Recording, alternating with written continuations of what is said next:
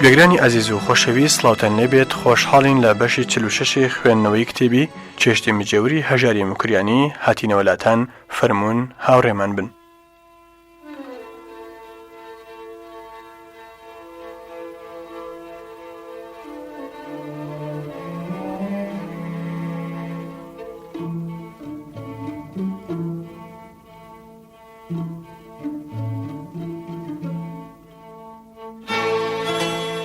هەژاری مکریانی لە کتێبی چێشتی مجێوردا بەردەوام دەبێت لە سەرگێڕانەوەی سەرگوزەشتەی ژیانی خۆی و دەڵێ قەسابێکی عەبدۆناو عەرەبی حەڵەبی کە 30 ساڵێک بوو لە تربەسپی قەسابی دەکرد و کوردیش باش فێربوو بوو. لە حەسار وەژورکەوت و بە لەرفە و هەڵپەوە پێلی کێشام. پێیوتم وەرە برەخسین، مەلیک و نووری سەعید کوژرانە و کودەتا کراوە. ڕادیۆ دەکەمەوە ڕاستە.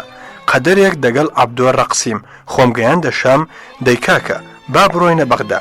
پۆلیس وتی تۆ دەبێت لە قامیشلی پاسەپۆرتت تازە کەیەوە یان نەقلی مەسکەن بکەی بۆ شام. ئەها دیسان وەک پێناسەکەم دەبێت 6 مانگ تۆز بخۆم و ماندوو بم. جادەمدەنی یان نامدەنێ. لای کوردێکی شامی ئاشنا ئەو دەردە دەڵام کرد. وتی بەینی خۆم و خۆت بێ بچۆ ئیدارەی بەرزی ئەمنی عام بڵێ سەرهەنگ عەبدولقادرم دەوێت. پێی بڵێ عەبدولقادر ناردوومی کارت بۆ پێک دێنێ. منیش وتم جا خۆ تۆ ناوت عەبدولقادر نییە؟ وتی حەقت نەبێ بچۆ. لە دەرگای ئەمنی عام وتم سەرهەنگ عەبدولقادر؟ وتیان بڕۆ سەرەوە. بە ئەفسەرێکم گوت. وتی دانیشە. قاوەیان هێنا. وتیان بڕۆبی بینە. پیاوێکی کەڵەگەتی چوارشانە سەرزەلام چاوڕەشی برۆپڕی سپی و سۆڵ جووتێک سمێڵی زۆر لەبار. پێیوتم چت دەوێ؟ منیش وتم عەبدولقادر ناردوومی ئەوەش کارەکەمە. وتی هەرەوەندا؟ وتم بەڵێ هەرەوەندەم دەوێ. لە زەنگیدا ئەفسەرێک هاتە ژوور. پێیوت بگرە ئەو پاسەپۆرتە بەرە تازەیکەوە بە کامیلی بیهێننەوە بەڵام زوو بن باشە؟ ئەوەی تریش وتی بەڵێ قوربان. باوەڕکە 10 دەقیقەی نەبرد پاسەپۆرتم وەرگرتەوە. پێم وتن زۆر سپاس خودە حافیز. وتی سەلام لە عەبدولقادر بکە. گەیمە بەردەرگای ژوورەکەی. وتی ئاوەرە شتێکت پێ بڵێم بۆ کەس ئەم نەقڵە مەجێڕەوە باشە؟ لە برادەرەکەی شامیم پرسی مەسەلە چییە؟ وتی کاکە ئەوە کووردە ئامۆزای منە کەس نازانی عەرەب نییە ئیدارەی ئەمن ئەو هەڵی دەسوڕێنێ. بە کودەتای قاسم زۆر شاد بووین. ڕادیۆ بەغدامان دەکردەوە و گوێ بگرە و بەه بڵێ. شەوێ قاسم نوتقی دەکرد. وتم زەبیحی خۆمانین ئەگەر بوێرم دەڵێم ئەو کابرایە دەلوکارە نیوە شێتە. زەبیحی لێم دەرهەڵ بوو. وتی مەلا قسەی قۆڕ مەکە کوا پیاوی وا گەورە و زانە. منیش وتم گاڵتەم کرد بمبەخشە. زەبیحی خۆی تێکنا لە شامەوە بڕواتەوە. منیش هاتمەوە ماڵ. شڕە و بڕەمان پێچایەوە کە بڕۆین. ڕەمووی شێوعیم لێ پەیدا بوو. وتی سەیدا بە هیچ بارێکدا ڕازی نین تۆ بەجێمان بێڵی تۆ زۆر بۆ ئێمە بەفایدەی.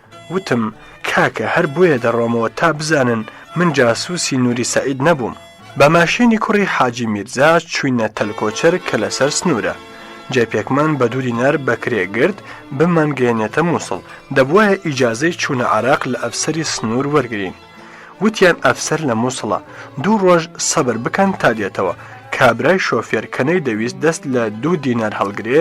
کاکە و برالای دەگەڵ سەرگرۆبانێک کرد کە وەرەقەمان بۆ ئەفسەر بداتێ لە مووسڵ پاسپۆرتمان بۆ مۆرکە. بارەکەمان چ بوو؟ 2 بەڕەمێژوویەکانی کە جۆڵان لە کۆنە پەلاسی بەرمان چنی بووی 2-3 پەتوی کۆن هێندێک قاپ و مەنجەڵی ئەڵەمنیۆم. لە وەختی بارکردندا مەعسووم هێندێک ئارد و 5-6 مست نیسکی هێنا. پێم وت ئەمەمان بۆ چییە؟ هەمووی باگرانیە خۆ بە ڕۆژێک دەگەینە مووسڵ. وتی ئەوە لە دەست ماینەوە و مناڵەکانم برسی بوون. ئاخر چی بکەم؟ ناچاری کردین ئەوێش بارکەین. هەموو بارەکە تێری کۆڵی حەمباڵێک نەبوو. بەر لە نیوەڕۆ گەیشتینە مووسڵ. منداڵم بردنە ئۆتێلێکی سەردەجلە.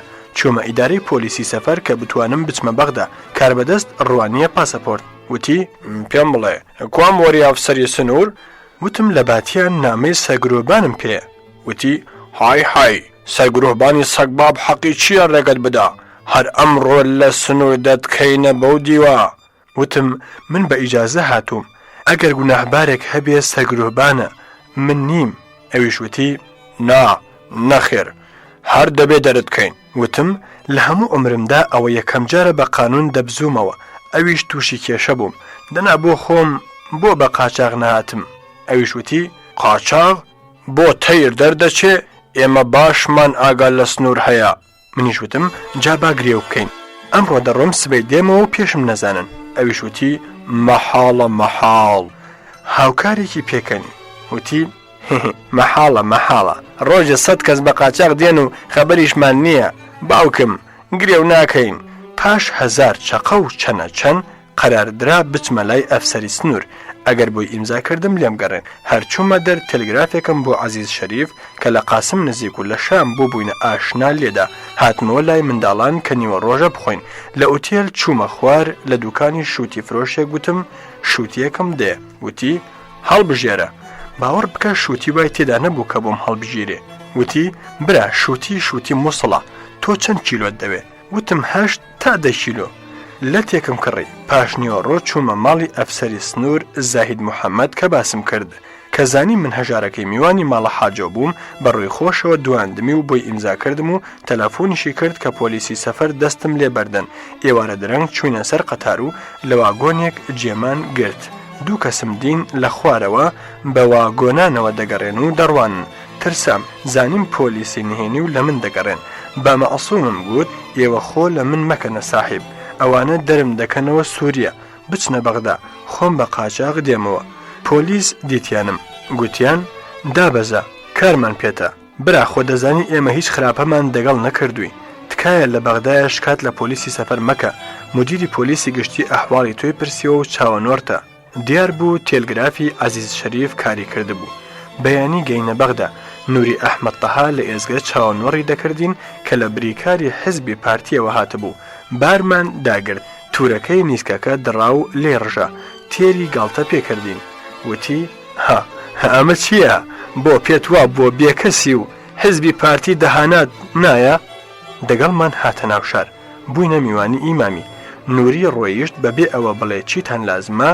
جەلال بێتوشی شەریکم هات 5 دیناری دامێ، بوژامەوە چونکە 9 دیناریشم شک نابرد.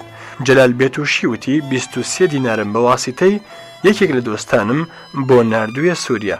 منیش وتم پێم نەگەیشتووە. خانوویەکمان بە شەریکاتی چایچیەکی کۆی لە گەڕەکی بارودیە کە نزیک بە دوکانەکە بوو، مانگی بە 15 دینار هەشتی من و حوتی هاوماڵەکەم بەکرێگرت. لە دوکان دەستم کردەوە بە عکاسیەکەی جاران. چوشمە لای مدیری پۆلیسی گشتی سوپاسم لێ کرد. چوومە لای یەکێک لە دۆستە نزیکەکانم لە ئوتێل، وا بزانم دەیانا بوو، وەتاغێکی تەنیای گرتە بوو. باسی 23 دینارەکەم کرد. وتی چۆن پێت نەگەیوە؟ داومە بە مەسئولی پارتی لە مووسڵ، چاوی دەردێنم. دوای 2 ڕۆژ وتی بۆت بە ئەندامێکی خۆماندا بەڕێکراوە، ئەو خواردوویە. منیش وتم کاکە تەسلیمی تۆ کراوە، وا بزانم تۆ دەبێ بیدەیەوە. دەرهەڵ بوو. وتی بۆچی من دزم؟ تۆ بۆ ئەوەندە بەتەماهی دەبا ئەو پوڵە نەبێ؟ منیش وتم براکەم لەو ڕۆژەوە من ئاوارە بووم، هەرگیز مەخارجی مانگێکم بەقەد مخارجی ڕۆژێکی تۆ لەم ئوتێلە نەبووە. هەردووکیشمان دەڵێن بۆ کورد کار دەکەین. 1000 ئەوەندەی تۆم کوێرەوەری دیوە. ئێستا داوای حەقی خۆم بکەم پیا و خراپم، باوا بێ ئەوە ئەویشم نەویست.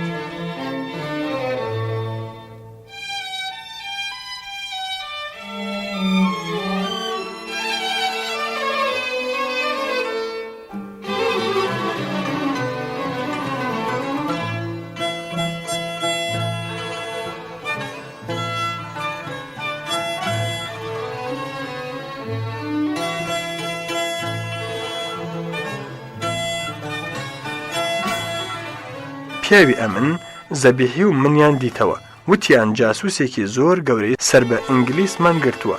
ئیقراری کردووە کە حقوقی هەموو جاسووسانی ناو کوردستانی عێراق بەدەست ئەو بووە، بەڵام دەڵێ من زۆرم پیاوەتی دەگەڵ پیاوانی باش کردووە و لە گرتنم ڕزگار کردوون.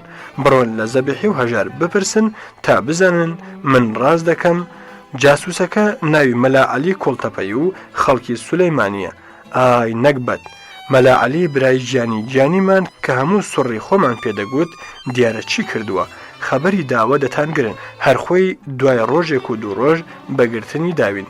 دەرکەوت ئوتێل پشکنی کەرکووکیش هەرفێتی ئەم برا خۆشەویستە بووە کە زەبیحی بگرن کاکە بڕۆن نەشایەتین نەدەیناسین نزیکەی ساڵێکیان گرت و بەریاندا کە چی لۆر لۆر بە زمانی لووس خۆی کردەوە برادەرمان.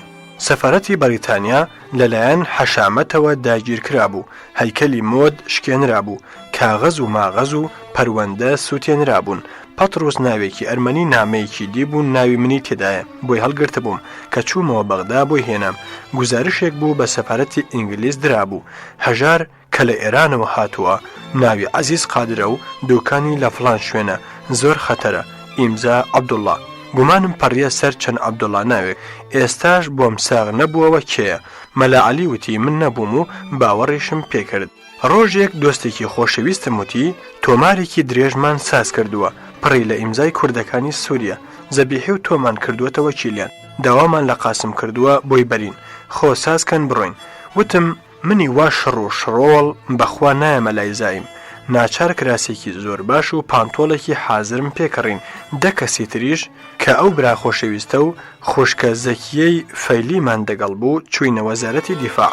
زەبیحی تۆمارە درێژی ڕاخست بە عارەبی سووریایانش فەرمایشتێکی فەرموو. ئیتر قاسم ملی لێنا سەعاتێک لەسەر یەک نوتقی کرد. گێژی کردین فەرمووی بە عەکسێ پێکەوە بگرین. ئیتر بێ ئەوە کەسی تر زمانی بگەڕێ وەخت نەما و هاتینە دەر. داوای کراس و پانتۆڵەکەیان لێ کردمەوە جوابم نەدانەوە. لە شۆڕشی کوردستاندا کە دەوڵەت بووە دوژمنمان کابرایەکی تورکمانی هەولێری دەگرن. عەکسەکەی نیشانەدن دەڵێن تۆ هەژاری. چەند چین دارکاری دەکەن تا شایەت پەیدا دەبێت کە ئەو کابرایە بێئاگایە ئەوسا بەری ئەدەن. دەگەڵ زەبیحی کەوتینە نیگەرانی. خوایە قەزلجی لە ماوەی ئەم 3 ساڵەدا چی بەسەر هات؟ دەیانگوت بووەتە فاڵچی لە کرماشان. تور و گێزەر دەفرۆشێ. سۆراغمان هەر نەکرد.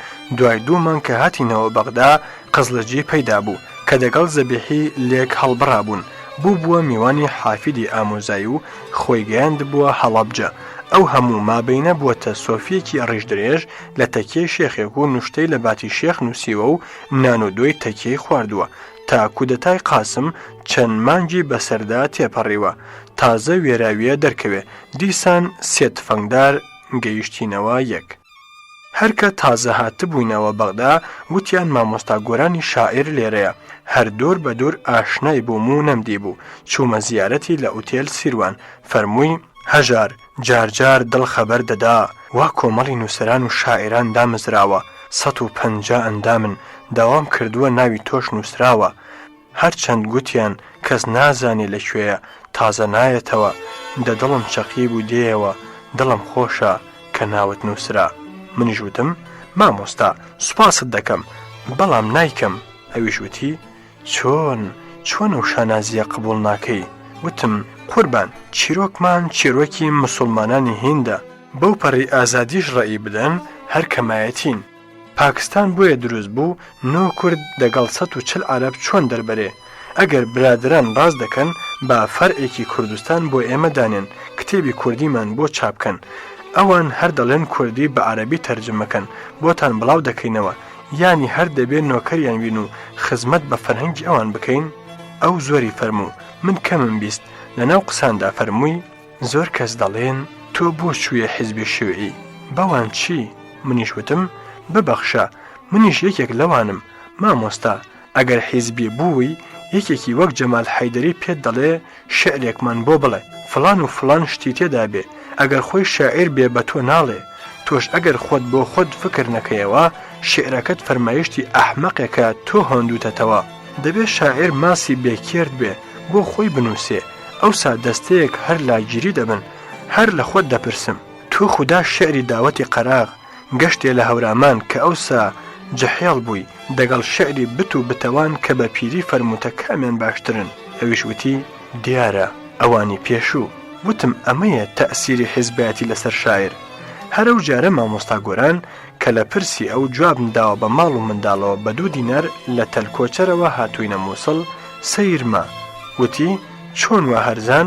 وتم مامۆستا ماڵ باوەشێک بوو لات وایە ماڵەقەرە تاژدینم بار کردووە ڕادیۆ خەبەریدا بارزانی و هاوڵانی دێنەوە عێراق ئۆخەی لە پاش 12 ساڵ دیسان چاوم بەو پاڵەوانە خۆشەویستە دەکەوێتەوە. برایم ئەحمەدی سەرۆکی پارتی و چەند هاواڵێکی و شێخ سادقی برازای مەلا مستەفا چوونە پراگ و لەگەڵیا هاتنە قاهیرە. دیدەنی ناسریان کرد و بەرەو بەغدا فڕین. لام وایە 20,000 کەس پتر لە فڕگەی بەغدا هاتبوونە پێشوازی. عەرەب و کورد تێکەڵاو شیعاردان گوێی ئاسمانی کەڕ دەکرد. هەر کوردێکی بەجلی کوردیەوە بوایە لەسەر شانان دائەنرا و شیعاری برایەتی کورد و عەرەب دەدرا. وتیان کوردێک کە لەسەر شانان دانراوە دزێک کڵاشەکانی دزیوە. کوردە هاواری کردووە کڵاشەکەم کڵاشەکەم کڵاشەکەم کڵاشەکەم. لایەنوا بووە ئەمەش شیعارێکە بە زمانی کوردی. بارزانی لە ئوتێلێک دابەزی. وتیان بەر لە هەرکەس لە تۆ و زەبیحی پرسیوە دەیەوێ بتان بینێ. فەرمووی 2 سەعاتم بە دیاری بۆ هێناون بۆ کەسی تر هیچم نەهێناوە. لەو ڕۆژە کە دیتمەوە ئیتر هەموو برینی دڵم کە لەو چەند ساڵەدا قەتماغی بەسەر قەتماغەدا هاتبوو ساڕێژبوونەوە و هەموو دەرد و ئاخم لە بیر چوونەوە. شەوێک کە دوو بە دوو بووین زۆری دڵخۆشی دامەوە کە بڕیار بێ من و تۆ لە خۆشیدا شەریک بین و تازە خەمی بێکەسی مەخۆ. وتم کاکە بمبەخشە من لام وایە نەوعەشێتیەکت تێدایە. ئەوە چەند ساڵ و زەمانە کە من ئاوارم کەس نەبوو بەڕووی خۆش جوابی سڵاوم بداتەوە. یان ئەو هەموو خەڵکە شێتن یان تۆ کە چەند ڕۆژێک لە سابلاغ دیتومی و نەتناسیوم کە چەند نەحسم هەرچی بێ تازە تا ماوم بڕوات بە ئاشنایەتی من هەبێ. قەولم قەولی پیاوانە. دوو ئەکسی پێکەوەی بارزانی و قاسممان گەورە کردبەوە. دەمان فرۆشتن. زۆر بەبرەو بوون بەڵام یەکیان چەند ئەوەندەی ئەوی تریان دەفرۆشرا. سەیرە هەردوو وەک یەکن. خەبەر چییە؟ تێگەیشتین یەکیان بیسمیللایەکی تێدا دیارە. بۆ بیسمیللاکەی دەکڕن نەبوو خۆشەویستی زائیم. بەندی سێ لە بەیانی قاسم کە عەرەب و کورد لە عێراقدا شەریکن دڵی هەموو کوردێکی میلی شاد کرد بوو. زۆریان هومێد بە دوڕۆژ هەبوو. حزبی کۆمۆنیستیش کە لە زمانی پادشایەتیدا هەمیشە لە زیندان و خۆشاردنەوەدا بوون و زۆریان لێدەکوژرا بە کودەتای قاسم زیندوو بووبوونەوە. ملیان لە جم و جوڵ نابوو چونکە مەلا مستەفاش 12 ساڵ لە ڕووسیای ڕابواردبوو. بە کۆمۆنیستیان دەزانی و ئەو پەڕی دەستی قەدریان لێدەنا. حزبی کۆمۆنیست لە هەر وڵاتێکدا با 4 کەسیش بن بۆ حکومداری خۆیان لە هەموو کۆمەڵێکی تر بەلایەقتر دەزانی. بە تایبەتی لە عێراقدا کە کوردە قەومیەکانیش هەرچی دوو پیت و لەتێکی خوێندەبوو بە فەرهەنگی کۆمۆنیستی فرچک کرابوون و هەر کەس چەپی نەبا بە خاین حیساب دەکرا. پارتی دیموکرات حزبی کۆمۆنیستی بە مامۆستای بەڕێز و براگەورەی خۆی دەزانی. مل بە ملەی بوو کە خۆی بە کۆمۆنیستی دڵگەرمتر لە کۆمۆنیستانی حزبی نیشاندا. هەر حەولی بوو حزبی کۆمۆنیست لێ ڕازی بێ و ڕوو لە قیبلەی مۆسکۆ وەرنەگێڕێ. پەتشلکردنی قاسم شیوعی بربەرەڵا کرد. وها غلور و یەرغە بووبوون بە هەزار لەغاو ڕام نەدەکران کە ئەو دەم ڕەشمەشیان لە مل داڕەنرا بوو.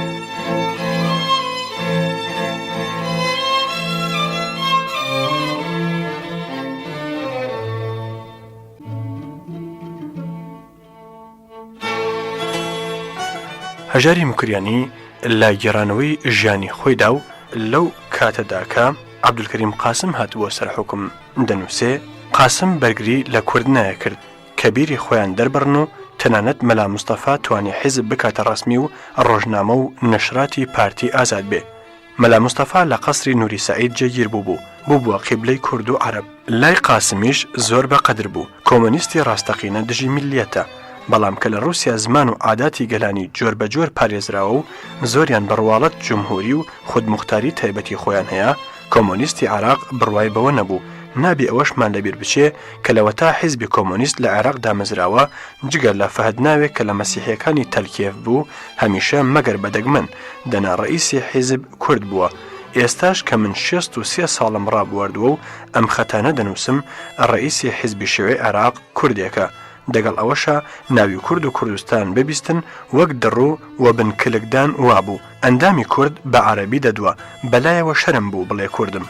کورد لە سولەیمانی لە خۆی پیشاندانێکدا داوای خوێندنی زمانی خۆیان و پەرەپێدانی فەرهەنگ و ئەدەبیاتی کوردی کردبوو. حیزبی شیوعی لە سولەیمانی شیعاریان دەدا. مەعارفی قلیاسانمان ناوێ. بە سوکایەتی کوردستانیان کردبووە قلیاسان کە پرد و ئاوێکە لە خواروی شاری سولەیمانی دەیانگوت پتر لە 100,000 ئیمزا کە 18,000 ئیمزای کوردی کۆمۆنیست بووە بۆ قاسم هاتووەکە نەکەی ئیدارەی فەرهەنگی سولەیمانی بدەی بە کوردەکان چونکە ئەمە جیاوازخوازیە. بەڕاستی شیوعی حیزبی پارتیان خستە بووە ماڵی کوولەوە و هێشتا هەر مامۆستا و برای گەورەمان بوو. من تاریخی ئەو دەمانە نانووسم و ناشزانم بینوسم بەڵام هێندێک بیرەوەری خۆم وە بیردێنمەوە ئەویش زۆر کەم کە بە پێویستی دەزانم باسییان بکەم.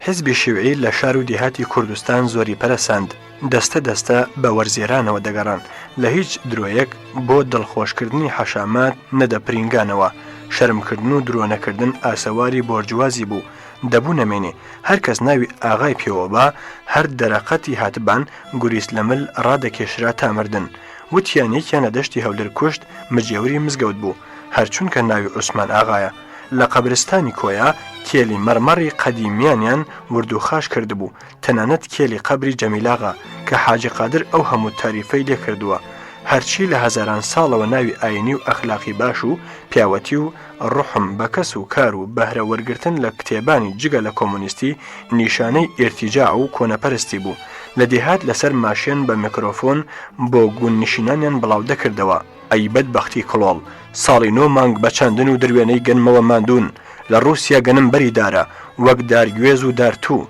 وەرزێرێک هەر چوارداری هەبێ کە پتریشی هەیە هیچ خۆی ماندوو ناکە ساڵی جارێک دەیان تەکێنێ و شوێنی نامێنێ گەنمی تێکە لە شەردا پتر لە 7 ملیۆن پیا و لە رووسیا شەهید بوون بە ملیۆنەها ژنی بێمێرد هەیە هەمویان دکتۆر و مهندسن سەر و ژنتان دەدەینێ وەرن ناوتان بنووسین ئێوەش لەو گەنمە بێنرخەی کە لەم دەورانە ڕەشەدا بەرهەمتان هێناوە یارمەتی حیزب بکەن پۆڵیش بێنن لێتان وەردەگرین زوو بن بگەنێ تا لە کیستان نەچووە وتیان کاتێ لە ساڵی 1950دا عەبدولکەریم قاسم لێیان وەخۆ کەوت و شارە زوریەکانی سەر بە حیزبیان بەرەو حەبسی سولەیمانی دێنا شارە زوریەک دەینەڕان باوە حیزانە ئێژم خاتەی خۆم بەسمە ئێژن ژن دختۆرت بۆ تێرین هەموو ڕۆژ لە شاران و لە پایتەختدا خۆپشاندان بوو تاریف لە قاسم و سەد لە قەبیان بۆ تاشی بوو زەعیمی ئەوحاد تاقانەتر معلمی ئەوحاد نابغەی ئەوحاد و ئەوحاد قاسم سەر لە هەوڵەوە زۆر نەرمونیان و خۆی بێدائیە دەنوان بەڵام شیوعی هێندیان ئەوحاد پێگوت و چەپڵیان لێدا خۆی لە خۆی گۆڕا تۆ بڵێ ئەو هەزارە زیلە بەخۆڕایی بە نابغە و یەکەمین پیاوی سەرزەمینم بزانن نەخێر ڕاست دەکەن یەکێک پێیگوت بوو گەورم زعیم شکلی تۆم لە مانگدا دیوە هەموو شەوێک مانگ دیار بە وەزیرەکانی هەڵدەپێچە بە دووربین تەماشای مانگ بکەن بۆ شکلی ئەو بڕوانن فێڵبازێک عکسی قاسمی بە میدادێکی کەمڕەنگ لەسەر هێلکە کردبوو وتبووی مریشکەکەمان ئەو هێلکەی بە شکلەوە کردووە جایزەی وەرگرت و قاوداخرا کە موجیزات ڕوویداوە لەبیرم نەماوەکەی بوو مەلا مستەفا فەرمووی زەعیم نامەیەکی داومێ کە بۆی بکەین بە عەرەبی و کەسیش نەزانێ تۆ تەرجەمەی کە و بیدەوە بەخۆم بۆی دەبەمەوە بەڵام نوسخەی لێ هەڵمەگرە بۆ خۆت نامەی دکتۆر مصدق بوو نووسی بووی نوری چاوی بەڕێزم عەبدولکەریم قاسم لە پاش سڵاوی گەرم و دۆستانە خوا شکر تۆ سەرکەوتی و پای تەختی پادشایەتیت لە بەریەک برد بەهومێدم هەر سەرکەوت و بووی دەمەوێ ئامۆژگاریەکی باوکانت بکەم نەکەی بە زمان لوسی و تاریف و هۆڕا و چەپڵە ڕێزانی کۆمۆنیستان فریو بخۆی ئەوانە ماری خاڵدارن و لە پڕ پێوادن من دەمەویست خزمەتی زۆر گەورە بە خەڵکی ئێران بکەم و کارێک بکەم تامی ئازادی بچێژن تێر و تەسەل و بێترس و سەربڵند بژین بەڵام تودا ئەو بەڵایەیان بەسەرهێنام ئەوان وایان کرد کە ئەمریکا شا بگەڕێنێتەوە و حکمی من بکەوێ تکایە زۆرت ئاگات لە خۆت بێ چەند هاوڵێکی من هاتوونە بەغدا لێم ڕوونە بەخێریان دێنی و لە یاریدەیان درێغی ناکەی دۆستی دڵسۆزت محەممەد مصدق ڕەنگە ئەمە تەرجەمەی و شەبەوشەی نامەکە نەبێ بەڵام ئەم ناوەڕۆکەی دەگەیان نافەرمانیم نەکرد و نوسخەم لێ نەگرتەوە لە رووسیا چیان بۆ ستالین دەکرد ئەوەش و زیاتریش بۆ قاسم دەکرا ئەویش کەیفی دەهات قاسم بوو بووە تەیرێکی سێر هەمیشە نوتقی دەکرد سەلم و تووری لێک دەهاڵاند لە پاش نوتق دەبوایە چەند جار لەسەر رادیۆ بڵاو بکرایەوە هیچ دوکاندارێک کە هەموو دوکانداریش رادیۆیان لە دوکان هەبوو دەبوایە رادیۆ لەسەر ئاخر دەرەجە بکەنەوە و نوتقی زەعیم ببیسترێ لەم سەر تاوسری خەیابان و بازار هەموو کەس هەموو دەم گوێی لە فەرمایشاتی زەعیم کە ڕووسەری گێژ دەبوو شەوانە هەموو وەزیرەکانی لە خۆی کۆ دەکردەوە نەواری نوتقی خۆی بۆ دەکردنەوە هیچ وەزیرێک تا دەبووە ڕۆژ نەدەبوو بخەوێ و لە پەستا دەبوو گوێ لە نەواری نوتقی زەعیم بگرێ وتیان جەنازەیەکیان دەبردە قەبرستانی غەزالی کابرایەک بەلەیدا ڕابرد وتی خۆزگەم بە خۆت کە لە ئەقوالی زەعیم نەجاتت بوو شیوعی وردە وردە پێیان لی هەڵێنا دەگەڵ ئەوحەد شیعاری حیزبی شیوعی لە حکومدا دەدرا دەستەی زۆریان لە جوانانی بەناو مەقاومەی شعبی پەدافەند بۆ پارێزگاری لە ئینقیلاب پێکەوە نابوو هەرکەس بۆنی دژایەتی کۆمۆنیستی لێدەهات لێدان و شەقی زۆری دەخوارد و زۆریشی بەبێ قانون و بێپرسی کاربەدەستانی دەوڵەت ئیعدامی ئینقیلابی دەکران ئاشنایەکی زۆر وریالەم بۆ مەسلحەت پارێزی خۆی بوو یەکێک لەو جوانانە و ڕاستی زۆر شتی لەلادەوتم یاخودا دروی کردبێ دەیوت دوکاندارێک لە کازمێن داوای قەرزی لە جوانێکی پەدافەند کرد وتی نەمدەیە شکایەتت لێ دەکەم سبەی ئەو ڕۆژە بە تەزاهورات چوینە سەری وتیان تەوتی ئەچین دۆزراوەتەوە پەتیان خستە مل و لەسەر ئەو شتا کوشتیان وای بەسەر هات کە لە تەزاهوراتی چەند سەد هەزار نەفەریدا هەریەکەی پەتەگوریسێکی پێبوو تا دژی خۆیان بترسێنن ڕۆژێک دەوری تۆڕۆمبیلی ئەحمەد ساڵح عەبدییاندا بوو کە ڕئیسی سوتادی سوپا بوو پەتیان ڕاداشت بوویە پەت هەبێ خیانەت سەر ناگرێ بەریان لە ماڵان دەگرت قەت ماڵێکیان نەدەبوارد دەبووایە چەندی خۆیان بڵێن خاوەن ماڵ بێخۆگرتن بیانداتێ نەکو تووشی پەتپەتێن بێ ڕۆژێک سەریان بە ماڵەکەماندا کردبوو سەری هاوماڵەکەمیان چا کردبووەوە سەریان بە ماڵی ئێمەدا کردبوو عەکسی مەلا مستەفایان بە دیوارەوە دیبوو بێ هەست و چرپە گەڕابوونەوە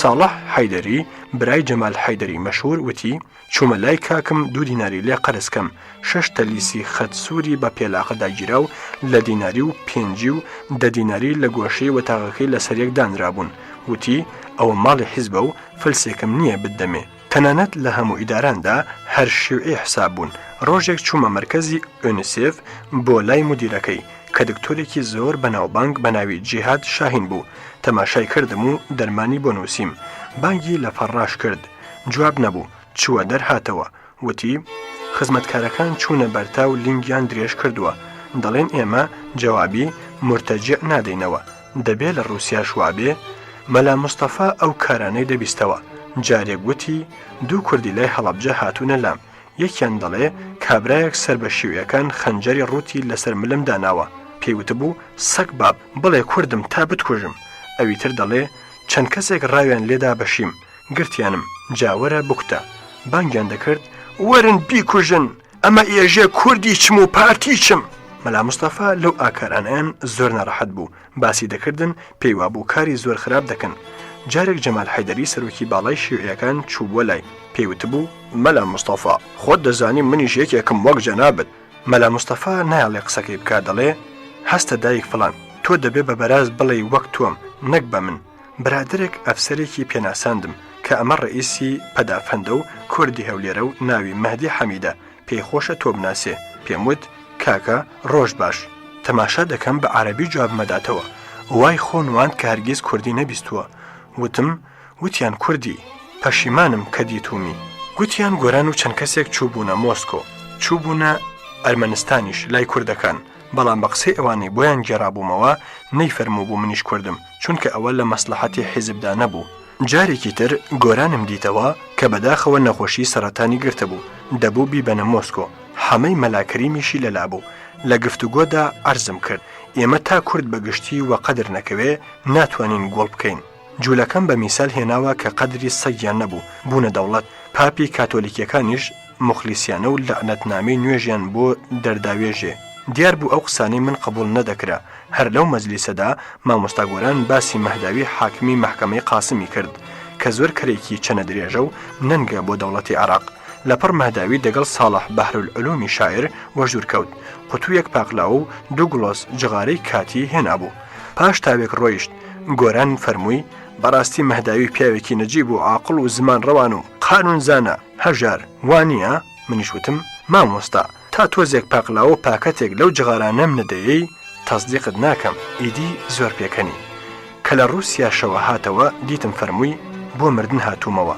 تازە ئیمانم هێناوە کە قسەکانت بەجێ بوون هەتا کورد خۆی بەگشتی وە قەدر نەکەوێ نابی ئێمە چاومان لە حورمەتگرتن بێ بەڵام تازە هەرچی چوو فەرمووی کە ڕووس زانی بوویان قاسم لە حیزبی شیوعی ڕەنجاوە هیچ قەدرم نەگیرە ئەگەر قەناتی کوردیە 500 ڕوبلی بۆ بەجێ نەهێشت بام پارەی چایەکی قاوەخانەم نەبوو ڕۆژێک گوتیان چابوویەوە بڕۆ ڕاست خستمیانە تیارەوە و لە بەغدایان دابەزاندم پاشە و دیدارە بە 20 ڕۆژێک خەبەرم بیست کە مامۆستا گۆران لە سولەیمانی وەفاتی کردووە لە جەنگی ئەم هەرا و پەت پساوی و بەهێزیەدا ڕۆژێک بارزانی لێی پرسییم هەژار چۆنی دەبینی منیش وتم ئەزبەنی حکم هی خۆیانە و هەر بینە ئەعلانی دەوڵەتی کۆمۆنیستی کرا فەرمووی تۆشێتی ئەگەر ئەمریکا 1000 ملیارد دۆلاری لە دژی شیوعی خەرج کردبا هێشتا ئەوەی بۆ ساز نەدەبوو کە ئەمانەی عراق بۆی دەکەن ئابڕووی خۆیان و بگرە مۆسکۆشیان برد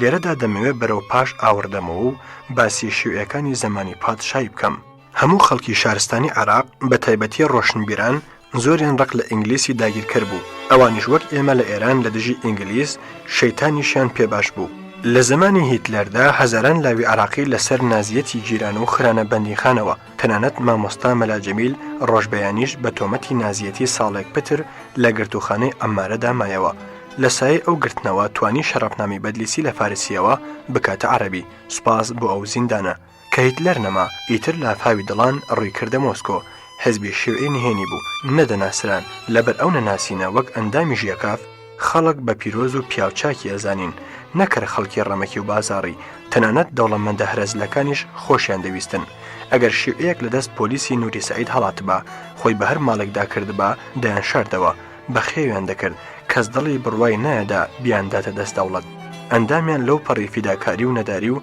بێنازیدا دەژیان بەجلی شەڕ و نانی وشک قنیاتیان دەکرد و شکری ستالینیان دەبژارد بەڵام هەستم دەکرد کە لە ئاخر ئۆخریەکانی زمانی نوری سەعیددا زۆر پیاوی دەوڵەتیان دەپاڵ هەڵکێشرا بوو جارجار ڕافیق چالاکم لە دوکانی بەشیر موشیر دەدی و ترسم لێی بەسەر چوو بوو مەسەلەن دەیگو فڵان ڕۆژ سعات ئەوەندە شیوعی لە فڵان و فڵان شوێنەوە تەزاهورات دەکەن ڕاست دەرەچوو بەڵام ئاخۆ مامۆستا پایە بەرزەکانیشان لە ژیاندا وەک بۆرە پیاوەکان بوون دەیانوت ئەوان زۆر خۆش دەژین چەند کەسێکیان کەسێکیان کە دەبوایە خۆوە شێرن ماڵێکیان بۆ دەگیرە هەرچی پێداویستی ژیانە دەهاتە بەردەستیان چەند کچوو ژنێکی شێوعیش خزمەتیان دەکردن و دەگەڵیان دەژیان کە ناویان لێ نابوون مایەی خۆشی مامۆستایان ئەو خوشکە شێوعیانە مڵکی حیزب بوون دەیانتوانی بیان بەخشن بۆ قەدرگرتنی مامۆستا محەممەد تەوفیق وەردی کە هەم شاعیر هەم نووسەر و پتر لە 50 نامیلکەی نووسیوە و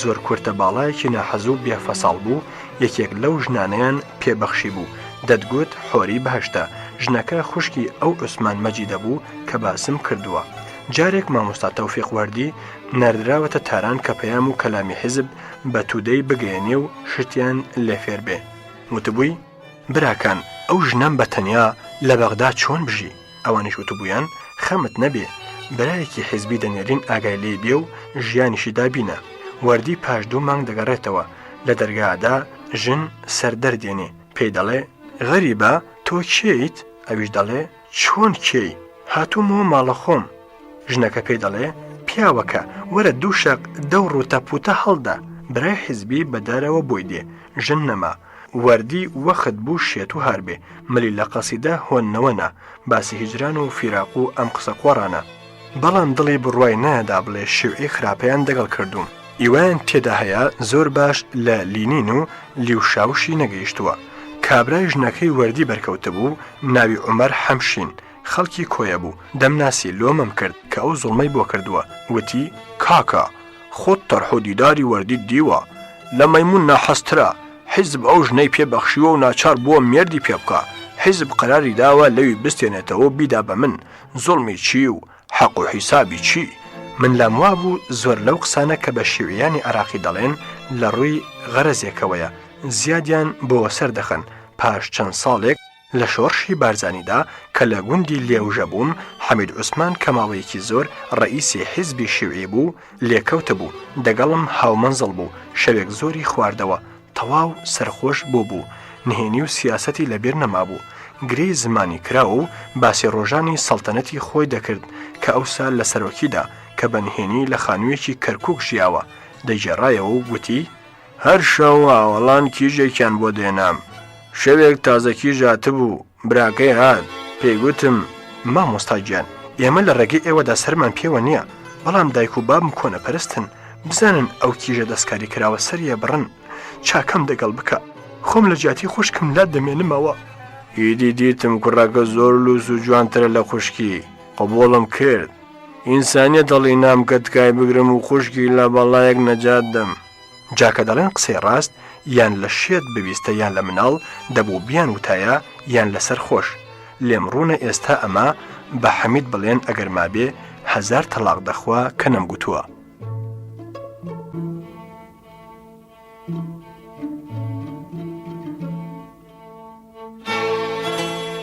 هەژاری مکریانی بەردەوام دەبێت لەسەر گێڕانەوەی سەرگوزشتە و بەسەرهاتی ژیانی خۆی لەو کاتەی کە سەردەمی حکمی عەبدولکەریم قاسم بووە و حیزبی شیوعی دەسەڵاتێکی مەزن و گەورەیان هەبووە لەو بارانەوە هەژاری مکریانی دەنووسێ شێخ ڕەشیدی لۆلان لە حکوومەت ڕاپەڕی شیوعی کوردستان دەستەیەکی سیکەسیان بەسەرکردایەتی عەلی سەوزەفرۆش ساز کردبوو کە بە قەولی خۆیان پرۆلیتار ئەم ئاگرا داکوژێنن لەسەر داوای قاسم مەلا مستەفاش چوو بووە بەرایی شێخ سەعید شیوعیەکان بە باسێک بڵندکردن و بژی دەگەنە جەبهە لەسەر چەمێک کە مەلا مستەفا و بارزانی لەوێن دەڵێن ئێمە تاکتیکی علمی بەکار دەبین و دوژمن وا ڕاودەنین بە داستانی بگێڕنەوە سۆڤیەت لە ستالینگراد چیان کرد ئەوە دەکەین بژی عەلی سەوزەچی لەو دەمەدا 2 کەلاکە پۆلیس لە چەم دەپەڕێننەوە دەپرسن ئەوە چن بۆ مردوون ئەوانیش دەڵێن کاکە شەڕە پیاوی تێدا دەکوژرێ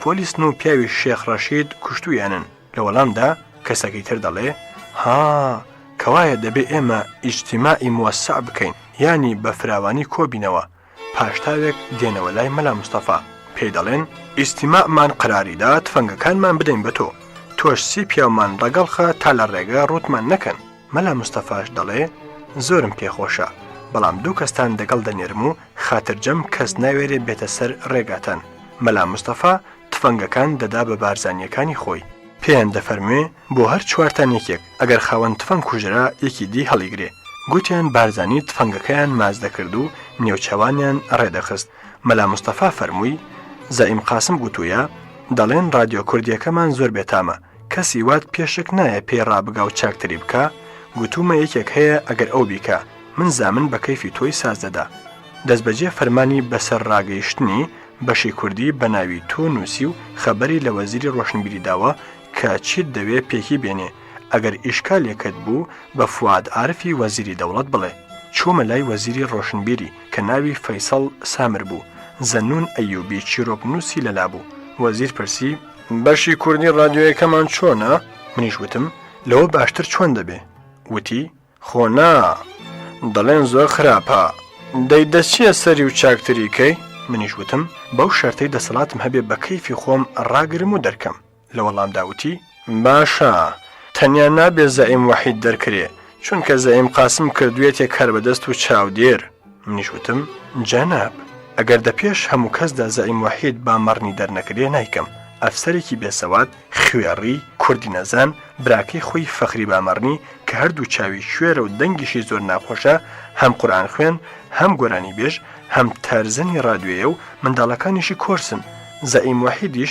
دوور لە ڕووی تۆ بە گەواد ناوبانگی دەرچووە سەرێکی هێنا و سەرێکی بردووتی ناخر قاسم دایناوە دەرناکرێ منیش لە وەڵام داوتم نایکەم هاتمە لای فواد عارف بۆم ژێڕاوە ئەونی یوسف کە وەزیری ئیسکان بوو لەوێ بوو وتی تۆ مانگی چەند لە عکاسی پەیدا دەکەی وتم نزیکەی 15 دینار وتی دەی بە شەڕەفم لە رادیۆ مانگی 200 دینار پتر پەیداکەی توخوا ئەو عەقڵە تۆ هەتا منیش وتم کاکاونی ئەگەر نەتوانم بە کەیفی خۆم کار بکەم هەر بە مانگێک 200 دینار و ئابڕۆچوونم دەستکەوێ دەڵێن ئەویش لەو دز و حیزانێ وام خەیاڵ کردبوو هەرکە بوومە بەرپرسی رادیۆ ئەو هەموو گۆرانی بێژە مبارەکانە بانکەم و پێیان بڵێم هەر کەس بچێ کەلیماتی گۆرانیەکانیم لەسەر کاغەز بۆ بنووسێتەوە دەمزانی چەند گوکاری کراوە بە قەولی زەبیحی دەیگو ئەگەر دەستمڕۆیی بە ئەو گۆرانی بێژانە و قسەکەرانەی رادیۆ کوردی بەغدام دەژوورێکدا حەبس دەکرد.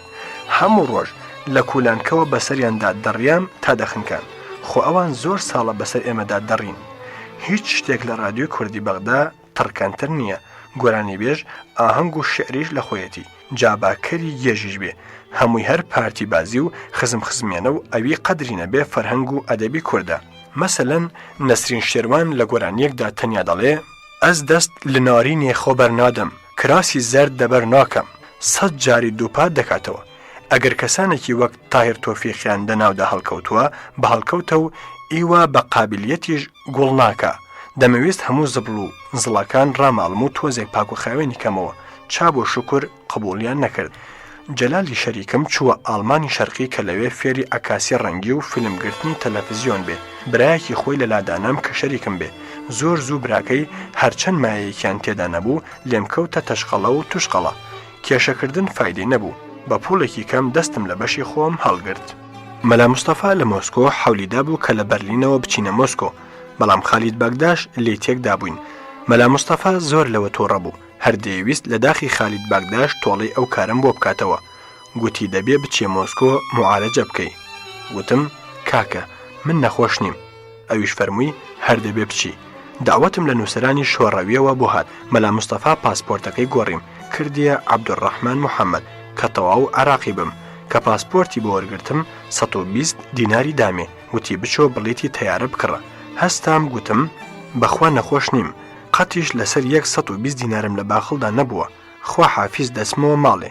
فەرمووی: عوبەید کوڕە گەورەکەی پوڵەکەی لێوەرگرە، بڕۆ بۆ خۆت بڵیتی بۆ بکڕە، لەوانەیە نەچێ. لە پێش ئەوەدا بە ماوەیەک دیوانی شێعرەکانم نووسیەوە. ناوم لێنە چێشتی مجێور. دام بە دەوڵەت کە ئیجازەی چاپی بدرێ. زەئیم وەحیدی رادیۆ بە کارەکە ڕادەگەیشت. لە هەر کوێ ناوی کورد و کوردستانی تێدا بوو، لە هەر کوێ باسی مۆسکۆ بوو، تەنانەت ناوی چۆمی میسیسیپی ئەمریکای قەڵەم کێشا بوو کە مەمنوعە چاپ بکرێن. نەقڵم بۆ مەلا مستەفا گێڕاوە. شەوێک زەئیم وەحید هاتبووە لای مەلا مستەفا. لە وەرامی مەلا مستەفادا گوتی: نەمزانیوە، بمبەخشن، هەمووی ئیجازە ئەدەم. گوتم: مەلا مستەفا، قەلە ڕەشەیەک ڕۆژێک جقنەی لەسەر ناقوسی کڵێسایەکی قامیشلی کردبوو. ڕۆژێکی تر پارچە گۆشت بەرازێکی لە پێش کەشە ڕفان. کەشە ئاگری گرت. دەخیلکان، ئەو قەلە ڕەشە بە ساغی بۆ بگرن. بۆیان گرت. لاقی گرت و بە داروکەیەک لێی ڕادەوەشاند. پێی دەگوو: ئاخر ئەگەر مەسیحی بای لەسەر ناقوس نەدەڕیای، ئەگەر مسلمان بای گۆشت بەرازت نەدەخوات، تۆی ڕوو ڕەش لێم ڕوونە کرمانجی، گوێ بە هیچ دینێک نادەی. زەئیم وەحید، تۆ ئەگەر کوردی بۆ وشەی کورد قەڵەم دەکێشی، ئەگەر دۆستی کۆمۆنیستی مۆسکۆ بۆ دەکوژێنیەوە، ئەگەر دژی شیوعیانی چت بەسەر میسیسیپی داوە، دیوان چاک ناکەم. کە دەهاتم بچمە مۆسکۆ، مەلا مستەفا فەرمووی: چت پێ خۆشە چاپ بکرێ. وتم: مەموزی نەکەم. فەرمووی: من بۆت چاپ دەکەم، بەڵام کێ ئاگای لێبێ. وتم: زەبیحی و کەسی تر نا. بە فڕۆکەی سووریایی لە ڕێی دیمەشقەوە گەیمە قاهیرە. دەبووە 4 ڕۆژ ڕاوەستم تا تەیارەی مۆسکۆ دێ. لە ئوتێلێک لەسەر حسابی شرکەتی فڕۆکە دامەزرام. یاڵڵا وە ناو شارکەوە. ڕاست ڕوومکردە ئەزهەر. لە ئۆتۆبۆسدا یەکی قورئانی دەخوێت. لە دەرکی ئەزهەر پرسییم: ئەرێ زەحمەت نەبێ ڕەواقی کوردەکان لەکوێیە؟ شارەزایان کردم.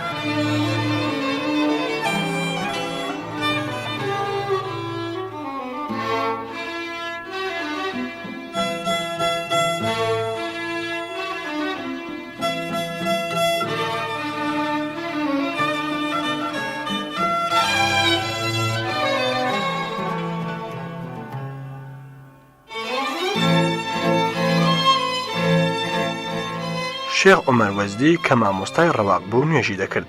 لە نوێژ بووەوە وتم: من هەژارم و ناوتم بیستووە، هاتووم بتبینم. کرمانجیەکی زۆر ڕەوان قسەی دەکرد.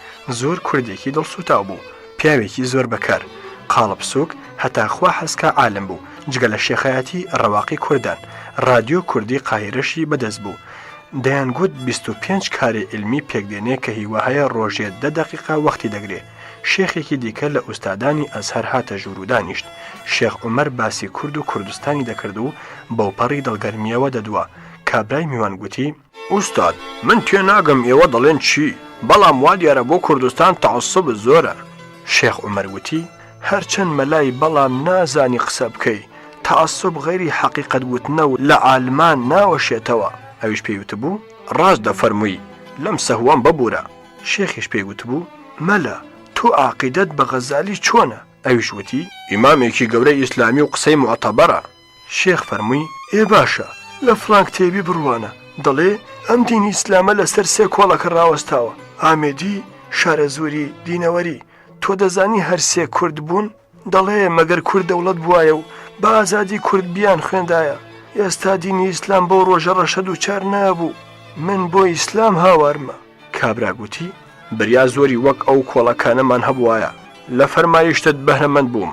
گوتم سەیدا فەلەیەک لە نزیک قامیشلی چوو بۆ سەر ماڵی جیرانێک. ئەووتی ئەرێ شامۆشۆ سبەی نایە یاری دەم. لە وەڵامدا وتبووی بەسەر چاوان لە بەیانیەوە هەرچی بفەرمووی دەیکەم، کارەکە چییە؟ کابرای فەلە وتبووی دەچین قەبری بابم بە گیەج سپی دەکەینەوە. ئەویش وتبووی ببەخشە بۆ ئەو کارە نایم چونکە من هێشتا قەبری بابی خۆم سپی نەکردوێتەوە. خەڵک هەزار تف و نەحلەتم دەکەن. شێخ عومەر پێکەنی فەرمووی تێگەیشتم بەڵام گوتویان هەر کەس بەرامبەر باخلی خۆی بدوێنە. کەزانی 4 ڕۆژ دەمێنمەوەتی دەبێ قسە لەسەر رادیۆ بکەی. بەیانی چوومە رادیۆ. کارگێڕەکان دانیشتووی کوردی عراقی بوون. گوتیان شعرێکمان بۆ هەڵبژێرە کە کاربەدەستانی عەرەب قبوڵی بکەن. دەفتەری شعرم دانیە کە خۆیان هەڵی بژێرن. ڕۆژی سێهەمی سەفەرم بوو. وتیان ئەو شعرانە قبوڵ نەکراون، نابێ سیاسەتیان تێدا بێ. شێخ عومەر وەژوور کەوت. قسەکەی بیست وتی ئاخریەوە نازانن عەرەبی مسری چوزانێ کوردی چییە؟ وا من ڕازی دەکەم. لە کاغەزێک نووسی مانگ وای تیشکدا بوو باغ و دەشت وابوو واچوو. لەم باسانە پڕی کرد و نووسی تەرجەمەی شعری هەژار. بەمنی گوت کام شعرت پێخۆشاوە بخوێنەوە، حەز دەکەی 1000 جوێن بە عەرەب بدە. شەو چوومە سەر رادیۆ. دانیشتجووەکان گوتیان بەر لە شێعر خوێندنەوە گفتوگویەکت دەگەڵ دەکەین و چەند پرسیارێکمان جوابدەوە. منیش وتم هەرچەند دەبوو بە ڕۆژ پرسیارەکان بکەن و خۆمی بۆ ئامادەکەم، بەڵام دیسان فەرمون هەموو پرسیار و جوابەکانم لەبیر نەماون.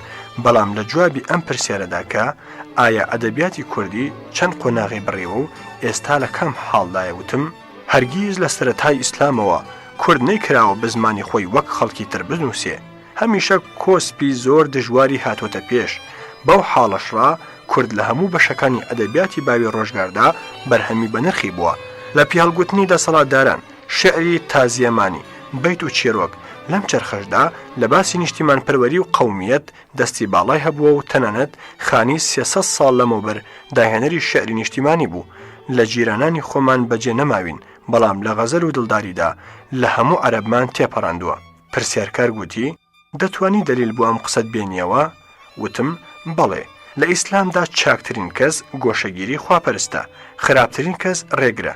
با بڕوانین مەحوی شاعری عارف چۆنی ئەم چاک و خراپە لێک پێڵۆز کردوون. دەڵێ نەگەیە دامەنی دەستی دوعا، سادە بمە خاکێڕێ، تەریقەی گۆشەگیری بەردەدەم، ئەمجارە ڕێدەگرم. یان خورما کەمیوەی تایبەتی عەرەبە، داخوا کێ بۆ بەربانگی ڕەمەزان خورمایەکی داوە بە نالی کە سونەتە ڕۆژووی پێبشکێنێ. لە کاتێکدا نالی دەڵێ دەخیل باری نەخیلی یان ڕوتابی وەها شیرین و سینە نەرم و دڵڕق. ئاخۆ 1000 ساڵە عەرەبێک عەقڵی بۆ شکاوە یاری خۆی بە خورما بشوبهێنێ. شعرەکەشم چەپکە گوڵێک بوو کە لە دیوانەکەمدایە. وا دیار بوو کوردی داواکاری زۆر بوون چونکە 4 جار لە رادیۆ بڵاو کرایەوە. ڕۆژی 15 مانگی 11/58 چوومە فڕگەی قاهیرە. بارزانی ئادرسێکی دابوومێ کە ئەگەر لە مۆسکۆ دامان بچمە ئەوێ. لە فڕگە کابرایەک لی پرسییم تۆ هەژاری؟ وتم بەڵێ. وتی لە فڕگەی مۆسکۆ چاوەنوەرتن. لە تەیارەدا کابرایەکی موزەردی چاوشینی خوێن شیرنوەکەم لە تەنیشت بوو. وتی من ناوم خالید محێدینە، سەرنووسەری ڕۆژنامەی ئەلمەسا. گوتم کەوا بێت تۆ برای زەکەریا محێدینی هاوڵی ناسری. وتی نەخێر، منیش هەر کوردم وەک ئەو، بەڵام بنەماڵەمان جیایە، فەکریشمان جیایە. ئەو ئەمریکا پەرستە و من شێوعیم. لە قاهیرە دنیایەکی گەرم و خۆش لە ڕێگەدا لە فڕگەی تیرانە پایتەختی ئەلبانی دابەزین. چاو نەخۆشێکی ئەلبانیش سوارکرا کە لە مۆسکۆ معالەجە بکە. بەڕاستی فڕگەیەکی زۆر ڕوت و ڕەجاڵ بوو. بەناو هەتاودا گەینە مۆسکۆ، بەڵام لەوێ بەفر و کڕێوە ڕێگەی دابەزینی نەدا. پاش چەند خولدانێک لە فڕگەیەکی دوور دابەزیم تەماشای چەمەدانان دەکرا چوم لەسەر نیمکەتێک کڕوشمەم کرد کیژێکی ڕۆز پەیدا بوو بە عەرەبیەکی زۆر ڕەوانی میسریانە گوتی ئیشاڵڵا تو هەژاری وتم بەڵێ بەغار چوو چەمەدانەکەی وەرگرتم چوونە ناو ماشینێکی بە سۆپە و شۆفێرێک لێخوڕی گوتم نینا تۆ عەرەبیە چۆن فێر بووی وتی لە مۆسکۆ بە دەرسم خوێندووە منیش وتم فێڵم لێ مەکە کەس بە دەرس خوێندن ئاوا فێرە زمان نابێ ئەویش وتی ڕاستیەکەی 5 ساڵ لە قاهیرە بووم مامۆستاکەمان دەیگوت زمانی عەرەبی زۆر هاسانە هەر 7 ساڵی هەوڵی تۆزێک دژوارە عەبدولوەهاب بەیاتی شاعیر دەناسی وتم بەڵێ وتی جاوا دەبێ دەڵێن ناوی منی لە شعری خۆیدا گوتووە زۆری لێ قاسم وتم نینا وابزانم پێت خۆش بوون ناوت لە شعری عەرەبی دەهات بێ من کە فێری خۆگێلکردن بووبووم لە دووم نەدا بردمیە ئاسایشگای گێرتسن لە 7 کیلۆمەتری مۆسکۆ لەو ڕێگە 6-7 کەلیمەی وەک ئەوە چییە نان ئاو شتیوە لە نینا فێر بووم گێرتسن ناوی شاعیر و نووسەرێکی خۆشەویستە کە ماڵی لەو نزیکە بووە ئەو ئاسایشگایە کۆنە قەسری ئەمیرێک بووە لینین کردووە بە ئاسایشگا و بەردێکی تێگیراوی ڕۆژی هاتنی لینینی بۆکردنەوەی ئاسایشگاکەی لێ هەڵقەندراوە وەتاغێکی بە تەنیای زۆر سازیاندامی و تەلەفۆن و ڕادیۆیەکی گەورەی سێمەوجیشی تێدا بوو دەمتوانی گوێ لە بەغدا و هەموو شوێنێک بگرم باجارێ بێدەنگ لەسەر تەختەکەم ڕاست ڕاکشێم و تۆزێک خەیاڵاتی ڕابردووم بێنمەوە بەرچاو ئەوسا بگەڕێمەوە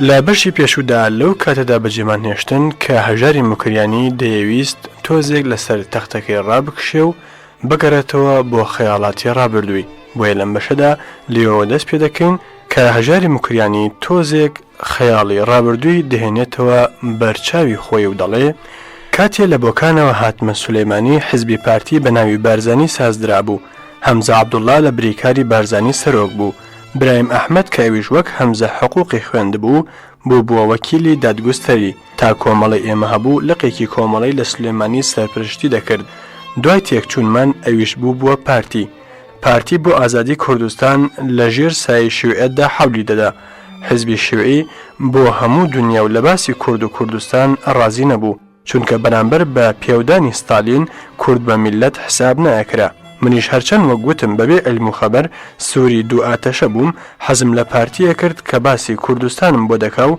دەڵێ دەبێ کورد ئازاد بێ و دەوڵەتی کۆمۆنیستی دامەزرێنێ لە ململانەی دوو سەرۆکی پارتیدا هەرجارە یەکێک سەردەکەوت بەڵام هیچ کامیان لە ناو دەرنەدا وێژران لە بەغدا بۆ جاری دووەم چوومە لای هەمزە و ئیتر نەمدیتەوە دەگەڵ شیوعیان نێوانم خۆش بوو دەگەڵ پارتی هەردووک بەڕەش ڕێک بووم بڕیاریشمدا بوو پاش ژێکاف نەچمە هیچ حزبێکەوە کاتێک لە کەرکووک شاگرد بووم یەکێک لە دۆستەکانم کە لە پاش برایم هەمەکارە بوو جارێگوتی بە ئەندامم نووسی و ناوی فەرعید چالاک بێ بەڵام کە هیچ گوێم بە فەرمانی حزبایەتی نەدا بێدەنگی لێکرا شعرەکانم لە بڵاڤۆکی پارتیدا چاپ دەکران هەموو هاوکاریەکم دەگەڵ دەکردن شێعیش دەیانەویست ئەندامیان بم قبوڵم نایەکرد لەلای هەردووک لا بە پاک و بێتەرەفێکی بێغەرەز ناسرابووم و بەوە قازانجم کردبوو جاکە پارتیش خۆیان بە کلکی شێعی دەزانی و لایەنوا بوو وەک سۆفی و دەروێش هەردووک هەر بۆ خۆیەکی دەکەن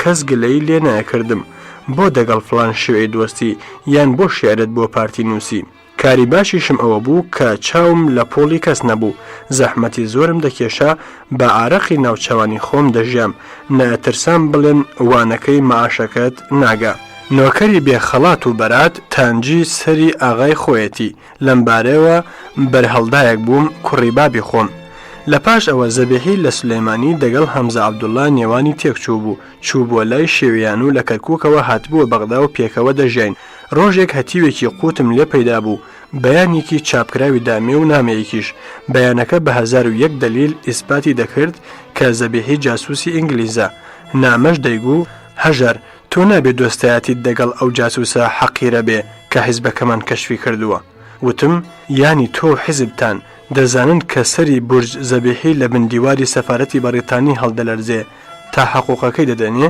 ئەویش وتی نا نەخێر ناوەڵڵا وتم دەبچوو بە مامۆستا بڵێ من جاسووسی نازانم دەشزانم لەسەر ئارەق دڵی لە زەبێحی ئێشاوە حیزبیش نیم حکمم لێ بکە با تێر ئاوی سارد بخواتەوە قسەکە لە بینی خۆماندا بێ پێم وابوو هەر کەسێ دەڵێ کۆمونیستم مەلایەکەتێکە و ئەو پەڕی ئەخلاق و ئاکاری باشی گرتووەتە بەر و عیب دە چاوی مندا هەبێ لە کۆمونیستدا نییە لە سەفەرەکەی بوخاریست تۆزێ فکرم گۆڕا لە دڵی خۆماوتم کوڕە خۆ و کۆمونیستانش هەر بنیادەمی خۆمانن درۆ دەکەن دزی دەکەن بوختان بۆ یەکتری هەڵدەبەستن دیسان دەمگوت نا هەر ئەوانەی عێراق و سووریاوان کۆمونیستی دیکە زۆر باشن بە تایبەتی کیژە تورکەکەی لە بوخاریست دیتم زۆری کار لێکردم لەسەر کەشتی لیدیا بۆ یەکەم جار بە ئاشکرا خۆم کافر کرد و شعرێکم لەسەر شیوعەکانی عێراقدانا لە تربەسپیش لە ژێر ناوی شەوێک لە زیندان بۆرەگلەیەکم لە ڕووسیا کرد ئەوی زۆر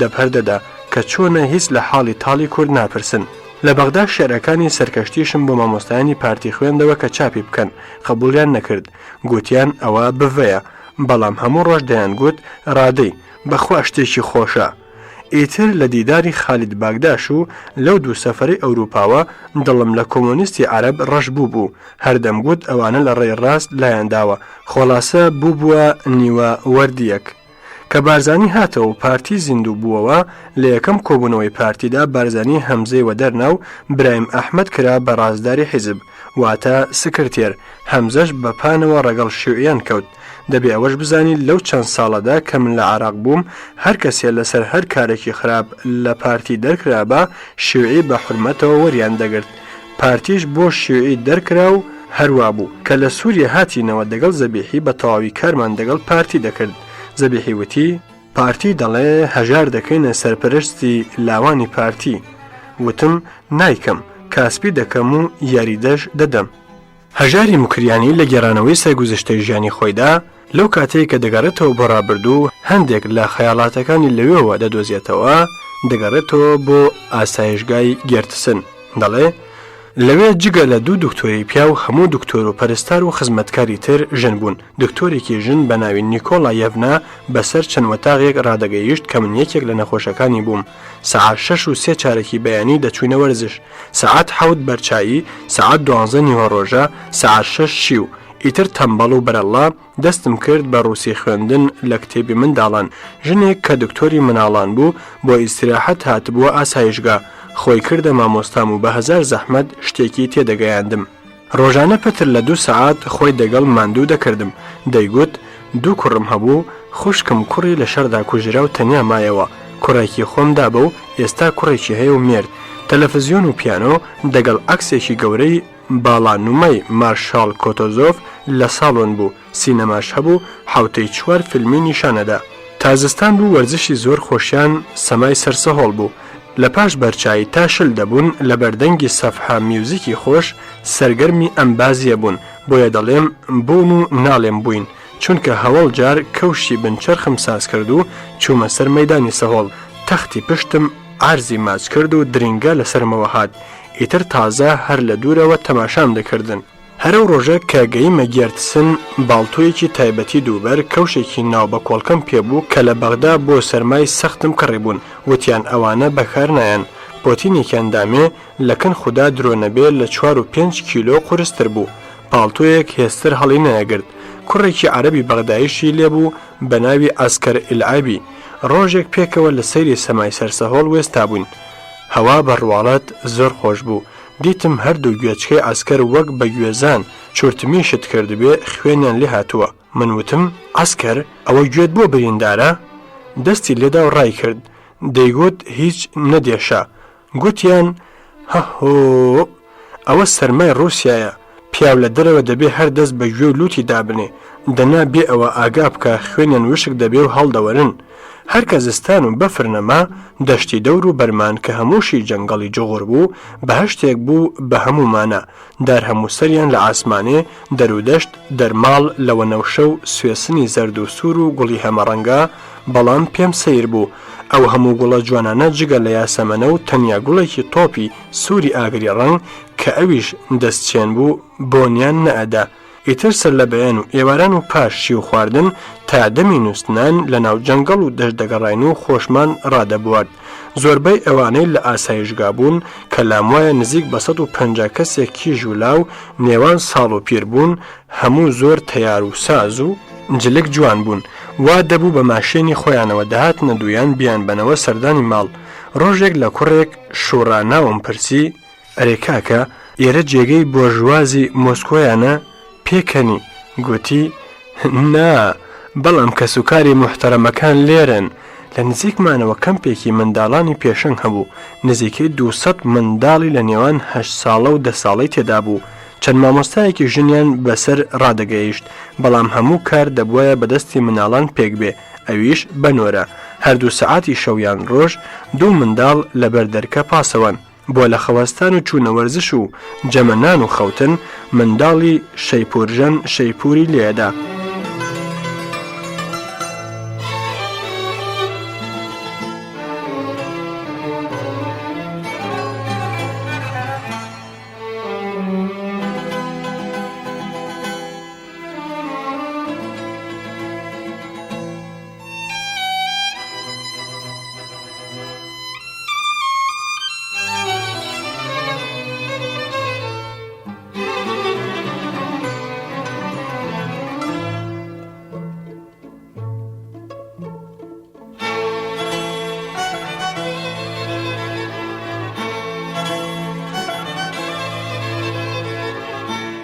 چەند منداڵێک وڵاتیان خاوێن دەکردەوە، کەوشی هەمووانیان واکس دەکرد، چێشتیان لێدەنا، هەموو منداڵ فێری هەموو کارێک دەبوون. ژنەکان هەر ئامۆژگاریکردن و فێرکردنی کاریان لەسەر بوو. جمهوریەتێکی چکۆڵا بەدەستی منداڵانی چکۆڵا بەڕێوە دەچوو. بەنۆرە لە مەجلیسی سەرۆکایەتیدا بەشدار دەبوون. ئەو پەڕی تەکوزی و نەزم و تەرتیبیان هەبوو. لە سەعات 11 ڕۆژەوە دەیان برنەمە لە جێگەی خۆیان لە چۆم دیاری بوو. ڕۆژێ دیم چکۆڵەیەک دەمەقاڵی دەگەڵ کۆریژگەیەکی هاوکەمپی بوو. دەیگوت: تۆپەکەم تۆ بە ئاوتدادا و چۆن بردی؟ ئەویش حاشای دەکرد کە زۆری بەهات گوتی: بە شەرەفی پێشەنگیم سوێن دەخۆم، من خەتام نەبووە. کیژۆڵە گوتی: بەسیە، باوەڕم کرد. دەستیان کردە ملیەکەوە و ئاشت بوونەوە.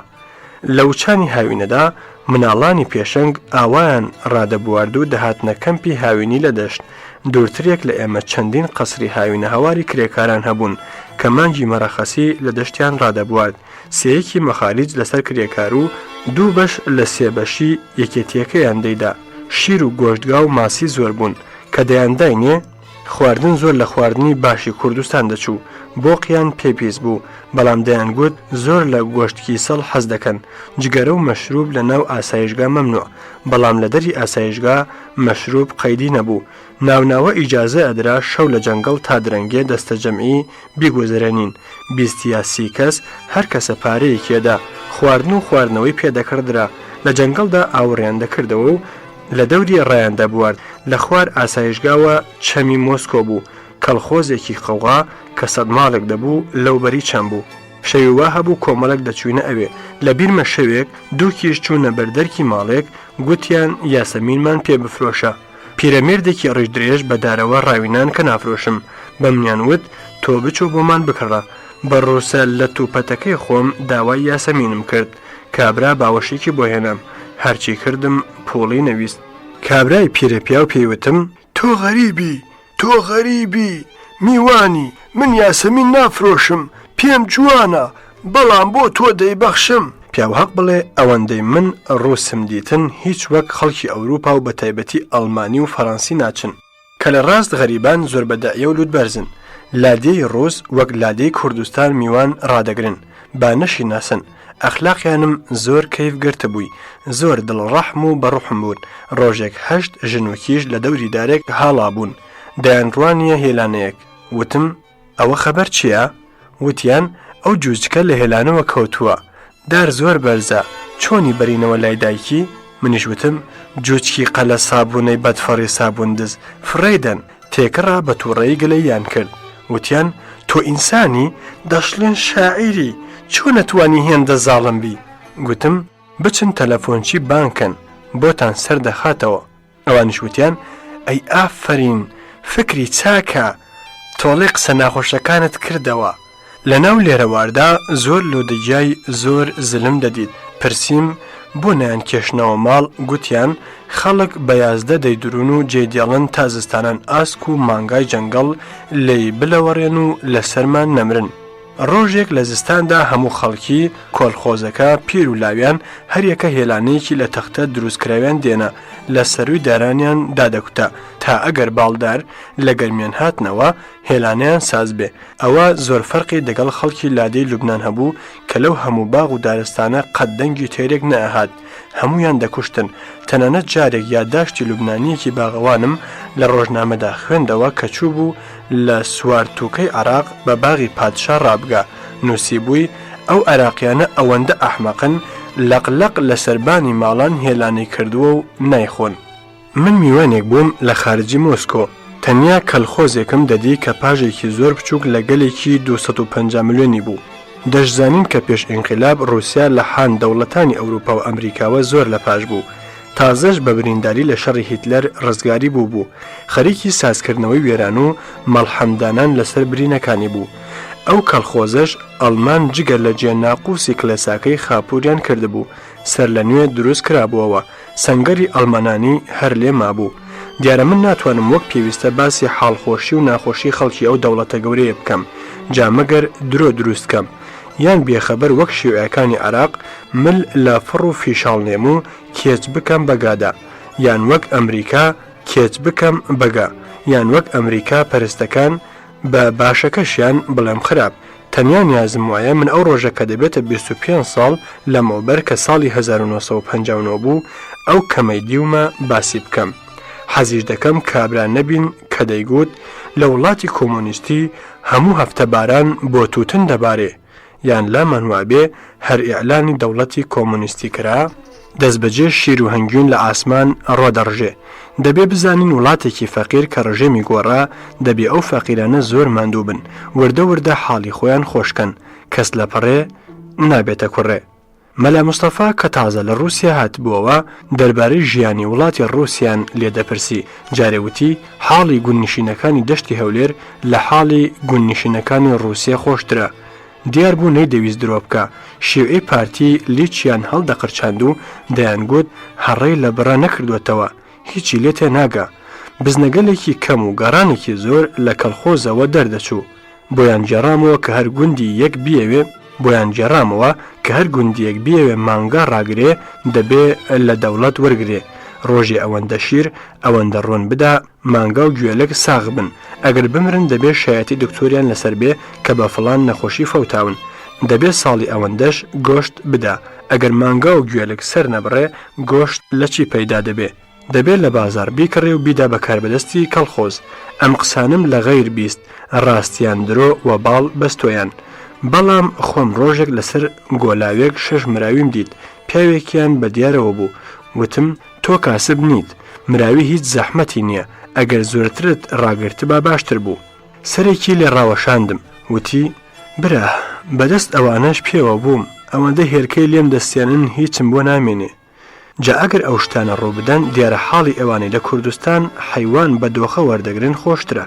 دوکانێک لە نزیک دەواازەی ئاسایشگا بوو، خەڵکی کەلخۆزەکە دەهاتن سەفیان دەکێشە، تاماشێن لە مۆسکۆ نانی دەهێنا. ئەوسا بەنۆرە نانی خۆیان دەکڕی. دیار بوو خەڵکی گوند بۆ خۆیان ئارد ناکەنە نان. ڕۆژێک لە یەکێکم پرسی زەوی ئەگەر تەڕی و قوڕێ بێ لەوانەیە ماشێن بچەقێ، ئەو خەڵکە بۆ نان چ دەکەن؟ گوتی قەت ماشێن ناچەقێ و نانیش هەردێ. ڕۆژنامەم لە بەغداوە بۆ هاتەبوو. لە ئیتیحادی شاب ئۆرگانی حزبی کۆمۆنیستی لە عێراق لە شوێنێکدا نووسرا بوو خانەوادەی وەرزێران لە رووسیا لە زەحمەتی چێشت و نانکردن و قاپشتن ڕزگار بوون. هەموو شێت ئۆتۆماتیکە. زەنگێک لێدەدا فڵان خواردن بنێرە، سفرەیەک دێتە سەر مێز ڕادەخرێ، قاپە شیوەکان بە شوێنێکدا ڕیز دەبن، پاشنان خواردن زەنگ لێ دەدرێتەوە، سفرە و زەرف سربەخۆ دەستنەوە مەتبەقی مەرکەزی گوند، لەوێ دەشۆرێن. باوەڕکە لەو دەمەدا کە ئەمەم دەخوێندەوە سەفی نانکڕان 100 متر لە دیاری دوکان وێستا بوون تا ماشێن دێت و نان دەکڕ.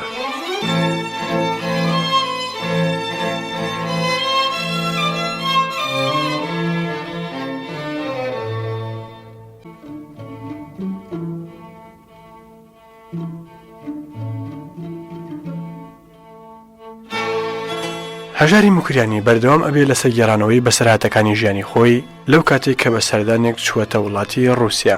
دەنووسێ ڕۆژێک دەگەڵ کیژێک ناتاشاناو لە دەری جەنگەڵ لە بەرهەتاو لە شوێنێک دانیشتە بوون.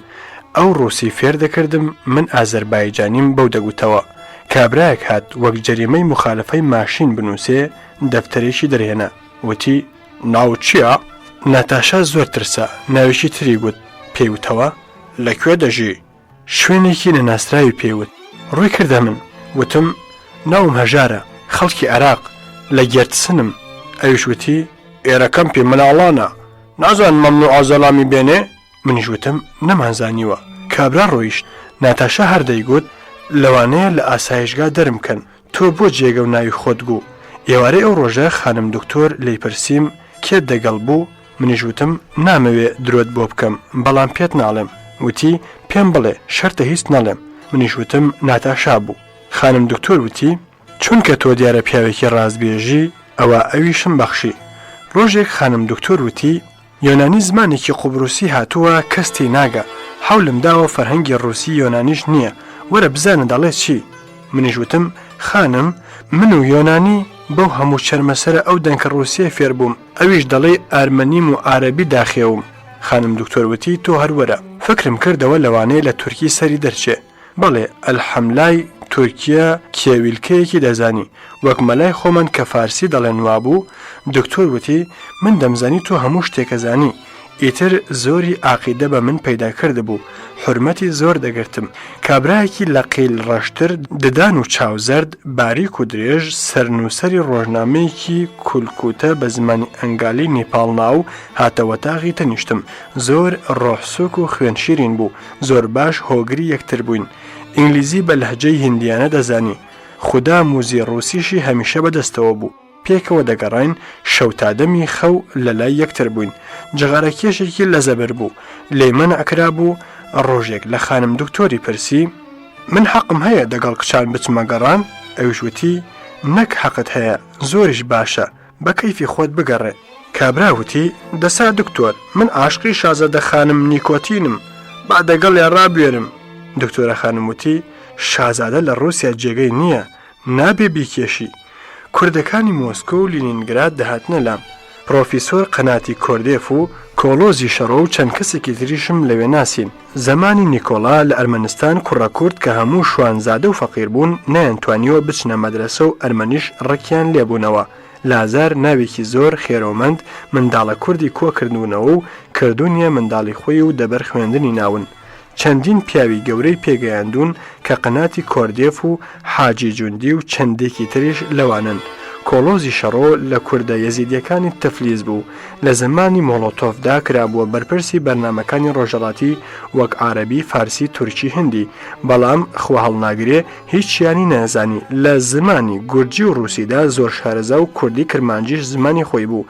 ئەوسا کە من دەمدی ڕۆژنامەی ئۆرگانی گورجستانی چاودێری دەکرد.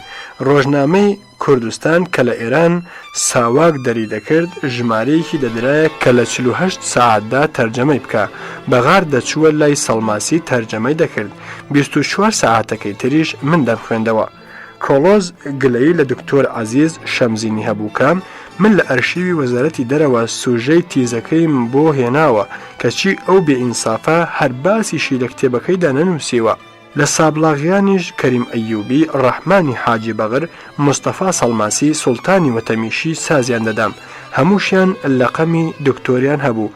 کەریم ئەیوبی هاوگاڵتەی کۆڵانی سابلاغم بوو. لێم پرسی تۆ دکتۆری چیت؟ وتی زمانشوناسی. وتم ڕووسی کوردی باش فێر دەبێ؟ وتی نا. پێم وت حاڵی نابم شتێکم بۆ بڵێ. وتی لە کوردستان وشەی گە لە گافی ژێر نییە لە زمانی ڕووسیدا هەیە. منیش وتم هەتی و گی لە کوردی لای کەرکووک و کفری هەیە بەگوو دەڵێن. ئەویش وتی ئاخر تۆ لە سەرانگوێلکی تەرەغە بەخێوکراوی چۆن لە من حاڵی دەبی؟ خانم دکتۆر مێردی لە شارێکی دوورو بۆ خۆی لەو ئاسایشگایە بوو. ڕۆژێک گوتی مێردەکەم هاتوتە مۆسکۆ نیپاڵ و تۆ بە ماشێنی خۆم دەبەمە مۆسکۆ بەڵام پاش سەعاتێک دەبێ بێنەوە من گیر نابم. منی بردە بەر ئادرەسێک کە گوتەبووم کۆرگەڵی سابلاغی کە دوانیان لە باکۆشەوە هاتبوون وتیان پڵاوی لێدەنین و نابێت تا ئێوارە بڕۆی. گوتم دکتۆر خوا هەڵناگرێ بە سەعاتێک ئەو مێردە هەناسە ساردت بەجێبێڵی. رازی من کرد پاش 4 سەعات بێتەوە شوێنمان. نیپال چووە سەفارەتی هیند و من دەگەڵ سابلاغیان مامەوە. بازدامەزرا کە ئێمە کارێک بکەین هەموو کورد یەکتر بگرن. وتم برا ئێوە هەمووی 6 کەس نابن لە نێو 250 ملیۆن ڕۆزدا غەریبین. هەرێکێکتان دیار نەبێ هەمووتان جوێنی پێدەن. جارێ بۆ خۆتان یەک بگرن بۆ کوردان خوا کەریمە. ئێوارە دەگەڵ دکتۆر دەگەڕاینەوە. لە ڕێپرسی میستەر نیپال بە تۆ هەژارم گوتووە نابێ هیچ مەشروبێک تەنانەت ئابجۆش بخۆنەوە. بە قسەتان کردووم؟ وتم بەڵێ. جا چۆن فەرمانی تۆ لە ئەرزی دەدەین؟ قەترەیەکیشمان نەچوەتە دەروونەوە. وتی هەژار تۆ چۆن؟ وتم چت ئارزکەم؟ تەنیا 2 جار دەگەڵ نیپال ئابجۆمان خواردوێتەوە، ئەویش لە فلان دوکان. نیپال گوتی ئای خەجاڵەت خۆم، تۆ بۆ وتت؟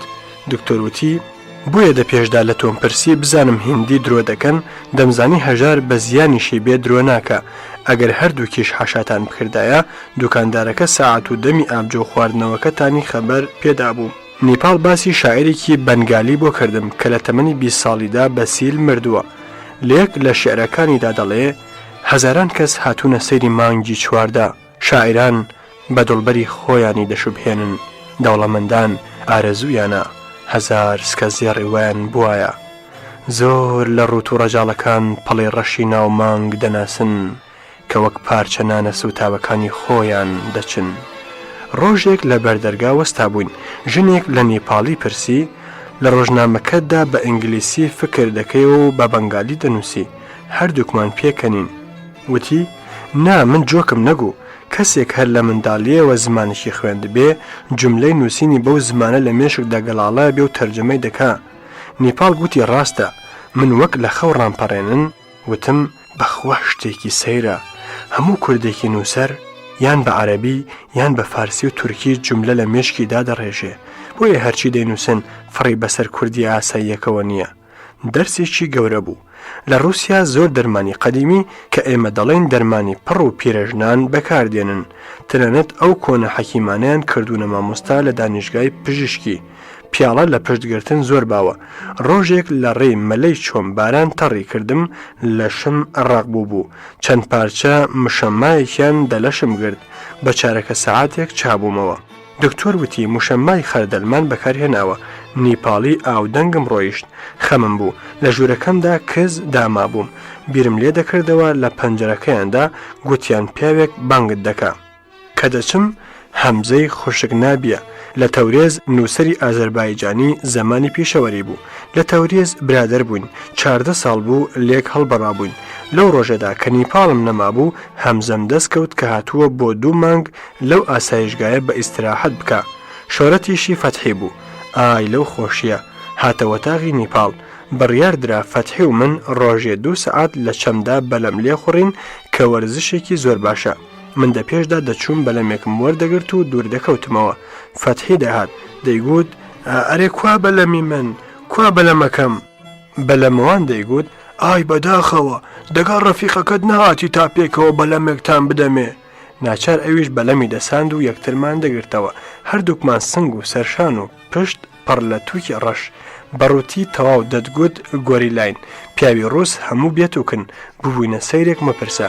بە سەتان لە ژن و کیژە ڕووس دەپارانەوە سواریانکەین و سیرمان بکەن.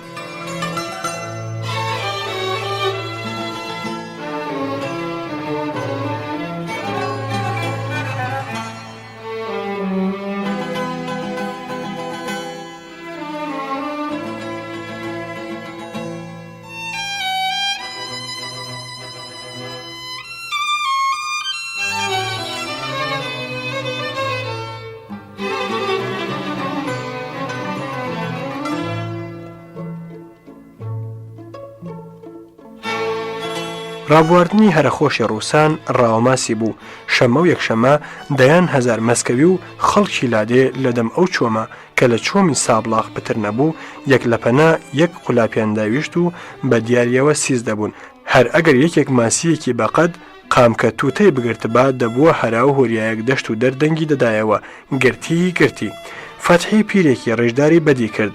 بە ئەنقەست بەلەمەکەی بەلای ئەودا لێدەخوڕێ و ئاوی لێدەشەڵەقان پیرە گوێنیەدا فەتحی دەباری گوێنی ڕووسی لەبەر بوو ملی دەگەڵ پیرە لە شەڕە جنێو دەنا و دنیای دەهێنا پێکەنین لە دەمی بێ بەفریدا تۆپی سەرمێز و والیباڵ هەبوو شەترەنجە بوو گەمەی هەرە لە برە و دۆمینە بوو هەموو پیاوێک داشی دۆمینەی دەباخەڵدا بوو دەتگوت گولەبەندی کاک ئەحمەدی شێخیان پێیە هەردەبوونە چوار کەس و ملیان لێدەنا کە گوتم دۆمینە نازانم وتیان نابێ پیاو لە ڕووسیا بێ و دۆمینە نەزانێ هەردەبێ فێربی گیانەکەم بە قوبروسیە یۆنانیەکە بوو کە لەبەر زمان نەزانین بوو بووە کلکم دۆمینەی لە هەمووان دەبردەوە و دەزیلەیەکردن و من و ئەو شەریک دەبوون ناوی میخائیل بوو پێم دەگوت میخائیلۆس دەمگوت نابێ یۆنانی بێ ئۆز بێ پڕایی خەڵکی جغارەکێش سیغاری بێڵەموەرکەناڵیان دەکێشا و هەرزان بوو جارێک لە دوکان میخائیل جغارەیەکی دیت ئەکسی لایکا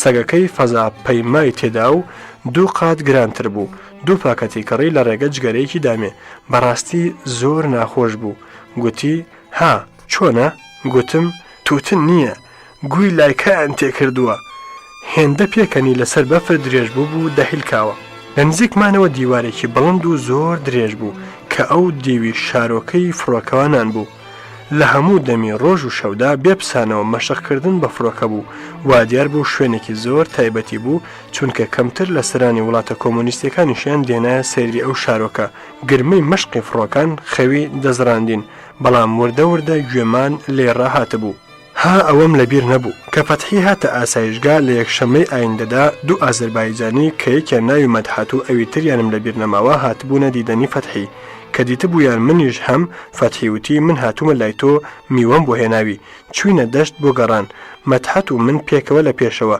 مەدحەت و کابرای تر لە دواوە دەڕۆیشتن فەتحی بانگی کرد مەدحەت وەرە قسێکت پێ بڵێم سەرتیان کرد گوێ قوڵاق بووم گوتی هەژار زۆر کەرە تازە لە عێراقەوە هاتووە کۆمۆنیستێکە ئاودا نادا لای وایە ئێرە عەرزی مقەدەسەوە هەموو شت پیرۆز و مبارەکە تۆ لە هەوای ئەو قسە بکە تا بۆ خۆم وردە عاقڵی یەکەم ها کوڕی سەگ ئەوە بە چێڵی کەرە ئەویش وتی ڕاستەکەی تۆ هەتیو ئێرەش وەک دنیای ترە ئەو هەموو بەهبەهەت لە چییە کچێک لی پرسیم فەتحی دەڵێ من کوڕی فۆداڵم میترۆی گوندەکەمان لە ئازەربایجان لە میترۆی مۆسکۆ چاکترە منیش پێم وت فەتحی ئەو درویانە بۆ دەکەی وتی کاکە هەواڵ جار کە هەڵاتین و هاتین بە بارێکی دیکەدا درۆم دەکرد کە بە خەیاڵم حورمەتم بگرن دەمگوت بابم لەسەر کۆمۆنیستی کوژرا خۆشم 10 ساڵ لە زینداندا ئەشکەنجە کرابووم خزم و کەسم لە برسان مردوون دیتم کچان بێزم لێ یەکەن ئێستا کە بۆ بارەدا خۆم هەڵدەکێشم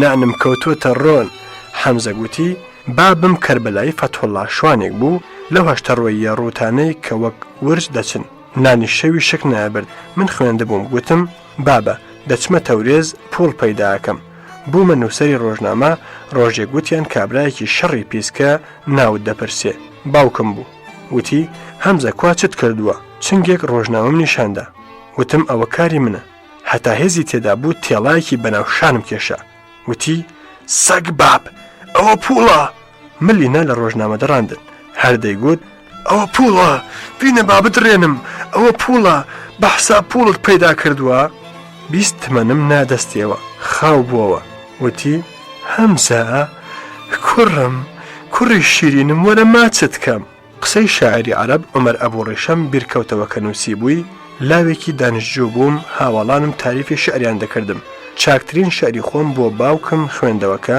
پێت چۆنە لێورگرتم نایە باخەڵی جوابێکی نەدامەوە گوتی عومەر وەرە بچین باقلەی کوڵاو بخۆین دوای باقلە خواردن باوکم بە باقلە فرۆشی گوت حسابت چەندە کابرا سوێندی خوارد کە هیچی ناوی و فەخر دەکا کە پیاوێکی وا گەورەی بۆتە میوان بابم شعرەکانی لە باخەڵ دەرێنە گوتی دەبێ هەر بتەوێ ئەو شعرانە بۆ تۆ کابرا کە دیتی بابم گاڵتی پێدەکا زۆر ناڕەحەت بوو کاغەزی شعرەکانی فڕێدا وتی قوربان گاڵتەم بۆ پێدەکەی ئەوانم بۆ چییە بابم ڕووی دەمن کرد وتی کوڕم چاکترین شعرت چنگە باقلەیەک ناکە تۆ بە چیەوە خەریکی نەقلی کەریم ئەیوبیم بۆ فەتحی گەڕاوە یەکشەمەیەک هاتە دیدەنیم فەتحی لەوە هات تەعزیمی بۆ کرد بە ئوستاد دواندی کەریم قووت بوو فەتحی پرسی نافەرمووی زمان شناسی چییە حەز دەکەم تێبگەم گوتی ناسینی هینەکەی دایکتە تێگەیشتی؟ ئەویشوتی بەڵێ باش تێگەیشتم. ڕۆژێک لە گەڕانی ناو جەنگەڵدا تووشی گۆرستانێک بوون، ژنێک ئەکسی ژنێکی بە قەبرێکەوە دیت، گوتی ئەوە هاو عمری من بووە کە مردووە، ڕووی کردە من تۆ بڕوات بە خوددا هەیە؟ منیش وتم بەڵێ. وتی لاشت وایە پاش مردن زیندوو دەبیەوە؟ وتم بەڵێ. وتی من بڕوام نییە، کامیان باشترن؟ وتم هی من کە بڕوام بە زیندوو بوونەوە هەیە چونکە ئومێدە، هی تۆ ناومێدیە. ئەویش وتی نا، هی من باشترە چونکە لام وایە هەر ئەم ژیانەیە و یەکجاری دەبڕێتەوە، حەولە دەم لەم ژیانە کورتەدا زۆر لە دنیا بزانم، بەڵام تۆ بە هیوای ئەولا زۆر گوێ بە خۆشی دنیا نادەی و کەم فێر دەبی. منیش وتم دەی باشە، هەرکەس لە سەردینی خۆی. پێم سیر بوو ڕووسەکانی ڕۆشنبیر و زۆر خوێندەواریش لە سەبرهاتن پشمین دەترسان. ڕۆژێک لە ناو جەنگەڵدا پەپوسیمانەیەک دەیخوێن، هەواڵە ڕووسەکەم بە قامک دەیبژات. وتم نیازت چییە؟ وتی پەپوس 13 جاری خوێند، وا دیارە من 13 ساڵم تەمەن ماوە. پێم گوت نا، ئەوە حیسابی عمری منی دەکرد نەک ئیتۆ.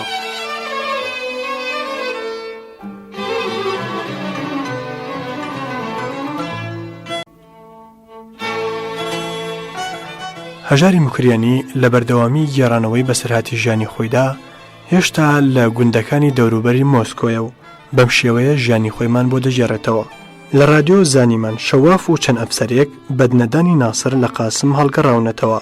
قاسم بە سەریاندا زاڵ بووە. ڕۆژنامەی مۆسکۆ نووسیان بارزانی توانی هەرای شەواف لە ناوبەرێ شێوعی وەخۆ کەوتبوون. دادگای گەلیان لە مووسڵ پێکهانی بوو. عەبدوڕەحمان قەساب ناوێکیان کردبووە دادستانی دادگای پرۆلیتاری.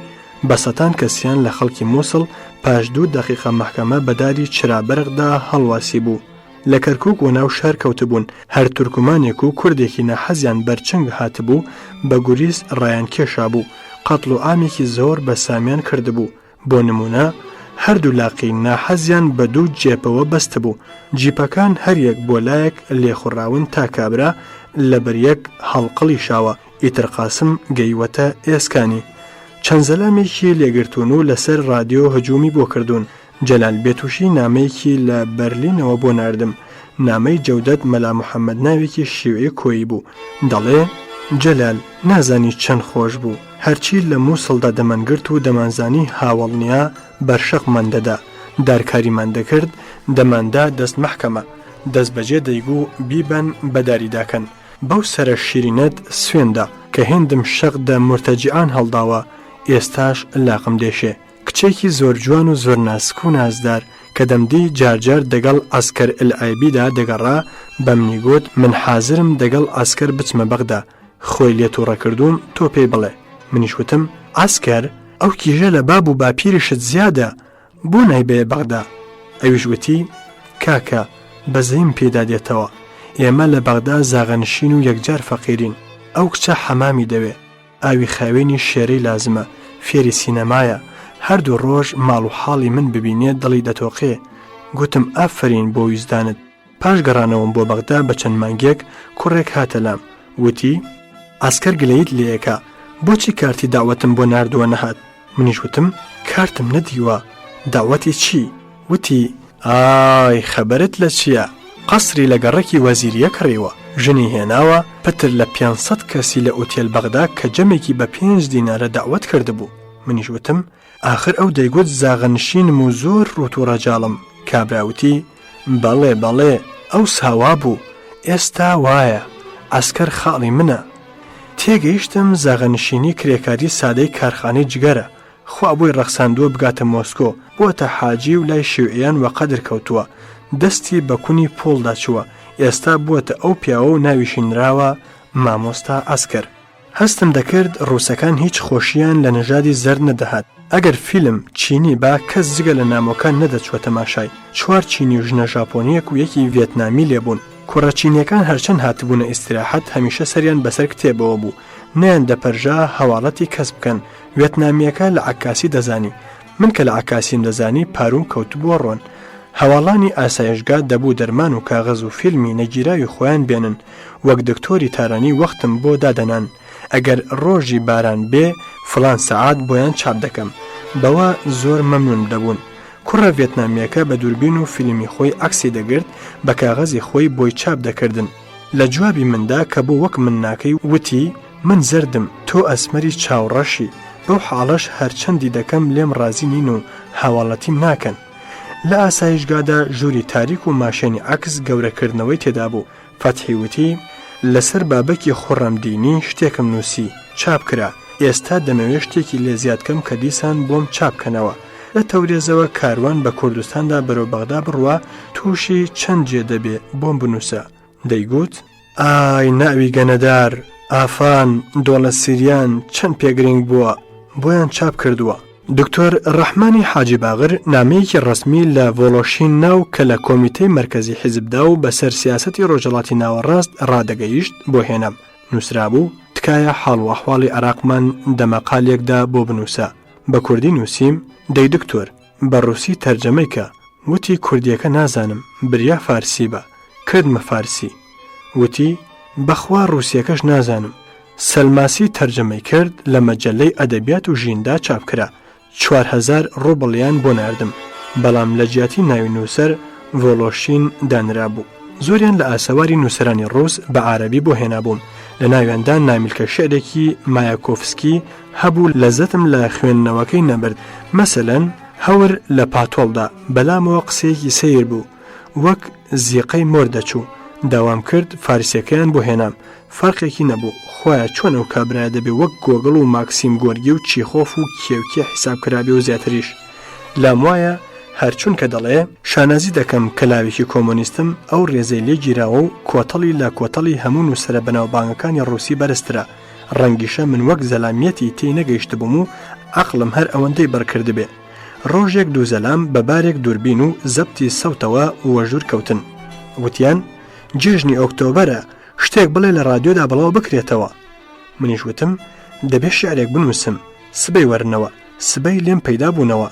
وتم شیعرەکەم کوردیە.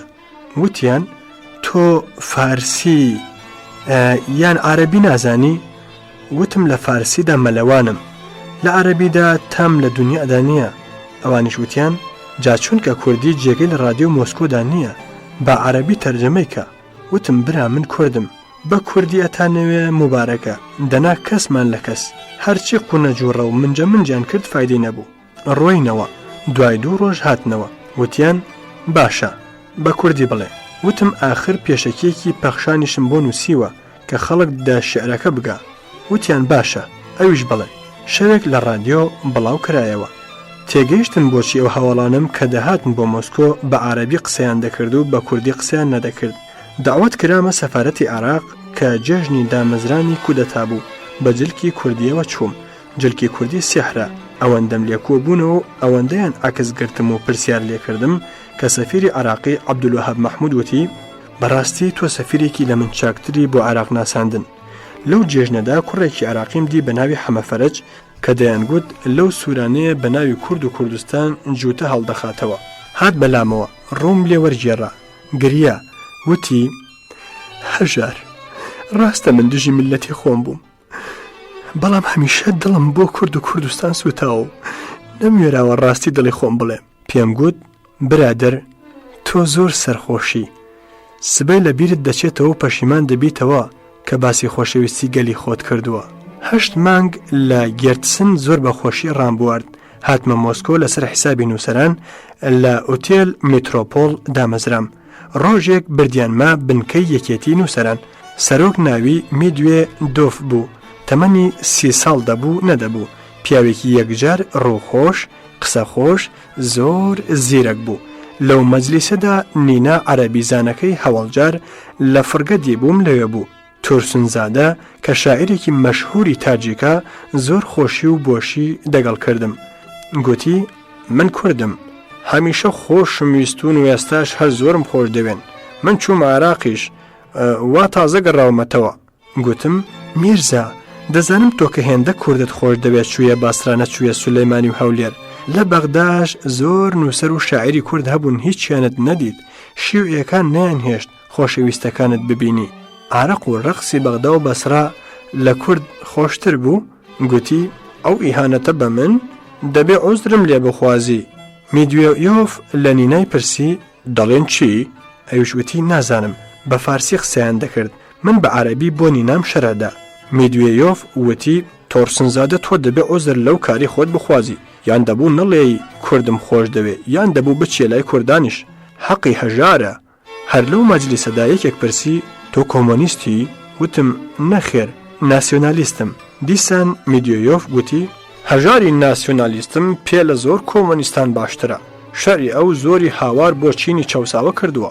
شۆلۆخۆفیش کۆمۆنیست نەبووە و پیاوی چاکیشە.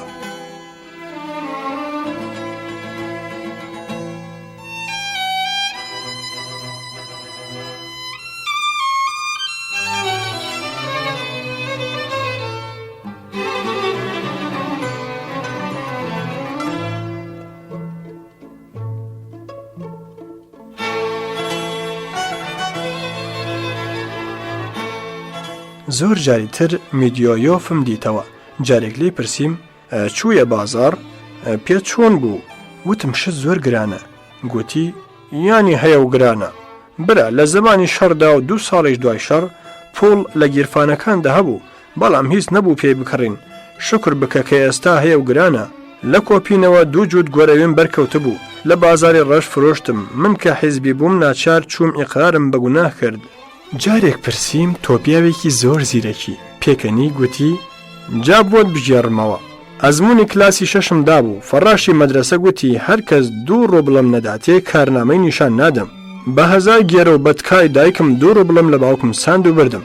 لە کارنامەکەمدا هەوڵ بووم، بەڵام هەوڵ لە تێشکاوەکان لە نمرەکەم هێناندا لە هەمووان لە پێشتر بووم. هاهاها 2 زلای جانانم لە باوکم خوارد کە 2 ڕۆبڵەکەی بە خەسار چووە. ژنێکی نووسەر و جوولەکە شێعرەکانی منی بە ڕووسی تەرجەمە دەکرد، ئەویش بە یاریدەی مستەفا سەڵماسی. وەختە بڵێم بودجەی وڵاتی شوورەوی نیوەی لە نووسەر و شاعیر و هونەرمەندان و بەتایبەتی هونەرمەندانی سەرشانۆ خەرز دەکرێت. زارێکی کیسە ئاوەڵایە بە هەر دیێڕێک کە لە تەبەیتێک بەدێر حیساب دەکرێت 14 ڕۆبڵیان دەدا بە خاوەنی و 14 ڕۆبڵیش وەرگێڕ وەری دەگرت. پۆڵ بۆ من دەباری. پەتر لە 60,000 ڕۆبڵ نرخی شعر و نووسراوی پەخشانم پێگەیشت. ویستم چاپخانەیەک بکڕم. سەڵماسی زۆری دەرک و دیوان کرد. وتیان بۆ دەرەوە بە ڕۆبڵی نافرۆشین. لەوێ ناهومێت بووین 10,000 ڕۆبڵیان بۆ بە $1000 گۆڕیمەوە بەو شەرتە کە لە بەغدا بمدەنێ. ئەو هەموو پوڵا کە لە رووسیا نەبێ ناچێ چی لێ بکەم؟ منم نا لە تەخشان پەخشانی داوەتی ئاشنایانم پێدەکرد. ڕۆژێ میدوێدۆف و ژنەکەیم داوەت کرد. 1200 ڕۆبڵم لە جامێکدا بژارد. سرەڕای پۆلی زۆریش حەقی ئوتێل و خواردن و سەفەرم لەسەر نووسەران بوو. وتیان دەمانوێت بتگێڕین کارخانەی ماشێنسازی و ئەمانەت نیشاندەین. وتم هیچی تێناگەم و ناشچم. حەزم لە موزە و نەقاشی هونەرمەندانە و هیچی تر. بە زۆر موزاندا گەڕام و ڕاستی زۆرم کەیف پێدەهاتن. لە ئیداری ڕۆژنامەی پراودای جوانانەوە داوام لێکرا کە مەقالێک دەربارەی ئاشتی بنووسم. مەقالەکە وابوو لە میسری قەدیمدا کە سەنعات لە شاران پەرەیسەند بوو، وەرزێران و ماسیگران دەهاتنە کرێکاری بۆ شاران. گەنم و ماسی زۆر لە کەمیدا. کاهینانی ئاینی و ناو خەڵک کەوتن کە بابە ئێوە نازانن دنیا لەسەر پشتی گا و ماسی بەندە. ئەگەر گەنم و ماسی بەرهەم نەهێنن دنیا تێک دەچێ و خەڵکی شار لە برسان و بێگۆشتیان دەمرن. کارناسانی دنیا دەڵێن ئەو سەربازی لە جەبهەی شەڕا بەرهەمی 11 کارگەر دەخوا. خۆشی یەکێک ئەوە 12 کەس لەوانەی گەنم و گۆشت بەرهەمدێنن لە کار دەکەون. ئەو دەم لەسەر باسی ئاشتی و خراپی شەڕ دوا بووم. مەقالەکەم لە ڕۆژنامەکەدا چاپکرا. داوەت کران بۆ ئیدارە. سەرنووسەرگوتی زۆرمان تەلەفۆن و تەلەگراف بۆ هاتووە. دەڵێن 6 مانگە لەو مەقالەیە بەهێزتر لەسەر ئاشتی چاپ نەکراوە. تۆ نووسەرێکی زۆر باشی. گوتم هەڵە مەبە. من نووسەرێکم هەر ناوم نییە، بەڵام فەرق ئەوەیە لێرە بۆ نووسەران فکر دەکەنەوە، من بۆ خۆم فکر دەکەمەوە و دەینووسم. پۆلی زۆر دەدەن بە نووسەر، پێی دەڵێن لە فلان بازدا ئەوەندە کەلیمە، نە زیاد نەکەم بنووسە. نووسەر بۆ پوڵەکەی خواخوایەتی کاربەدەست لێ ڕازی بێ، نەک بۆ خۆی لە نووسینەکەی خۆی. بۆ نمونە کتێبێکم بە عەرەبی خوێندوێتەوە 400 سەفحەیە لە داستانێکی ڕووسی تەرجەمەیە بەناوی کەنارەی ڕووناک، هەمووی بە پوختی باسی گوێلکێکی ڕەسەنە. کەڵخۆز بە کەڵخۆزی فرۆشتووە و پاشان لێی ساندوێتەوە. ئەگەر من تەرجەمەم بکردایە بە سەفحەیەک تەواو دەبوو. لێم ڕوونە قسەکانی منی پێ ئەحمەقانە بوو، بەڵام گوتی تکایە شتێ تریشمان بۆ بنووسە. گوتم من لە بنی مەقالەکە نووسی بووم هەژار شاعری کورد ئێوە نووسیوتانە هەژار شاعری عراقی یانی چی؟ گوتی وا مانزانی وات پێخۆشە. منیش وتم مامۆستای بەڕێز تۆ بمنێریە بازار بڵێ شووتیم بۆ بکڕە من بچم سنجود بۆ بکڕم بڵێم وامزانی سنجود پێخۆشترە نەخێر لە ناوی کورد خۆت پاراستووە ئیتر بۆتان نانووسم. دەگەڵ سەڵماسی و نینا جوولەکەکەی وەرگێڕی شێعرەکانم چووینە دیدەنی نازم حکمەت پیاوێکی باڵابەرزی چوارشانە چاوشین موزەرد هەتا بڵێ خوێن شیرین لەسەر تەختی پشت لەسەر تەخت ڕاکشا بوو نەخۆشی دەڵێ بوو نەدەبوایە زۆر ببزوێ. وتم زۆر بەداخەوەم ئەو دڵێ کە لە گۆشەیەکەوە کوردی تێدایە ژان بکە. گوتی ئای ئەوە قسەی شاعرانەیە کورد لە ناوەندی دڵمدایە نە لە گۆشەدا من بە منداڵی لە ماڵی بەدرخانی ئەنژیاوم و مەمکی کوردانم مژیوە خۆم لە تۆ بە کوردتر دەزانم خەڵک لە عێراق و شوێنی تری عارەب چۆنم باز دەکەن. وتم هەموو کەس دوور بە دوور عاشقتە و ناوبانگت زۆر بەرزە بەڵام کۆمۆنیستەکانی عێراق کورد و عەرەبی و کۆمۆنیستەکانی سووریا لێت ڕازی نین ئەویش هەر لەسەر ئەو قسانی کە باسی کورد دەکەی. وتی چم پێ دەڵێن؟ وتم وەڵا چت ئارسکەم دەڵێن های لە دایەی نازم حکمەت بین باڵێ شتێکی وە زۆر پێکەنی. گوتی ئەوانە کەرن با جنێو بدەن هەر کەس بتوانێ و یاریدەی ئەم گەلە بەستە زمانە لێ قەوماوە نەدا نابێ بەخۆی بڵێ بنیادەم دڵم بەم خەبەرەت خۆشە. دوو ژن خزمەتیان دەکرد وتی تا فراوین نەخۆی نابێ بڕۆی ئەوسا موزەی خۆمت نیشان دەدەم. دوای فراوین بە سەبرە پێشمان کەوت هەرچی لە هەموو دنیاوە دیاریەکیان بۆ هێنابوو موزەیەکی لێپێکێنابوون. گوتم ئوستاد دەفەرمووی کوردم خۆش دەوێ ئەدی کوا شتێکی کوردانە؟ گوتی ئای چەند بەپەلەی وەرە. لەسەر تاقەیەک مەخمەری سەوز ڕاخرابوو جووتێک کڵاشی هەورامی چەند کەوچک و ئەسکوێیدار چەند سەبیلەی کلکدار و گەڵین زۆر بە جوانی ڕێز کرابوون و نووسرابوو دیاری برا کوردەکانم. گوتی بەر لەوە لە تۆ پرسم بیستە بووم کە کۆمۆنیستانی سووریا مەقالێکی منیان تەرجەمە کردبوو ناوی کورد و کوردستانیان دەراویشتە بوو کە من نووسێ بووم عکسێکی خۆی و چەند کەوچک و گوڵدانێکی داری زۆر جوان کە دەستکاری ئەمریکای لاتین بوو بە دیاری دامێ کە لە بەغدا وەک عەزیزترین یادگار هەڵم گرتە بوون بەعسی بە تاڵانیان برد کە ویستمان بڕۆین. وتی دوو نمایشم لە مۆسکۆ نیشان دەدرێ چەند بەڵیتت دەوێ؟ نیناگوتی 12. گوتم ئوستاد ئەو جوولەکەیە دەیەوێ بیفرۆشێتەوە لە 3 پترم ناوێ. گوتی نا 12 هەر دەدەمێ. تەلەفۆنی کرد بۆ ژنێک پێیوت چۆنی؟ لا چاوت ماچ دەکەم 12 بلیت بە ناوی هەژار بنێرە. ڕووی دە من کرد ئاوا دەبێ ژنان بدوێنی فێر بە فێر. دوای هەر خۆی گوتی بەخوا پێم وایە لە من شەیتانتری دەزانی چۆن خەڵک بدوێنی. چوومە تەماشا یەکێک لە نمایش نامەکانی بەڕاستی بە شاکارم زانی.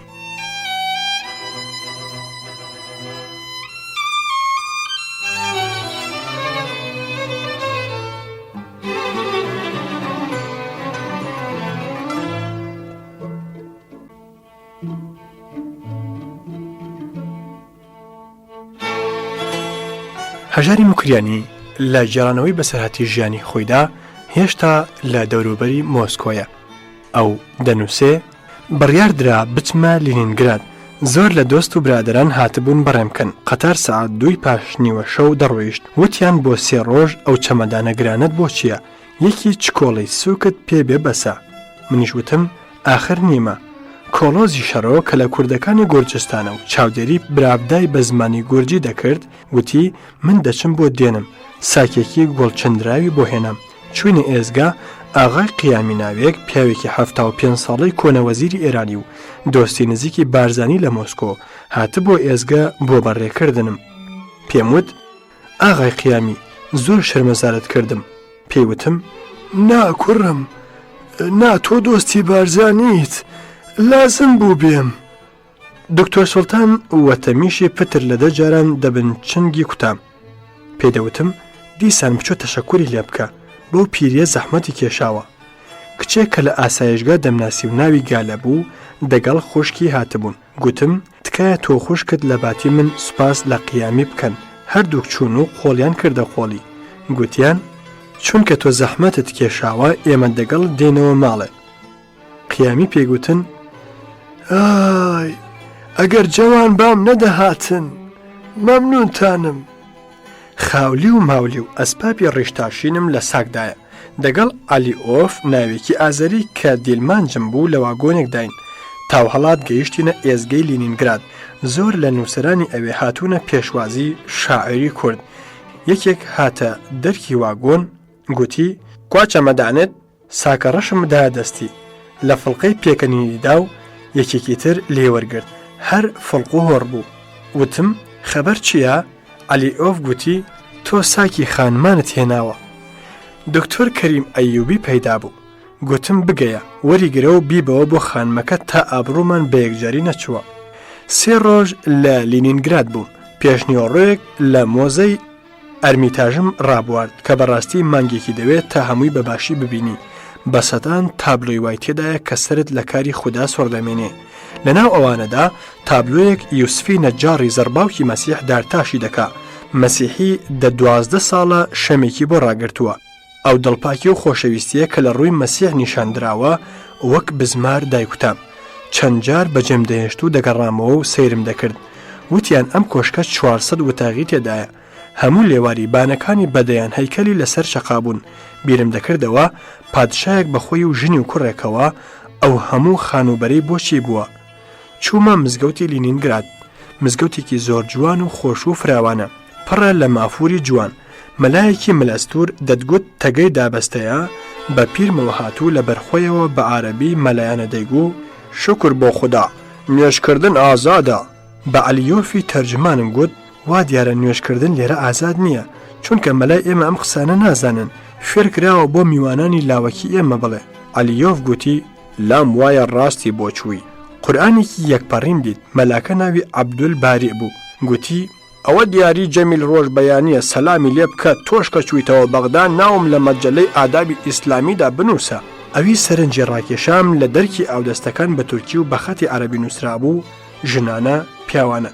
نەمزانی بۆ ناکرێ ئاودەست بە ڕووسی بنووسرێ کام زیانی هەیە. لە پاش گەڕانەوەم بۆ بەغدا لە ماڵی مەلا مستەفا مامۆستا مەلا جەمیل ڕۆژبەیانیم دیت. چوومە دیدەنی کڵێسای یاکوبسکی گورود کە گۆیەکی تێدا دێودەچێ حرەکەتی زەمینت نیشان ئەدا. چوومە دیدەنی خانووی پوشکین ئەڵمانی ناشرینیان کردبوو. زۆر جێگەی جوانی ترم دیتن کە ئەڵمانان خراپیان کردبوون. ئەڵمانم وەک عەرەبان هاتە بەرچاو کە دژی جوانی و هونەرن. چوومە ئۆپێرای حەوت پەیکەری شاعر نیزامی کە مۆسیقاری گەوری ئازەری قەراقەرەیۆف کردوێتێ ئۆپێرا. ڕووس بۆ گوێگرتن لە میوزیکی بەنرخ وەک سۆفیلکەی ئێمە بۆ قورئان ببیستن وان. بەسرتە ویستم شتێک لە ئەلیۆف پرسم. لە دەجێوە پتر وشت وشت هەموو ئەمەیان دووبارە دەکردەوە. یانی باگوێمان لێبێ قسە مەکە. چوومە بنکەی ڕۆژهەڵاتناسی بەشی کوردی لە لینینگراد. ئۆربێلی ئەو پیاوە گەورە و بەڕێزەی ئەرمەنی کە بە فەرمانی ئەو خرۆشۆف ئیجازەی کردنەوەی ئەو ئامۆژگایی دابوو. دەرسی کوردی لێ دەخوێنرا و کتێبی کوردی چاپ دەکرد. بە زیارەتی سەرفراز بووم. خۆنەخوازە کە بیستی من مەموزینم وەرگێڕاوەتە سەرسۆرانی هەر تەواو کەیفیات. ئۆربێلی لە زانە هەرە بەناوبانگەکانی ڕۆژهەڵاتناسی شوورەوی بوو. بە دڵ و یان عاشقی ئەحمەدی خانی و نیزامی گەنجەوی بوو. دەیانگوت لە ڕۆژێکدا ئۆربێلی ویستویە دەربارەی نیزامی قسە بکات کە بۆمبارانی شار کراوە بۆمبای ئەڵمانان و ساڵۆنەکە کەوتووە و بانەکە لایەکی ڕووخاوە. دانیشتوان ویستویانە هەڵێن. گوتوویە باسی نیزامیتان بۆ دەکەم. ئێوە چۆنی بەجێ دێڵن؟ هەموو گەڕاونەوە جێی خۆیان. قەناتی کوردیۆف یەکێک لە مامۆستایانی ئامۆژگاکە بوو کە زۆر شاگردی کوردی خوێن و کورد نەژادی پێگەیاندون. خانم سێدا ڕۆدینکۆ کە مەموزین و بەیتی شێخی سەنعان و چەند کتێبی تری بە شەرحی ڕووسیەوە لە چاپداوە لەوێ بوو. دەگەڵیا بوومە ئاشنا. ئەو خانمە لە دایکێکی ئەرمەنی و باوکێکی گورجی بوو. کرمانجی وەک خەڵکی بۆتان و فارسی زۆر باش دەزانی. خوایشتی کرد چەند ڕۆژێک بمێنم. دیوانی شێخ سەنعانیەکەی دەگەڵ وە خوێنم کە خەتە مەلایەنە زۆر ناخۆشەکەی بۆ ساغ نەدەبووەوە. نەم دەتوانی بمێنم. قەرارماندا لە مۆسکۆڕا داوەتی لێ بکەم کە ئیجازە وەرگرێ و لە مۆسکۆ دەگەڵی بخوێنمەوە. دکتۆر کەریم ئەیوبیش هەر لەو ئامۆژگایە زمانشناسی خوێندووە. ژنەکەشی ئیرا فارسی دەزانی. چوومەوە مۆسکۆ. ڕۆژێک ڤۆڵۆشین کە باسم کرد هاتەلام کە پرسیارم لێ بکە. سەلماسی تەرجمانمان بوو. پرسی ڕادیۆی یەریوان بە کوردی لە کوردستان نرخی چۆنە؟ گوتم ڕاستت دەوێت تەنیا کەسێک هەیە لە هەموو کوردستان کە تێبگا، ئەویش ئێستا لەوێ نەماوە، ئەو کەسەش منم. پرسیاری کرد ئایا لە خاوەن زەراوەکانی کوردستان کامیان بەشی زۆرن؟ گوتم کرمانج، پاشان سۆران. گوتی نا، یەکی تر لە هەمووان پترە. وتم جەناب، من باشتری دەزانم. وتی نەخێر نایزانی. هەردەستی بەناو چاوانیەوە دەگرت و لەپڕ لە ڕانی خۆی دەدا و فیتەیەکی دەکێشا. دەیگو ئەی بۆ بیرم نایەتەوە. گوتم دەزانم تۆ منزورت زازایە. ئەویش گوتی ئەرێ دیتەوە، ڕاست دەکەی. من وتم کاکی خۆم، بەداخەوە بە هەڵەیان بردووی. زازا کۆمەڵێکی کەمن، عراقی بە هەرچی سۆرانی نەبێ دەڵێن بادینی، یان زازۆکی یان زازا. من پرسیارم لەو کرد، ڕۆژنامەی حیزبی شوێی عراق چاپخانە ئێوەیە؟ پوڵیەدەنێ؟ ڕۆژنامەی خەبات، ڕۆژنامەی پارتی، هەر بە خۆڕایی هەموو ڕۆژ دوو ئەوەندەی شیوعیەکان لەسەر ئێوە و لەسەر چینی کۆمۆنیست دەنووسێ و پێتان هەڵدەڵێ. هەموو شەو رادیۆ مۆسکۆ لە ئیتیحاد الشعب نەقڵ دەکا. بۆچی قەت باسی خەبات ناکەن؟ بەمۆنیەکەوە لێ ڕوانیم. وتی خەبات؟ ئیبراخیم ئەخمێت؟ نوری ئەخمیت تەخا؟ پشتدەستی ڕادەوەشان، یانی هەر باسی مەکە. دانیشتم ئاریزەیەکی زۆر بە ئابوتابم بۆ لیژنەی مەرکەزی لە کرملین نووسی. بە 1001 دلیل ئیسپاتم کردبوو کە ئەگەر رادیۆی مۆسکۆ بەرنامەی کوردی هەبێ چەند باشە و چەند بە قازانجی شوڕەوی تەواو دەبێ. ئەمجار هەر کوردێکی دەرەوە هات با مۆسکۆ دەگەین مەسەری و داوانامەیەکم پێ دەنووسی و بە تەرجمەکراوی دەمنارد، بەڵکو بەختە کوێت بگرێ و مۆسکۆ بە کوردی بەرنامە هەبێ، بەڵام کەس گوێی بە کڵاومان نەپێوە.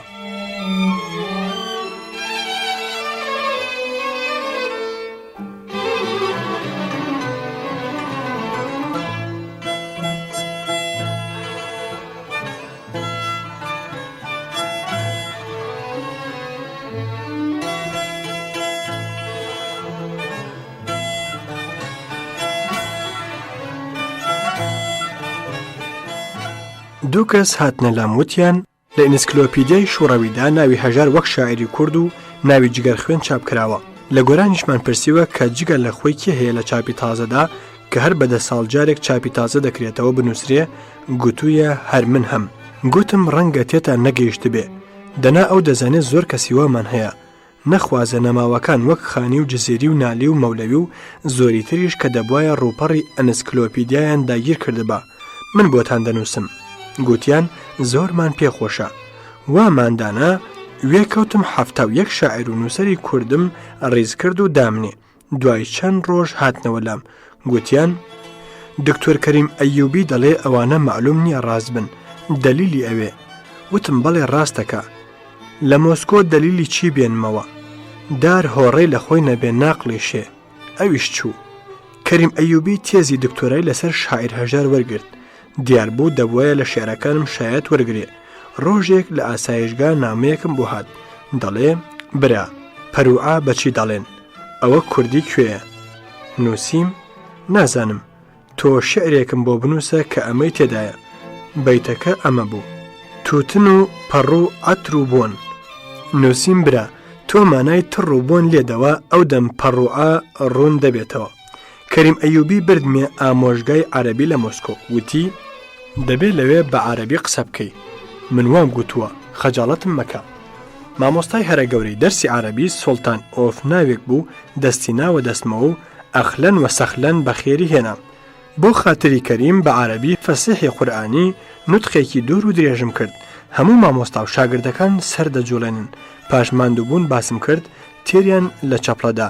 ئەو جار بە کەریمیان گوت تکایە بۆمان بە ڕووسی تەرجەمەکە چونکە هیچی تێ نەدەگەیشتین. کەریم دەڵێ جا منیش لە عەرەبی تێنەگەیشتوم. ناچار لەسەر ڕا من بە کوردی و ئەو بە ڕووسی ملمان لە چەقەچەق نایەوە. چوومە مۆزەی پیتری گەورە، کۆتەڵی پیتری گەورەم لە جوانترین شوێن لەسەر لێواری چەمی نیوا دیت. لە چەندجێ کۆتەڵی مەلەکە کاترینم دی کە زۆر بە حورمەت بە یادگار ماون. شێوەی خۆمانم دەهاتنە بەرچاو کە کێلی قەبری پیاوە گەورەکانی کوردیان دەشکاند. لە شوڕەویدا بە بینە سەر باسی تەرزی ژیان. ڕەنگە بە هەزاران کتێب و مەقالە لەسەر ژیان لە شوڕەویدا نووسرابێ، کە نووسەرەکانیان پەیامنێری ڕۆژنامە جیهانیەکانی محتەبەر یان زانا و دوڕناسی بەناوبانگ بوون. لێرەدا من کە وەک لە بەسەرهاتی پێشوم تێگەیشتووی لە لێکدانەوە و زانینی مارکسیمدا وەک کوێر و کەڕی ناوزە ماوەندم. تۆ چەند لە گۆرانی و شەعری ژاپۆنی دەگەی، منیش لەو بارەوام و کۆڵێتریش. بەڵام من وەک دیومە باسی دەکەم و ئەگەر خوار و خێچیشت تێدا دیت بە لێ نەزانیەکەمی ببەخشە. من چیرۆکی خۆم دەنووسم، نەشی کردنەوەی مارکسیزم. چۆن لە عێراق و ئێران مەسەلەن ئۆتۆبۆسی ناوشاران ماڵی دەوڵەتە و پۆڵی بڵێت بە دەوڵەت دەگا و شۆفێر و کارکەران سەری مانگ حقوق لە دەوڵەت وەرەگرن، لە شوڕەوی هەموو شت کراوەتە ماڵی دەوڵەت. بەهرەی کاری هەموو کەس بە دەوڵەت دەگا و هەموو کەس حقوق لە دەوڵەت وەردەگرێ. هەر کەس بە پێی کاری خۆی، هەیە مانگێ 500 ڕوبڵ، هەیشە مانجێ خوا دەزانێت چەند وەردەگرێ، واتە لە 50 دلارەوە تا نازانم چەند. کارم بەوە نییە کە زانایانی ئاتۆم و پایە بەرزەکانی علمی چیان دەدرایە. بەڵام نووسری وەها بوو ساڵێ ملیۆنێک ڕوبڵی داهات بوو، چونکە جگە لەو پوڵی دەوڵەت بۆ حەقی نووسینەکەی دەدا. نووسراوەکەی چەند جار لە چا بدرایەتەوە نیوەی بۆ ئەو بوو کەوابوو ئەگەر تەبەقەی دەوڵەمەندی زمانی نیکۆڵا لە ناوچوو بوو، تەبەقەیەکی تر بەداهاتی زۆرەوە پەیدا بوو. بەڵام فەرقەکە لێرەدا بوو کەس هەرچەندی پۆلی هەبا نەیەتوانی خەڵکی دی بخاتە بەرکار و خۆی بە تەمبەڵی بەسەریان ڕابگا. کابرای کە زۆری پۆڵ پێدەگەیشت هەردەیتوانی ئەسپاپی ناوماڵی زۆر بە نرخ بکڕێ، خۆش بخوا و خۆش ڕابێرێ. دەوڵەت کە خۆی خاوەنی هەموو شتێکە نرخی هەموو شتی دیاری کردووە. کارێک کراوە کە هەر پوڵێکی دەگەردایە ڕاست بڕژێتە ناو داخڵەی دەوڵەت. نرخی شتی زۆر پێداویستی ژیان وەک نان و پێخۆری کە لە ماڵ دروست بکرێ هەرزان و شتی زۆر ناپێداویست و دەوڵەمەندانە لەو پەڕی گرانیدا بوو. ماشینی مۆسکۆویچ کە لە بەغدا بە 16,000 ڕوبڵ دەفرۆشرا بۆ خەڵکی ناوخۆ 50,000 بوو. کاری بێماندووبوون هەرزان و کاریگران گرانقیمەت بوو. بژیشک 750، مهندسی وەرزێری 1100، کارگەی کارامەی کارخانە 2300 وەرئەگرت. کاری شاعیر و نووسەر و هونەرمەند و هونەرپیشەی تەئاتر و سینەما لە کارە زۆر بە نرخەکان بوو. وەک دەیانگوت ئەندامانی حیزب لە خەڵکی ڕەمەکی زۆر خۆشتر دەژین.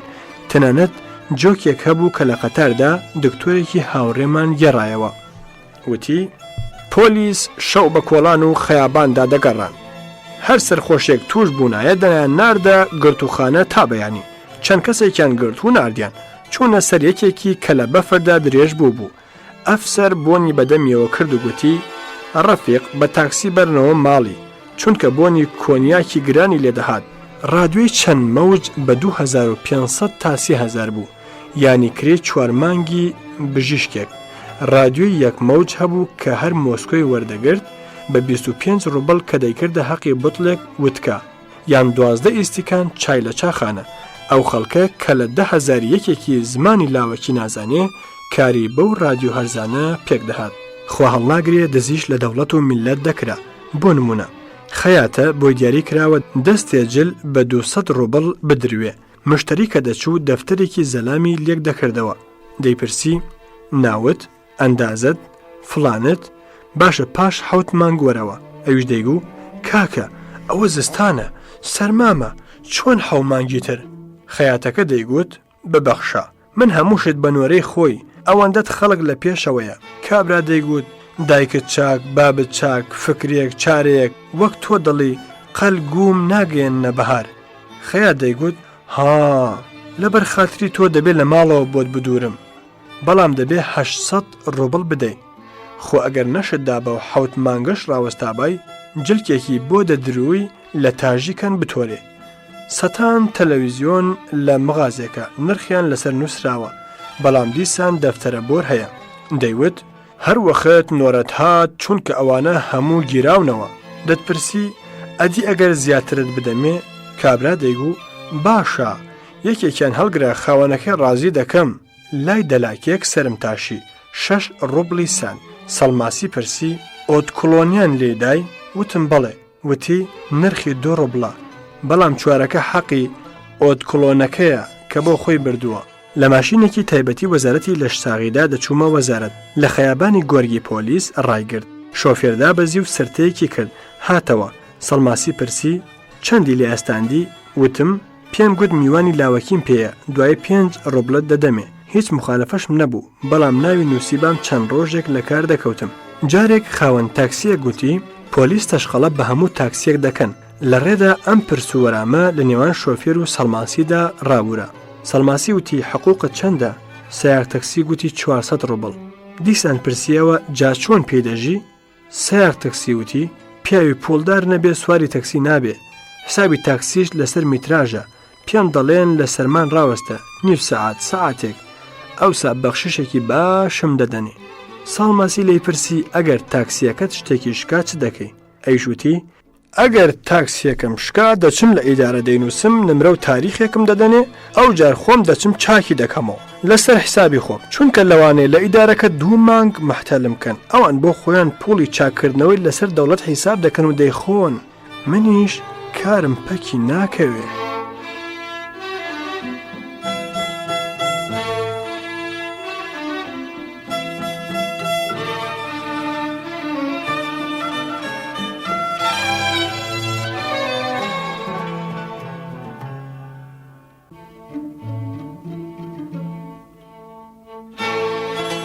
خۆشەویستان هەژار بەردەوام ئەبێ لەسەر گێڕانەوەی بەسەرهاتی ژیانی خۆی ئێستا لەو کاتەدایە کە لە وڵاتی رووسایە و لە گەشتەکەی بەردەوامە هەژاری مکریانی دەنووسێ لە شوڕەوی کەسێکاری دەوڵەتی نەکردبا بە زۆر نەدەخرا بەرکار بەڵام حقوق نەبوو وەستای تەلەفۆن و تەلەڤیزیۆن و رادیۆ چاکردنەوە هەبوون کە ئازاد بوون و لە ماڵان کاریان بۆ پەیدا دەبوو ژن هەبوون دەبوونە کارەکەری ماڵان بەڵام دەبۆیە وەک کرێکاری دەوڵەت ڕۆژێ 8 سەعات کار هەفتەی 2 ڕۆژ و چند ساڵی مانگێک مەرەخەسی بە حقوقەوە وەرگرن سەڵماسی کڵەفتێکی وای هەبوو کە وەک فیرعون حکمی دەکرد شەوێک لە دانیشگای گردی لینین چوو بووینە داوەتی خوێندکاران مەشروب هەبوو نان نەدرا سەعات 12 هاتینە دەر زۆرم برسی بوو وتم سەڵماسی تازە نان دەست ناکەوێ دێمەوە ماڵە ئێوە نان دەخۆم و هەر لەوێش دەنوم ئەویش وتی جێگەی خەومان نییە وتم کاکە دەچم لە ژووری کڵفەتەکە دەخەوم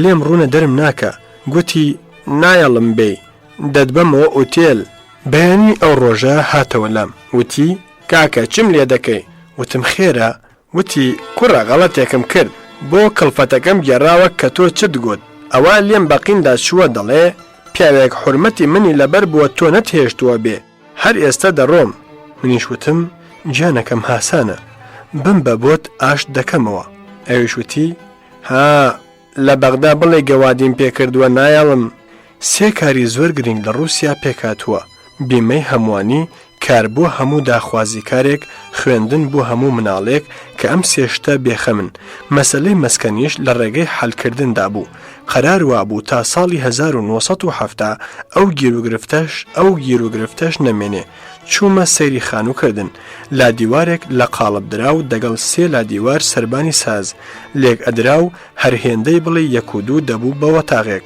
دەیانگوت واهەیە نهۆمێک لە زەوین لێک دەدەن و دەیبەنە سەر نهۆمێک کە من ئەوەم نەدیت خانوو زۆر گەورن هیوایە جێگەی سەتان ماڵە ئاسانسۆر هەیە تەلەفۆن بۆ چەند ماڵێک هەیە گاز لولەکێشی کراوە دەوڵەت لە سەدی شتێکی کەم لە حقوق دەبڕێ وەبەری دەخا ماڵەکان چکۆڵن لە وەتاغێک و ئاشپەزخانەیەکەوە تا 3 وتاغ هەیە بێساڵۆن چەند ماڵ لە کۆریدۆرێکدان دەرگایان بەرامبەری یەکە کابرا دەبێ هەمیشە دەرگا پێوەدا ئەگەر نەیەوێ ژووری ماڵی ببینن کە ئەمە ڕەنگە بۆ خەڵکی دەرەوەی خاوەن ماڵ زۆر ناخۆش بێ بەڵام لەوێ ئەگەر ئەمە دەستکەوێ نیعمەتە لە سەرمای زۆر سەختدا و لە گەرمادا بازار و میترۆ و ئۆتێل لە مەرکەزەوە گەرم و فێنک دەکرێنەوە ڕۆژ بەگشتی و مەسکەوی و لینینگرادی زۆر تەرپۆشن و جلکی جوانیان زۆر حەز لێیە هەرچی دەستیان کەوێت لە پۆشاکی جوانی خەرز دەکەن سینەما و تیاتر مایی سەرگرمی هەمووانیە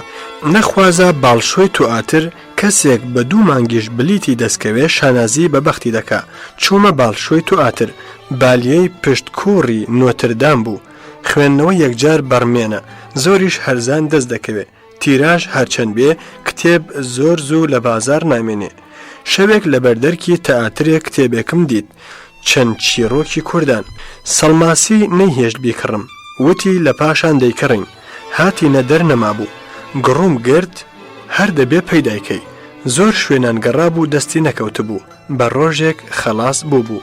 بە تێکڕایی خەڵکی شار دەگەڵ خەڵکی لادێ زۆریان فەرق هەبوو.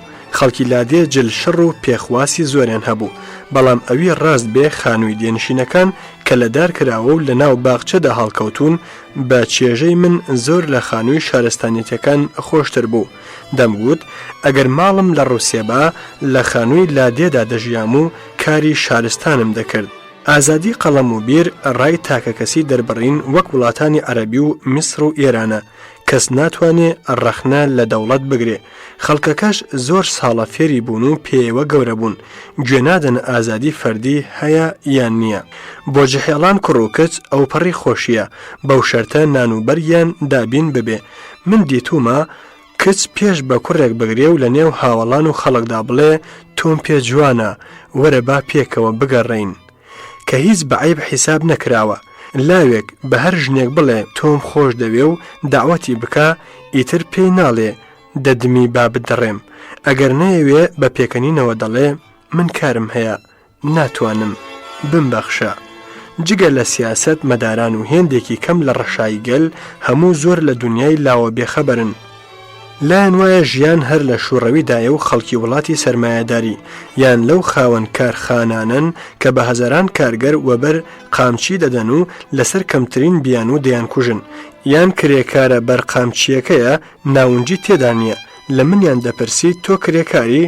منیش دەمگو نەخێر دوکانی خۆم هەیە. دەیان گوت چەند هەزار کرێکارت دەبەردەستدایە؟ دەموت هیچ، هەر خۆم بەتەنیام. دەیانوت باوەڕ ناکەین، دەی چەند پەیدا دەکەی؟ دەمگوت ڕۆژێ حەقی کوڵێکی بەری پیاو. ئەوانیش دەیانگو ئای لەو قسە درۆیە. ڕۆژێک لە باخچەی ئاسایشگا ژنێک پزیشکی منداڵان بوو، پڕی بە چنگێک گیادا کرد، پرسی لە عێراق شتیوا هەیە؟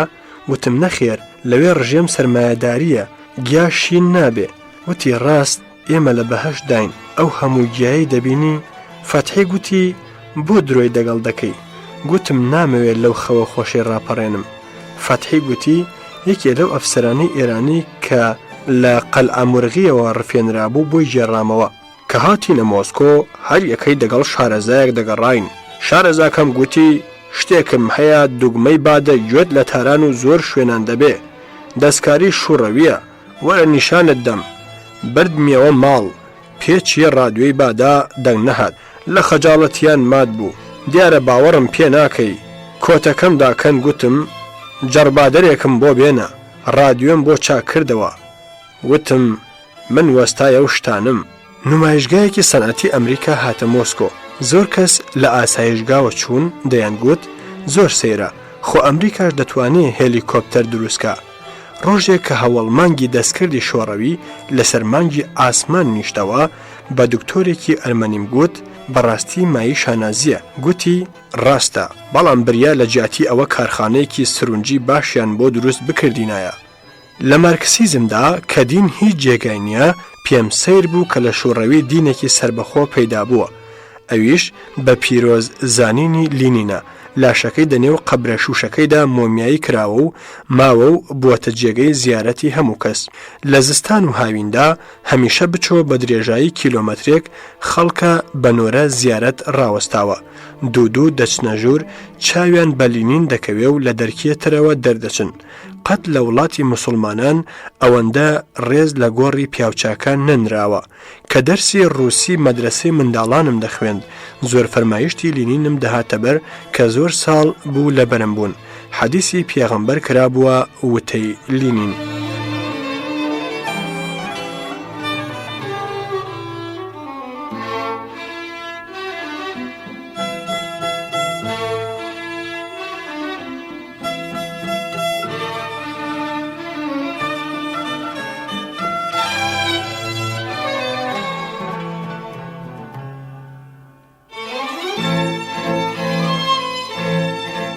ڕۆژێک چوومە کتێبخانەی لینین لە مۆسکۆ.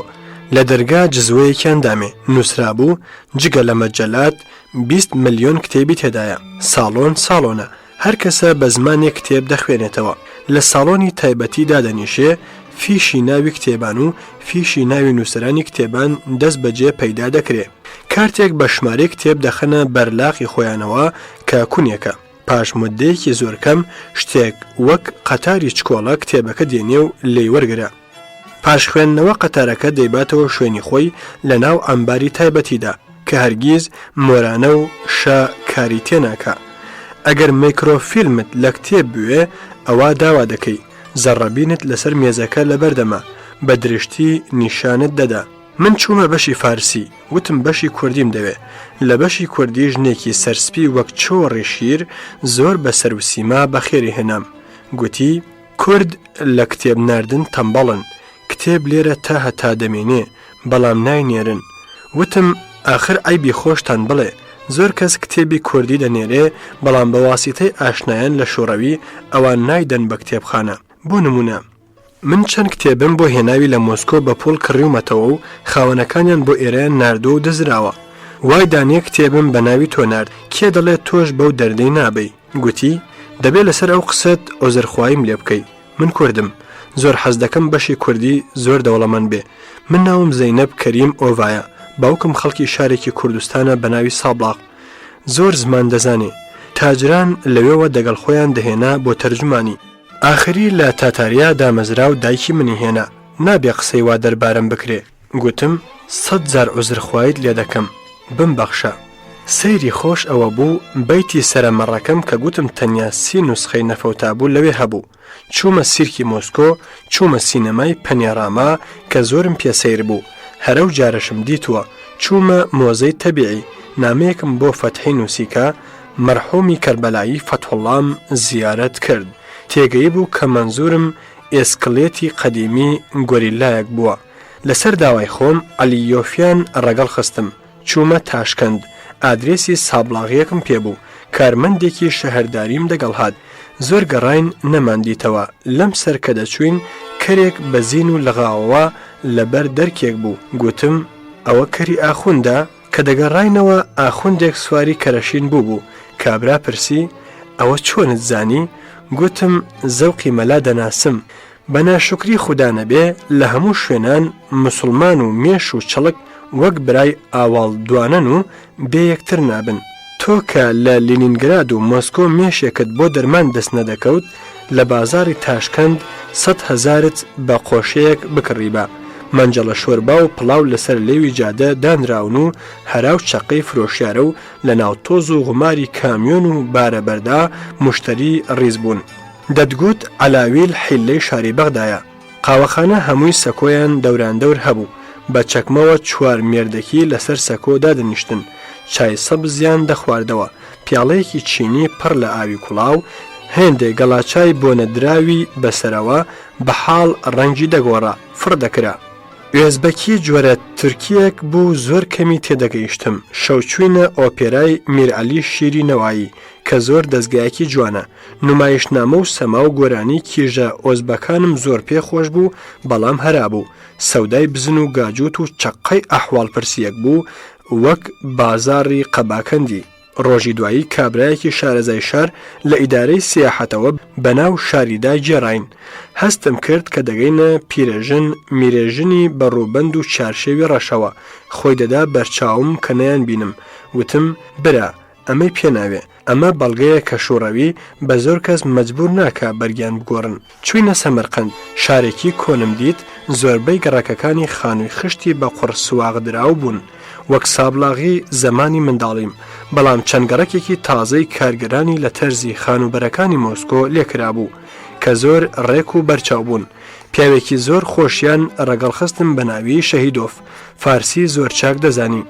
چووینە زیارەتی قەبری قوسەم بن عەباس کە سەرداری ئەسحابان بووە و لەوێ شەهید کراوە. بە سەدان ژن بە منداڵەوە هاتبوون، 40 دانەیان دەگرتەوە، نیازیان لێدەخواست. شەهیدۆف گوتی بێچارە دایکم، ئەوە 4 شەمۆیە دێتە ئێرە و نیازی ڕەوا نابێ. پێم وت چۆن؟ وتی ئەو پلەکانانەی بۆ مەرقەد دەچن 21 پلەکانن، ئەگەر لە سەرکەوتن و دابەزیندا هەر 21 بن نیاز ڕەوایە.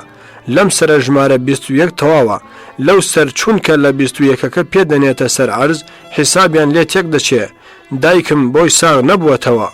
چووینە سەرقەبری تەیموری لەنگ، گونبەزێکە تابلۆیەکی لەبەر هەڵقەندراوی بەسەر دەرگاوەیە لە سەرداوی گونبەزدا گۆڕی تەیموور و باقڵم دەکەس لە خزم و مامۆستای دینیەکەی تاجددین نێژراون بە هەنگاو دەوری گۆڕەکەم پێوە. شاهیدۆف پرسی نیازت چییە؟ وتم ئەو کابرایی بە ئاوات بوو زەمینێکی دیکەش هەبوایە ئەویشی داگیر بکردایە و بیخستایەتە سەر سەمەرقەند. ئێستا لە 10 هەنگاو زەمیندا خیڕەی لێنایە. چوومە سەیری ڕەسەدخانەی شارۆخ میرزا کوڕی تەیموور، قەبری زانایەکی ڕووس لەو نزیکە بوو.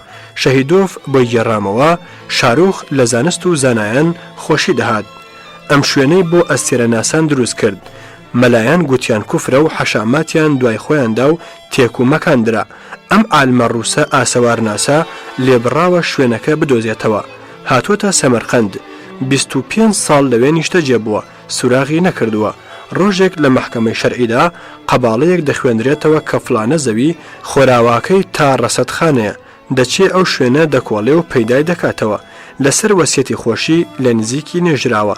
بەداخەوە ناوی زاناکەم لەبیر نەماوە، بەڵام ئافریم بۆ ئەو هەموو حوسڵەیە لە ڕێگەی زانستدا.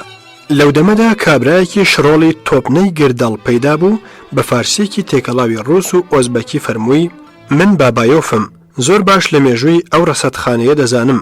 قەدەریە چەنەی لێدا من هیچ. شەهیدۆفیش دەنکێکی لێ تێ نەگەیشت. پۆڵێکمان نایەمستی و زۆر سوپاسمان کرد. چووینە دیتینی ڕێگستان کە 2 مزگەوت و مەدرسەی فەقی زەمانی تەیموور بووە.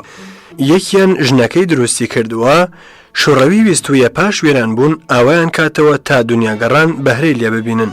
دوودام و دەستگای زۆر جوان و بەرچاون لەو دەمەدا وەستا و فعلەکاریان لێ دەکرد. بە قسەی شەهیدۆف وەستا لە کشمیرەوە هێنراوە کە کاشی کاریەکان سازکاتەوە و کرێکارەکان فێری سەنعاتەکە بکە. داستانێک دەناو ئۆزبەکاندا هەیە کە بیبی خانم ڕێگستانی بنیاتناوە تا کە تەیموور لە هیندستان گەڕایەوە پێشکەشی بکە. کارتەوە بووە بە وەستای گوتووە حەقت چەندە؟ گوتوویە جاریەیەکی جوانت دەدەمێ. قبولی نەکردووە. خانم ماچێکی لە لاڕوومەتی داوەتێ. جێماچ بووە بە خاڵێکی ڕەش و پان و زۆر جوان. وەستا لە ترسی ئەوە کە تەیموور پێی بزانێتەوە چووەتە سەربان و لە شەقەی باڵانیدا و فڕیوە. کەس نازانێ بۆ کوێ چووە. شەهیدۆف گوتی پەیامنێرێکی ئەمریکایی هاتبووە سەیری ڕێگستان. کاتێ وتم بیبی خانم نامیلکەیەکی لێ کردەوە، گوتی دیدی خانم نووسراوە، تۆ دەڵێ بیبی خانم. هەرچی کردم ئەو هەر باوەڕی بە من نەکرد.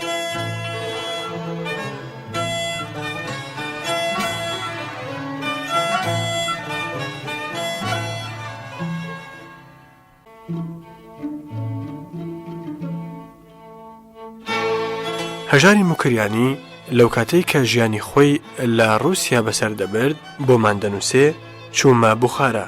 ئەویش وەک سەمەرقەند لە شارە هەرە کۆنەکان و هەروەک خۆی مابوو. جگە لە گەڕەکی کارگەران بازاری قەیسەری تاریک و تنۆک بە ڕۆژ دەبوو چرا لە دوکاناندا هەڵکەن. ئەوەندەی مزگەوت و منارە لێیە پیاو خەیاڵ دەکا کە هەر بەدەماڵ مزگەوتێکیان هەبووە، کۆڵان سەنگفەرش و تەنگ و باتەقەتەق. زۆربەی مزگەوتەکان کرابوونە ماڵی ڕەشوڕوتان. هەر حوجرەیەکی فەقێ ماڵێک و پانایی مزگەوتیش بۆ چەند ماڵ تیغەی قوڕ و دارکرا بوو. کاتێک کە تازە چوو بوومە رووسیا لەشی ستالین دەگەڵ لینین بە مۆمیایی کراوی دانرا بوو. بەڵام لە دواییدا زەمانی خرۆشۆف لاشەکەیان نازانم چ لێ کردبوو. کۆتەڵەکانیشی لە مەیدانی هەموو شاران لابرا بوو. لە مزگەوتێکی بوخارادا کۆتەڵێکی مەرمەڕی ستالینم دیت بە دیواری مزگەوتەوە هەڵپەسێرا بوو. گوتم ئای سەگ و مزگەوت. شارەزامان لەلایەن شەهردارەوە پیاوێک بە ناوی شاهیدۆف سەرپەرستی کتێبخانەی شار بوو. فارسی باش دەزانی، تا ئەندازەیەکیش کوردی سولەیمانیانە فێربوو بوو. دەیگوت زۆرم گوێ لە رادیۆ کوردی بەغداگرتووە و لە خۆمەوە فێر بووم. لە مزگەوتێکیشدا جەحیاڵان بلیاردیان دەکرد. گوتیان مەدرسەی دینی بە عارەبی لە مزگەوتی میرعەرەب هەیە. بیبینە چێشتەنگاوێک دەگەڵ شارەزاکە و عەلیۆف چوین. چەند مەلایەکی ملئەستوری گوێڕەپ و تێکسمڕاو لامل بەدەرەوە لە دەرکە سەفیان بەستە بوو بۆ بەخێرهێنانم. چوومە ژوورێک نزیکەی 20 لاوێکی پتەوی بەشان و باهۆی 18 و 20 ساڵە هەرکەسە کتێبێک لە پێش. مامۆستاکەیان بەسەرەوە هەڵوێستا بوو. پێیوتم من خەریکی دەرز بووم بمبەخشە بە پیرتەوە نەهاتم. منیش وتم دەی مامۆستا تێکی مەدە دەرسەکەت بڵێ. ئەویش وتی دەی کوڕم بسم الله بێ حرفی جەر مزاف بۆ ئەڵڵایە ئەڵڵاش مزاف ئیلەیهیە. دەستم هەڵێنا وتم مامۆستا ڤیتۆ قوربان وا دیارە هەر ئەمڕۆ دەستکراوە بە تەدریسی عەرەبی. ئەو مزاف و جەڕ و مەڕە دەبێت دوای 2 ساڵ تەدریس بۆ مناڵ بگوترێ. بە بڕای من ئەو پاڵەوانانە بچن لە مەزرا کار بکەن لەوە چاترە کە لێرە گوێ لەو جادووە بگرن. مامۆستا بە مینگە شتێکی فەرموو نازانم گوێنی پێدام یان چی تێرمان چاو شیرینی خوارد و دەرکەوتین. بازاڕی گوندیانم پێسەیر بوو. لە ڕۆژێکی حەوتودا بە هەزاران گوندی دێن و لەوێ دەفرۆشن و دەکەڕن. زۆرم ژنی بە چارشێوی ڕەش و ڕووبەندەوە دەدیت. بەڵام دیمەنی ژنێکم پێسەیر بوو کە لەو بازاڕە لە بن ڕووبەندەوە کە ڕووبەندەکە وەک حەسیری دیواری وایە جگەرەی دەکێشا. دووکەڵ بە کونی ڕووبەندەکەدا دەردەچوو. دەتگوت کارخانەیە و کار دەکا. لەو دەمەدا 2 کەسم لێ پەیدا بوون. گوتیان زیارەت هەیە لێت بکڕین. لەو دەمەدا عەلیۆف هات. نازانم چۆن هەڵاتن و خۆیان ون کرد. وتیان ئەوانە دیارە قاچاق چی بوون. سەری شەو دەگەڵ عەلیۆف چوینە ترێکەڕین. ترێی زۆر خراپ هەبوو. کیلۆی بە8 ڕوبڵ. وتم ئەگەر ترێی چاکترم بدەیەی زیادت ئەدەمێ. ترێی هەرە چاکی حوسێنی و ساحیبی لە پشت دوکان هێنا. کیلۆی بە 12 ڕوبڵ. شەو لە عەلیۆفم پرسی تۆ تێزەکەت چییە؟ گوتی زمانی تاتم هەڵبژاردووە بەڵام هیچم بۆ بە هیچ ناکرێ. کەس نییە مانای وشەکانی کۆمکردوونەوە بزانێ. ئەگەر تماشام کرد کوڕە ئەوە هەمووی ئەگەر فارسی نەبێ کوردی و کرمانجی و لوڕی تێکەڵە. عەلیۆف لە خۆشییان گەشکەی کرد و ئەو شەوە هەمووی بە ماناوە نووسینەوە. لەناو بازار دەگەڕاین نەجارێک بلوێری لانکی کچانی دەفرۆشت. یەکێکم هەڵگرت گوتم بە چەند؟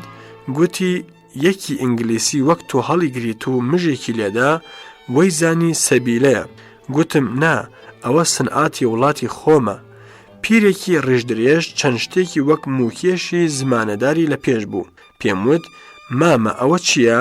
وتی ئەوە چەنگە. وتم یانی چی؟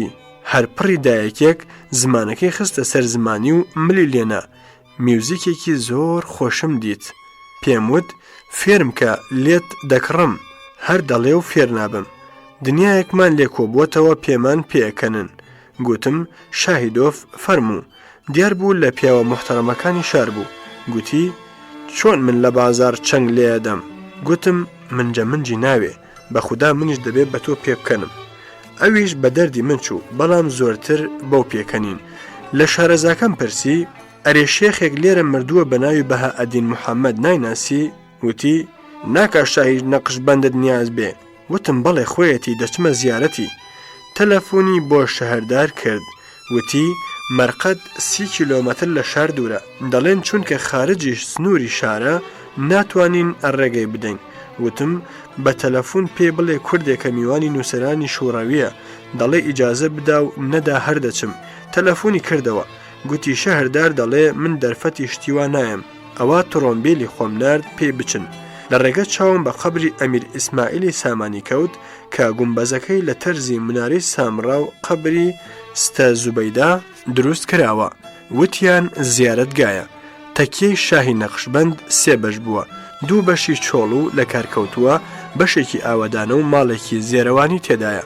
قەبرەکە لە ناوەڕاستی حەسارە بە سیمان بڵند کراوە باڵا پیاوێک پتر. گۆیا حەوزێکیش لە حەسار بووە. خەڵک ئاوەکەیان بۆ متەفەڕێک بردووە. دەوڵەت لە ترسی میکرۆبی ناو ئاو پڕی کردوێتەوە و شێرەی لە جێداناون. بۆ یەکەم جار لە رووسیا سوالکەرێکم لە دەرگای مەرقەد دیت. سندوقی نەزرێکیشی لێبوو. 100 ڕوبڵم تێهاویشت. شۆفێرەکە کە رووسێک بوو 25 ڕوبڵی تێهاویشت. شاهیدۆف پرسی ئەوە موسڵمانە تۆ چی کە رووسێکی؟ گوتی دەگەڵ زۆر کەسان هاتووم هیچیان پۆڵیان دەو سندوقە نەخستووە. بەکاری ئەمە دڵم گەرم داهات منیش بەشی خۆم تێخست. لە ناو جادەی بوخارا دووەمین سوالکەرم دیت کە بە زمانی ڕووسی دەیگوت هاو نیشتیمانی یاریدەم بدا. ئیتر ئەوەندەی لە رووسیا بووم تازە چاوم بەگەدا نەکەوتەوە. لە وڵاتی ئۆزباکستان کە گەرم و نەرمان و بەراوە زۆربەی حاصڵاتی پەمە و ترێ و مەرداری و دەغڵ و دانی وڵاتی شوڕەوی لەوێ پەیدا بێ. خەڵکەکەی لە چاو ڕووسەکان زۆر دەوڵەمەندن، بەڵام بەناشکری نەبێ وەک ئارەبان پیس و چڵکنن، دەڵێن پۆڵیان دەدەن بە زێڕی ژنان و مافورەی باش. لە هەر کوێش کام کاری زۆر گرانە کارگەری ڕووس دەیکەن. مسلمانەکان زۆر تەمبەڵترن، پێم وابوو کە دەڵێن ڕووس برا گەورن جێی خۆیەتی، زۆر بەکار و زۆر خاکی و بێدەعەن. لە بوخاراوە تێلگرافم بۆ حەمید خوسرەوی کرد کە بەیانی سەعات 11 وەرە ئوتێل تۆریست لە تاشکەند. سەعات 12 تەلەفۆنێک لێدا، وتی ئەزبەنی ئەس حەمیدم کاک هەژار تە چاوانی. وتم کاکە ببەخشە حەمیدەکەی من سابلاغیانە قسەیەکە، جەنابەت کێی؟ وتی کوڕۆ ئەزم ئەز. حەمید دەگەڵ بارزانیان ژیا بوو، زاراوەی ئەوانی هەڵگرت بوویەوە و هی خۆی لەبیر چوە بووەوە. حەمید وتی مهندسی وەرزێریم، هەموو ڕۆژ کە دەچمە مەزرایە چەمەدان دەگەڵ خۆم دەبم، چونکە نوێژی جومعەیان دەگەڵ دەکەم. خۆشیان دەوێم و چەمەدانەکەم بۆ پڕ دەکەن لە بامیە و باینجان و سەوزەوات، یانی لە دەوڵەتی دەدزن و دەیدەن بە من.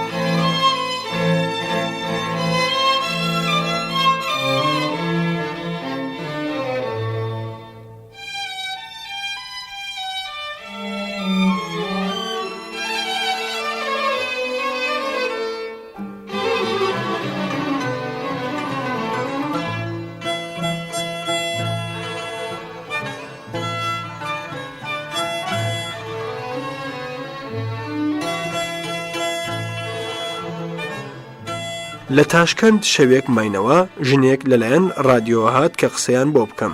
گوتم بە کوردی خۆم قسەیەکەم، پێک نەهاتین. پاش ماوەیەک هاتەوە، وتی زۆر تکات لێیەکەن بە فارسی قسە بکە، چونکە کەسی وامان نییە کوردی تەرجمە بکە. بە فارسی هەندێک قسەم کرد کە من بە منداڵی لە کوردستان لە چیرۆکی کوردانەدا زۆرم باسی سەمەرقەند و بوخارا بیستە بوو. ئارەزوم بوو ئەو دوو شارە ببینم کە هاتیشم تێگەیشتم کە وڵاتە جوانە ساڵهای ساڵ وەک کوردستانی خۆم ژێر چەپۆکی بێگانە بووە، وەک کورد بەدیلی ژیاون. با جوانانی ئەمڕۆ داستانی کۆنە پیاوان لەبەرکەن و کارێک نەکەن بگەڕێنەوە ژیانی دیلی و کەساسی و بە دەردی کورد نەچن. سوپاسیشم لە شارەزاکانی بوخارا و سەمەرقەند و شۆفێرە ڕووسەکە کرد. ژنەکە ڕۆیشت و 400 ڕوبلی بۆ هێنم.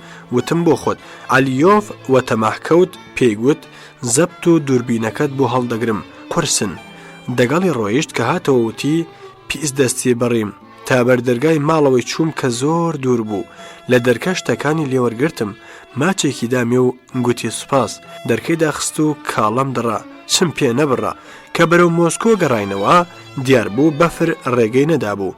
لە فڕگەی تەفلیس دابەزین، هەموو حەمباڵ و گەسک لێدەرەکان کورد بوون. لە کافەی فڕگا سێ کەس کە ئەلیۆفیان دەناسی هاتنە لامان. ئەلیۆف بە یەکیانی گوو تۆ تاتارێکی زۆر قابلی، بەڵام بەداخەوە زمانی خۆت لەبیر چووەتەوە. کابرا یەخەی ئەلیۆفی گرت و گوێنی پێدا، وتی پێم بڵێ چۆنە و تەوهینم پێ دەکەی؟ لێت قبول ناکەم، نا هەرگیز لێت قبول ناکەم. تاسوفەکەیم پێسەیر بوو، چونکە تەنانەت گەسک لێدەری کۆڵانی بوخاراش پێکەوە بە ڕووسی قسەیان نەکرد. هەمیشە گەلانی کەمینە لەناو زۆرینەی بەدەسەڵاتدا دەتوێنەوە. جا با برا گەورەش وای نەوێ. شەودرەنگێک گەیشتینە مۆسکۆ، لە باکۆڕە نووسی بوویان سەرمان بدەن. میدیۆف وتی هەریەکێتیەک لە شوڕەوی بودجەی سربەخۆی خۆی هەیە، زیاد لەوەی کە سەری ساڵ بۆی دانراوە ناتوانێت خەرجکە.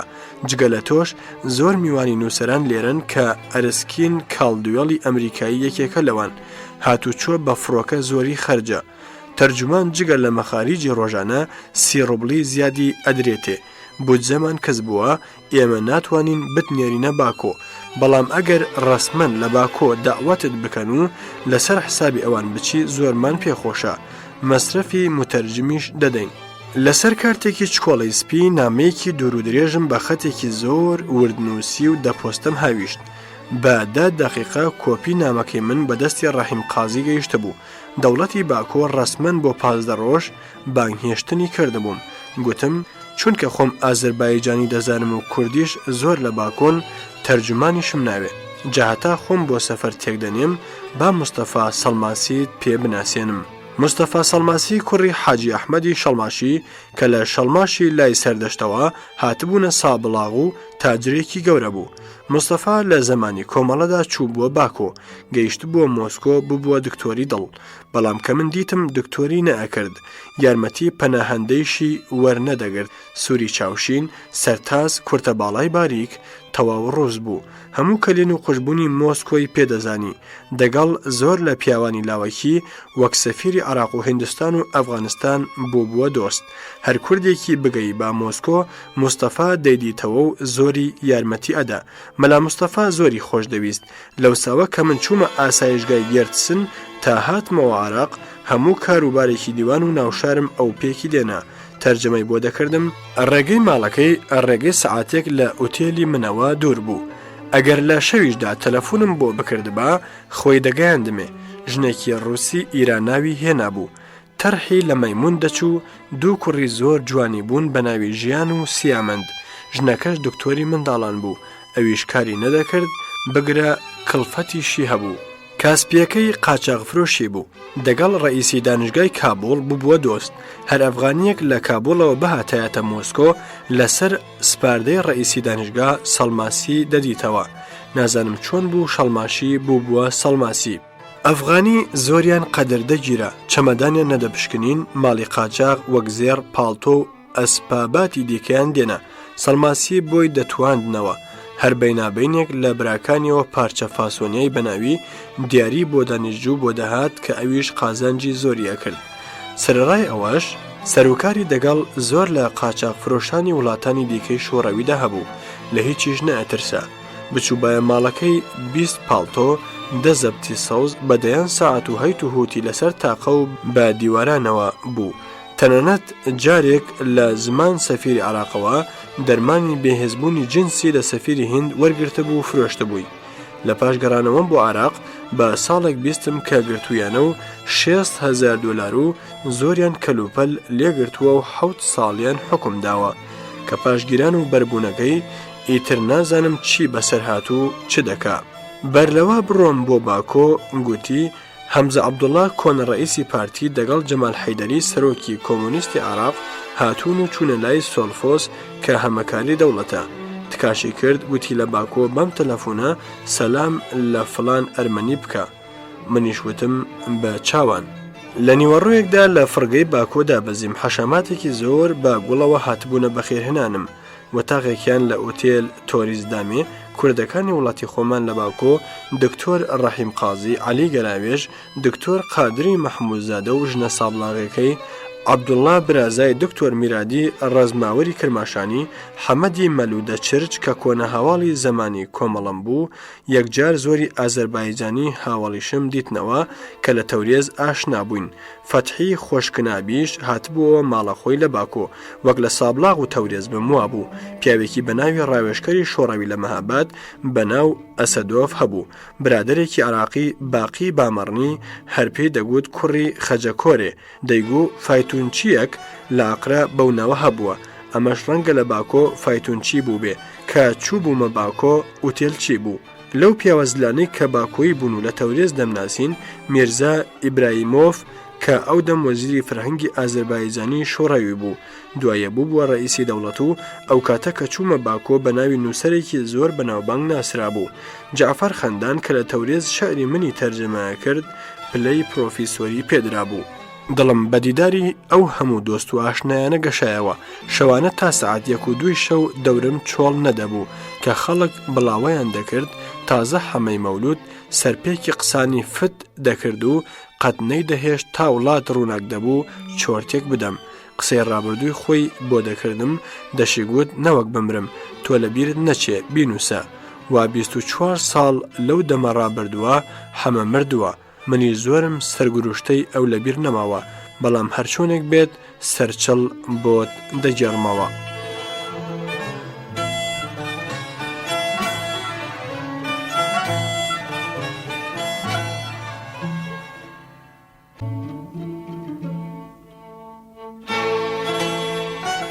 هەژاری مکریانی لە گێڕانەوەی سەرگوزەشتەی ژیانی خۆیدا باس لە حەمەی مەولود دەکات و دەڵێ هەرچەندە 24 ساڵ لەو دەمەوە ڕابواردووە و ئێستا هەمەی مەولود مردووە، منی زۆرم سەرگوزشتەی ئەو لەبیر نەماوە، بەڵام هەرچۆنێک بێ شتێکتان بۆ دەیژێڕمەوە. جارێ بابزانین هەمەی مەولودم لە کەیەوە ناسیوە. هەمە پیاوێکی نەخوێندەوار، دز، زۆر سەرشێت و شەرفرۆش بوو، سابلاغی وەزاڵە هێنابوو. دزی بە ئاشکرای دەکرد جارێک دەچێتە ژوور لە ماڵە جوولەکەیەک، جوولەکە دەگەڵ ژنەکەی نووسون. حەمەد دەستە نوێنێک هەڵدەگرێ، پانەوپان لە دەرکەوە ناچێ. جوولەکە بانگ دەکا: کاکە هەمەگیان، تیلاوتیل ئاوا بۆت دە دەرکەوە ناچێ. لە دامەزرانی ژێکافدا هاتە حیزبەوە. پیاوێکی زۆر بە بەڕشت و مخلیس بوو. ژێکاف کە دەپێشدا خەڵکی ئەترسان، تفەنگ هاویشتن و ترساندن لە عۆدەی حەمەد بوو. دەگەڵ هێزی چەکداری کۆمەڵە لە هاوکارە هەرە ئازا و بەکارەکان لە شەڕی مەکڵاوی دەوری سەردەشت لە ئەترافی سەقزناوی دەرکرد. پڵنگێک بوو لەبەر 1000 کەس نەدەپرینگایەوە. هەموو زۆرمان خۆش دەویست. ئارەقخۆرێکی بێوێنە بوو. پیرە پێشمەرگەیەک بۆی گێڕامەوە کە حەمەد لە مەکڵاوێ دەناو ماڵێکدا قەتیس مابوو. دوژمن دەوریدا بوو، ئاگریان بە ماڵەکەوە نابوو. چەند کەسێکی گیانباز خۆمان گەیاندێ. دیوارمان بڕی، پێمان وت: حەمەد وەرە خۆت خەلاسکە. ئەویش وتی: ها، ئارەقتان بۆ هێناوم، ئەگەر نەتان هێناوە بڕۆن، من هەڵ نایم. دوای ئەوە قازی خۆی تەسلیم کرد و بارزانی بەرەو شنوە کشانەوە. حەمەد ڕەگەڵیان کەوت و لە هەموو شەڕەکانی دەوری قارنە و دەشتی شنوەدا زۆر بە ئازار ناوی دەرکرد. ئەویش وێڕای شێخ ئەحمەد و بارزانیەکانی کە چوونەوە عێراق خۆی تەسلیمی عێراق کرد و 2 ساڵ لە کەرکووک گیرە. پاش حەبس ماوەیەکی زۆر سەرگەردان مایەوە. بیستبووی کە شێخ لەتیف بۆ ناسریەی لای بەسرا دوورخراوەتەوە، خۆی گەیاندبوویە. با خێری ناسەلامەتی بووە چێشت لێنەر و پیاوی بازاڕی شێخ. شێخ لەتیف دەیگو: دەماڵی کولی کردبووم و نەمدەوێرا هیچ متەق بکەم. زۆرم شێخە عەرەب و پیاوی گەورەی کورد لێ میوان دەبوو، چێشت یان زۆر سوێرە یان زۆر بێخوێیە. کە پێمان دەگوت: کاکە حەمە بۆ وات کردووە؟ دەیگوت: وەڵا چی بڵێم یا شێخ، ئەو میوانانم پێی خوێن تاڵ بوو. کاڵەکی دەکڕی هەمووی قاش دەکردن، کامی بێتامە لەبەر من و میوانانی دانا. ڕۆژێک ئیشتیای گونەبەرانم کرد. حەمەد ڕۆیشت پڕی بوخچەیەکی هێنا. وتم: ئەو هەمووە چییە؟ وتی: کوڕە هەر لێی گەڕێ. چوون بە قەسابەکەم گوت: گون تێم نەگەیشت. هەردووک دەستم کردە گوێ و باڕاندم و دەستم بۆ گونی کابرا برد. چەندین قەسابی بان کرد و بۆی گێڕانەوە. هەر کەسیان چەندی گون لەلا بوو هێنایان و قەرارە هەموو ڕۆژ بۆم کۆکەنەوە و پوڵیش نەستێنن. لە بەغدا شاگرد ئەکاس بووم. ڕۆژێک لەبەر دەرگای دوکان وێستا بووم. حەمە پەیدا بوو. وتی: هەژار، دینت وا لێ دەکەم، دنیات بۆ گەڕام، وازم لە شێخ هێنا. بردمەوە مەنزڵەکەم کە دەگەڵ حەمەی ڕەشادی پێکەوە بووین. شەوێک حەمەی ڕەشادی 4 برادری تری لەسەر شەڕەفی حەمەی مەولود داوەت کردبوو. سفرەی ئارەقیان سازدا. پێیان وت: کاکە حەمەد فەرموو. ئەویش وتی: کاکە، ئەم جیقنە ئارەق خواردنەوەم بە کەیفێ نییە. ئێوە بخۆنەوە تا نۆرەم هات بۆم دە و قاپە قوڵە بکەن. پتر لە نیو بوتڵ ئارەقی بۆ کۆ ببووەوە. بە یەکبین بەسەریەوە ناو یەک جێ تەخت لێی کەوتو تا بەیانی درەنگ وەهۆش نهاتەوە. چەند ڕۆژێکی زۆر خۆشمان پێکەوە ڕابوارد. ئێوارەیەکی سەرماکە چوومەوە. حەمەد خۆی ساز کردووە دەڕوە. ڕەشادی گوتی: دەترسم دڵی لە ئێمە ئێشا بێ. گوتم: نا، حەمەد چەند ساڵە دزی و چەتەی نەکردووە، فیل کەوتووەتە یادی هندستان. حەمەد گوتی: ئای ڕەحمەت لە بابت، بە خودا بۆیە دەڕۆم. لە گوندی خەلان لە نزیک سنووری ئێران بووە میوانی شێخ عەلاءەدین. وەزارەتی دەرەوەی ئێران چەند جارێک لە عێراقی خواستووە کە حەمەی مەولودە چرچ زۆری سەرباز و پۆلیسی ئێمە کوشتووە و دەگەڵ بارزانیان هاتووەتە عێراق. بماندنەوە، فایدەی نەبووە کە زانراوە وا لە خەلانە قۆڵیخانی قەرەپەپاغ و سەرهەنگێک دەنێرنە ڕەواندوز.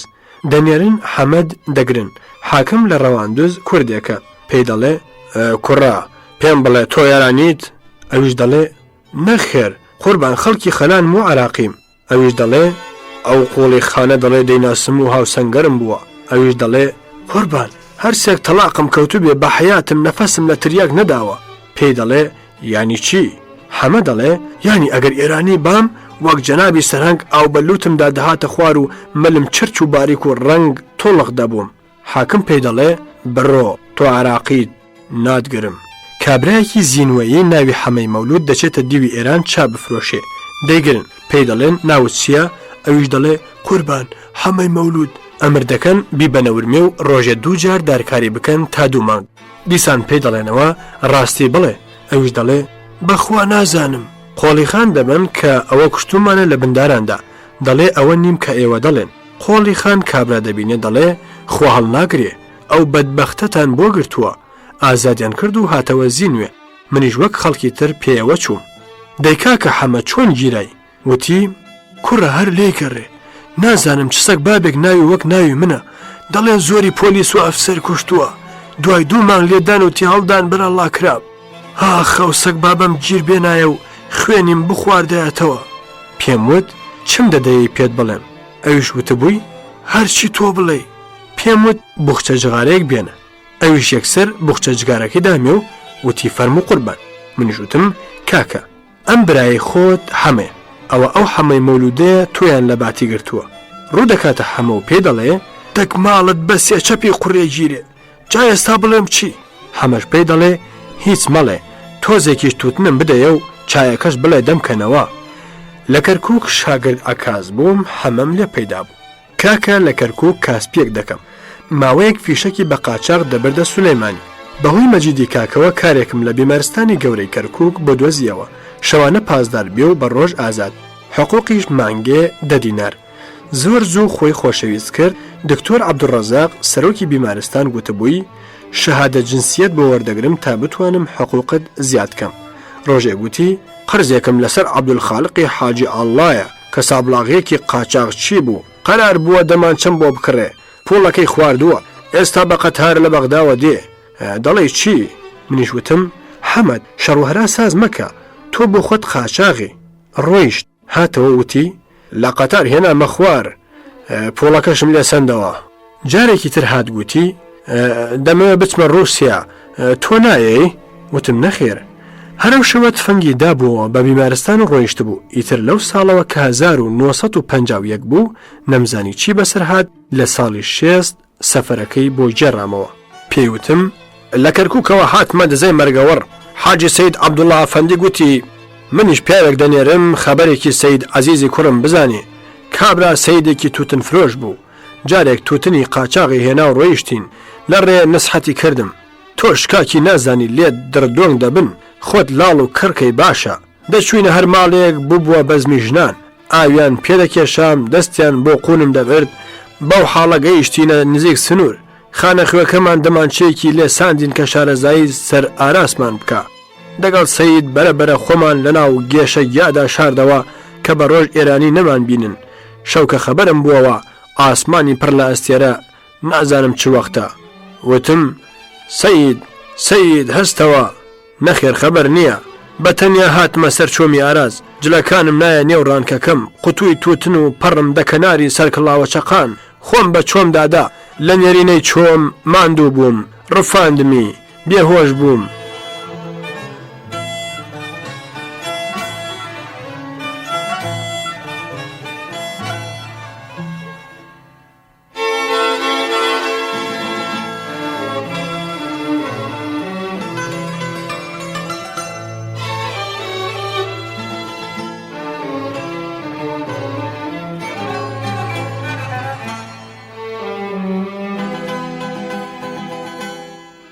بەرە بەیانێکی تاریک چاوم هەڵهێنا ڕوت نەڕانێک نەکڵاو لە ڕان بەرەو ژوورم لەسەر ڕەمل و لاقم لە ئاودایە چرا دیارن خوایە ئێرە ئێرانە یان رووسایە سەگ بابێک جارێک فێری 2 کەلیمە ڕووسی کرده بووم ملم لێنە ئیدی سوودا واتە وەرە ئێرە وەرە ئێرە لە پڕ 6 سەربازی ڕووس ڕووی تفەنگیان تێکردم و دەستیان بەستم دەلەرزیم یەکیان پاڵتۆکەی خۆی بەشانم دادا هاوارم کرد سیغار چەند نەفەسێکیان بەدەمەوە کردم بردیان مە باکۆ دە حەبسێکی تاریکدا خۆم دیتەوە تاقە 1 نەفەری تێدا بوو لە سوچێکدا کروشمەی کرده بوو سیغار کابرا پاکەتێکی تووتنی ماخۆرکا کە هەمووی قسڵ و زەرنیخە بوو هێنام لە تەڕۆژنامەیەکیشم دیتەوە وەک چای بەقاڵان پێچامەوە و کابرا ئاگری بۆ پێوە نام یەک مژم کێشا هەر ڕاست بوومەوە ملم دەملی کابرانە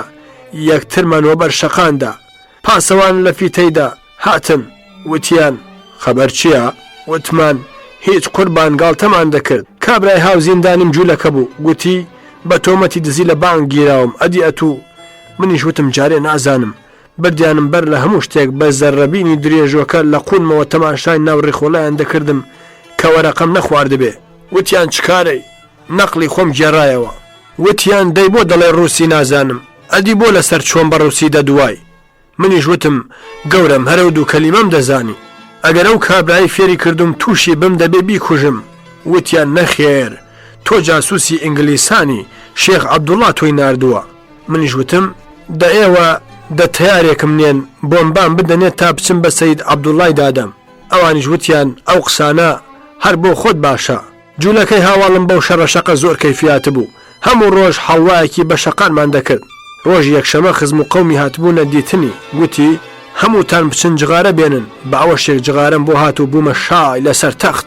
لە باکۆرە ڕایان گوێستم بۆ زیندانی فلان لەوێەوە بۆ فلان شار ئەو کات ڕەنگە حەمە ناوی 50 شاری گوتبێ کە لە بیرم نەماون لە زینداندا ئەفسەرانی ئەڵمانیش هەبوون زۆر خۆش دەژیان لە تاوهەڵاتنەوە دەهاتنە بەر تاو وەرزشیان دەکرد جگەرەی باشیان هەبوو دوای ئەوان بۆ نیو سەعات ئێمە دەچوینە حەسار قونچکە جگارەکانیانمان هەڵدەگرتەوە زیندانیەکی ڕووسمان دەگەڵ بوو نەقیزەی دروست کرده بوو تا من دوو قونچکم هەڵدەگرتەوە ئەو هەمووی دەچنینەوە خاک ئەندازێکی ئاسنم لەسەریدا نۆقمەی خوێنم کرد لەوێش ڕایان گواستم نزیکەی 2 ساڵ لەو زیندان بۆ ئەو زیندان ڕاگوێزرام باریان کردم هێنامیانە سەحرای کەرەکەڵپاق چەندین ملیۆن حەشامەتی تری لێبوو کە لە سیبریا و هەموو زیندانەکانی شوڕەویەوە هێنرابوون دەتگوت حەشری نێرەکەرە بەرسی و ڕوت و سەرگەردان بەناو ئەو هەزارە زیلەدا دەخولامەوە بەڵکو یەکێک پارچەنانێکم بداتێ کابرایەکی ئەرمەنی دیار بوو پۆلی زۆرە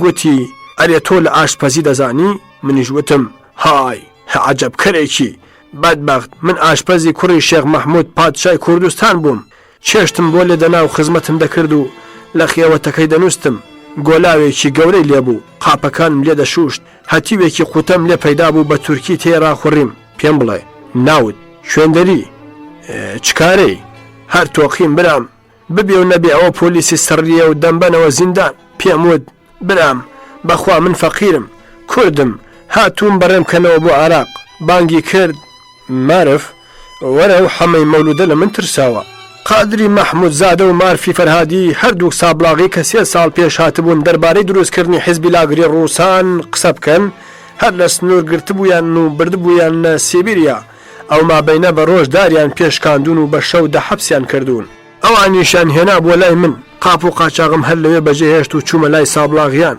ئەوانیان قبول کرد بچنە باکۆ هەوڵیان بۆ منیشدا بردیانمە ئازەربایجان لە گوندێک بەناو کوبا لە 100 کیلۆمەتری باکۆ کرامە پاسەوانی باغاتی دەوڵەت ئەوێم زۆر خۆش بوو بەڵام ڕەحیم قازی ناچاری کردم بێمە باکۆیە حقوقی پەناهەندەگی وەردەگرم خانوم دراوەتێ ئەوە تۆم لێرە دیتەوە منیش پێم وت باشە کاکە حەمە وەختێ لە بەغداوە چوینە خەلان بە هەوای دزی و چەتەیکردن چت بەچی کرد پێیوتم لە خەلانەوە تفەنگێکم پەیدا کرد بە پێشدا بە تەنیا دەچوومە دەوری سابڵاغ لە هەرکوێ ئەمنیەیەک ئەفسەرێکم دەستکەوتایە دەم کوشت و کەلوپەلەکە و ئەسپ و چەکەکەم دێناوە بە دزی دەمفرۆشت پۆلیس وەک چاوێشە لێم دەگەڕان ڕۆژێک خۆم کرد بە چایەخانەی قازیاوادا کە لەو بەری چۆن بوو قاوەشی گوتی نامە خۆت بشارەوە دەستەیەک ژاندارم و شارەبانی هاتن لە تۆیان دەپرسی و ڕەنگە بگەڕێنەوە غارمدا لە بن کەنداڵێک لە ناو سپیداراندا خۆم درێژ کرد شارەبانیەکی کوردی سابلاغی هاتە سەر کەنداڵ ڕاست بەسەر مندا میزی کرد لێ ڕاست بوومەوە پێم وت سەگ بابدەت کوژم ئەویش وتی حەمەد دەخی لە ڕاکە ئەوە لە تۆ دەگەڕێین بۆ شەریکە چەتە بڵوت ناوم ڕەگەڵ کەوت کە ئازەربایجانی و زمانی پیشەوەری ناوبانگی هەبوو قەدەرێکی چەتەی مستەفاخانی خوێڕیاوە بووم ئەویش لە حەبسی کەرکووک ئازاد کرابوو ئەو جار دەگەڵ قالە تەگەرانی و چەند چەتەیەکی تر کە بووبوونە 18 کەس لە ئێران کەوتینە کار جارێک برایمە سووری قاچاقچیمان ڕوت کرد کە دەیانگوت خەبەر بە دەوڵەت ئەدا دووباری بارگین کوتاڵمان لێسان هێنامانە وزەندەرە لە دەشت دەنا و گیشە گیامان خست سبەی هاتینەوە بارمان کرد و چوینە پشتی دەرمانێ لەوێ زانیمان کە گیاخراوەتە جێگەی کوتاڵ و چەند تۆپێکمان لێ دزراوە هاتمەوە تەشقەڵەم دە خەڵکی وزەندەرێ هەڵاند ئاخری بە تفەنگێکی تاپڕ دەستم لە شەربەردا ماڵمان بردە قارەوە دایکە جێکمان پەیدا کرد کە لە بۆکان بۆمان بفرۆشێ ماڵی برد و نهاتەوە مایە باش دەرچوین برام چیت لێ بشارمەوە شەوێک لە پشت تۆرجان لە کێوی وەستا مستەفاوە ناردمانە ماڵی حاجی بابە شێخ کە نانمان بۆ بنێرێ بۆ 18 کەس نۆنانی ناردەبوو قەرارم کرد تۆڵەی لێ بکەمەوە بڕیارماندا ئاغای زەلام زەلام ڕوتکەین چوونە سەر شەهابی بەردە زەرد دەست و لاقمان بەست بردمانە ئاشکەوتێک پەپولە زێڕم دەیە بەرد دەدەم داوای 50,000 تمەنمان کرد مەلاهات و پاش چەقەی زۆر پێکاتین بە 6,000 ڕازی بین پۆڵمان وەرگرت و ئاغا ڕۆیشت و پتر لە 400 تفەنگچی کورد و ئێرانی دەوریانداین کردمانە شەڕ پیاوێکمان لێ کوژرا لە تاریکایی شەودا کە دەورەمان گیرا بوو یەک لە دژمنەکان گوتی وەرن لە لای منەوە دەرباز بن ڕێگەی داین و کەلاک بە کۆڵەوە دەرچوین ئیتر لێک بڵاو بووین خۆم و 3 کەس هاتینە قاوەخانەی گردەبەردان 8 بارگین و ئێستر بەبارەوە بەسترا بوونەوە گوتیان جیازی بووکی حاجی بابە شێخە دەمم هەڵبەست و بارمان برد و ڕۆیشتین گەڕامەوە گوتم بە حاجی بابە شێخ بڵێن هەمەی مەولود ماڵەکەی برد چونکە ئەو بۆ 18 کەس نۆنانی ناردەبوو ماڵمان لە عێراق فرۆشت نامەی حاجی بابە شێخ بۆ شێخ عەلاعەدین هات گرتیانم ئاخر پوشکیان لێ سەدمەوە نەمدەزانی شێخان لەسەر یەکتری دەکەنەوە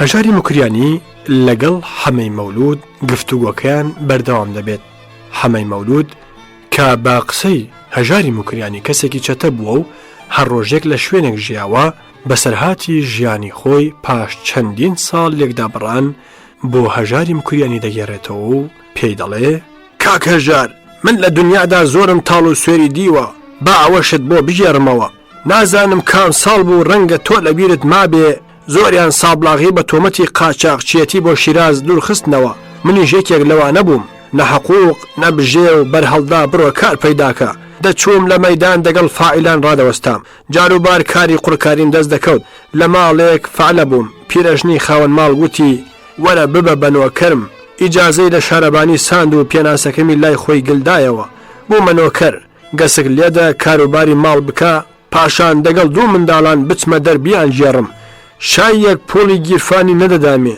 منداڵ 1-2 قرانیان ڕۆژانە ئەدانێ شتێکم لەوان دەدزی بۆ جگەرە جگە لە ماندووبوونی زۆر و بێپۆلی و ئاتاجی بۆ لەو جنێوی پیرەژن لەگەڵیان وەڕەزی کردبووم بڕیارمدا خۆم لە پۆلیس بدزمەوە و ڕاکەم خۆ ناشکرێ بە جادەدا بڕۆم ڕێگەی لادێم گرتەبەر نابەڵەت بە خەیاڵ دەسمە ئیسفەهان جارێک 4 شەو ڕۆیشتم کۆچەری قەشقایی تیان گەیاندم کە ڕێگەم هەڵە کردووە گەڕامەوە بە شەو دەڕۆیشتم بە ڕۆژ خۆم دەشاردەوە کە ئەمنیە نەمبینن لە دێهات سواڵی نانم دەکرد بەیانیەک لە بن بەردێک نووسە بووم ئەمنیەک بە سواری تێراخوڕیم پێم بڵێ تۆ چیت منیش پێم وت ئاغاگیان دەگەڵ کابراەک لە ئێسفەهان پێکەوە کرێکار و شەریک بووین پۆڵەکەی منی دزیوە لەو دەگەڕێم پێی وتم درۆ دەکەی تۆ ڕەنگە لە هاڵاتوەکانی شیراز بی بەڵام هێندە ڕوت و کەسیفی نادگرم منیش پێم وت ئاغاگیان خێرێکم پێ بکە پێی وتم مردوت مرێ کێ بیستویە سوال لە ئەمنیە بکرێ قەرانێکی دامێ جلەکانم هەمووی بەدەڕوانەوە چوو بوون وا شڕ و شڕۆڵ بووبووم هەموو لەشم بەدەرەوە بوو ئەمجار نەمدەوێرا بچمە سواڵی نانیش منداڵە ورد کە بەردیان تێدەگرتم و بە شێتە شوێنم دەکەوتن ئێوارەیەک لە لای هەمەدان گەیمە قاوەخانەیەکی سەرڕێگا کابرا خەریک بوو دایخە هەرام لێ کرد دایمەخە دەرگای بۆ کردمەوە گوتم چایم بۆ دەمکە چایی پتر لە 10 چام خواردەوە نان و هێلکە بێنە زوو بە نانم خوارد کابرا گوتی من دەچمەوە دێ تۆ شەو لێرە بخەوە و دەرکە داخە پێم وت ناترسی دزیت لێ بکەم ئەویش پێی وتم نەخێر ناترسم پێم وت بەیانی لەبیرت نەچێ قەیماق بێنی نانی تازەش خراپ نییە پێی وتم بڵێ بەرچاوان بەیانی کابرا بە باوەشێک نان و قەیماق و پەنیرەوە هاتەوە تێر لەوە ڕام و پتر لە 10 چای شیرینم خواردەوە ڕوم تێ کرد مەشەدی دەزانی چییە وتی بەڵێ دەزانم یەک شاید پێ نییە و حکم دەکەی بێنە بخۆم دە بوخچەیەکدا 2 نردونان و 2 سەلکە پەنیری بۆ پێچامەوە 2 قرانیشی دامێ کە لە ڕێگە بە چای بدەم هێندێکیش قەند و چای وشکی دامێ گەی بوومە ناو کوردان ئێوارەیەک لە قەراق دێکەوە لامدا لە ماڵێک داوای کەتریم کرد ژنەکە کەتری دامێ و لەسەر کوچ کاورم دانابوو بکوڵێ مێردەکەی هاتەوە شەقێکی لە کەتری هەڵدا و بە پەڵە پەستۆ دەری کردم سەرت نەیەشێنم 45 شەو ڕۆژ بەڕووتی و سوالکەری و ڕێگەیان پێوە چوومە گوندی دەرمان گوتیان میرزا قادر کوڕی حاجی ساڵحی موشیری ئەو هەرە پۆلدارە هەرە خەسیسە بەناو بانگەکەی سابلاغ کە ئەو گوندەشی هەبوو لێرەیە هەردوور لە دەرگای حەسارەوە دیتمی تمەنێکی بۆ ناردم پێی گوتم با بڕوا لێرە نەمێنێ لە عمرمدا هەرە و جارە فرمێسکم بە چاودا هاتووە تمەنم بۆ فرێدا و دەرکەوتم هاتمە گوندی زگدراو کە ئاغاکەی میرزا کەریمی شاتری بوو ئەویش وەک میرزا قادر سابلاغی و دەیناسیم مەدان ئەسپێک منداڵی دێ بە قوچەقانیەوە بە پیرمەوە هاتن شێتە ڕاوێ نام لە تاوان خۆم بە ئاودەستخانەی مزگەوتا کرد بەختی من کوێخا لە ئاودەست بوو منداڵی لێ دەرکردم چوومە باغ کە گوتیان ئاغا بە ماڵەوە لەوەیە هەر کە دیتیانم مەعتمان حوسنی خانمی ژنی ئاغا بانگی کرد سرت دەقوڕێنێ خۆ ئەوە گەڵ و گونت هەموو بەدەرەوەیە بچۆ پێش دارێک جاجمێکیان بۆ هێنام دەخۆمەوە پێچە هەر دەست بەجێ مەنجەڵێ پڵاوی هێنا بە یەک هەڵپە خواردم زۆر زوویەکی تری لە پێشدانم ئەو ساتێرم خوارد خانم ناردی دەستێ جلکی تازەیان بۆ هێنام ئاویان گەرم کرد خۆم شوشت بەڕاستی حوسنی خانم لە هەموو پیاوان پیاوتر دەرچوو کاکە هەژار ئەو ماڵە دەڕۆژ وای بەخێو کردم تاو بوو ژامەوە کە گوتم دەچمەوە سابلاغ جلکی ژن و مناڵەکانم و 40 تەمەنی پۆڵ دامێ لە سابلاغ هەموو ڕۆژ پۆلیس لە منی پرسی بوو کە هەڵاتووە دەبێ بگیرێت هەرەو شەوە بوومەوە چۆڵ نشین و یاریدەی قاچاقچیانم دەدا و جارجاریش دزیم بەبەرەوە دەکرد لەو ڕێگەیە فێرەگەدایش بووبووم ئەگەر لە گوندێک دەمزانی دزیم بۆ ناکرێت سوالم دەکرد دەربەدەر مام تا ڕەزاخان تێکچوو هاتمەوە و بوومە خزمەتکاری کوردایەتی و دەگەڵ تۆدا بوومە ئاشنا هێشتا کۆمەڵی ژێکافدا نەمەزرا بوو ڕۆژێک چوومە زگدڕاو بەسەر تەقەدا کەوتم ئاغایانی دەوروبەر هاتبوون زگدڕا و تاڵانکەن تفەنگێکم وەرگرت و بەربوومە گیانی دوژمنان هەڵم قەندن و کەوتمە دوویان یەکیان هەرای دەکرد ئەو سەگ بابەتان نەدیوە دەڵێ بەرگری لە ماڵی بابی دەکا با ئەوەش لە حەمەد بگێڕمەوە لە کەرکووک چوو بووە چاخانەیەک گوتبووی کەباب دەخۆم ناردەبوویان کەبابیان بۆ هێنابوو کە هەستا بوو بە خاوەن چاخانەی گوتبوو کاکە دەست خۆش ئەویش وتبووی یانی چی؟ حەمە گوتبووی لە وڵاتی ما پیاو ئەگەر پۆلی نەبوو دەڵێ دەست خۆش کابرا گوتبووی جوابەکەی چییە؟ حەمە پێ گوتبوو دەبێ بڵێ سەرخۆش ئەویش وتبووی بەو شەرتە سەرخۆش هەموو ڕۆژ بێوە لام و دەستخۆش سەرخۆش بکەین ڕۆژێک لە چاخانە دانیشتووە پۆلیسێک دێتە بەردەمی مام قادر دنیات لێگەڕام بە ئیحزارە ئیمزاکە ئەویش پێی دەڵێ بڕۆ من مام قادر نیم پۆلیسەکە دەڵێ بەخوا دەتناسم مام قادری و دەبێ ئیمزایکی ئەویش دەڵێ کورە هەرسێک تەلاقم کەوێ من حەمەدی مەولودە چرچەم بە تۆمەتی قەتڵی پۆلیس و ئەفسەری ئێران لە عێراق و ئێران لێم دەگەڕێن بمگرن کابرای چاخانەدار ڕاست پیلی پۆلیس دەگرێت پێی دەڵێ کاکە ئەوە برای منە تازە لە شێتخانەمان هێناوەتەوە تا نەیکوشتوی ڕاکە زۆر لۆمەی حەمەش دەکا کە ئەو سەرگەرمیە بە هیلاکت دەبە دەوڵەت زۆری قەدری نظامی شاعیر گرتووە کۆتەڵێکی زۆر بڵندی لە مەیدانێکە و موزەی نظامی هەیە بردیانمە سەیری مۆزە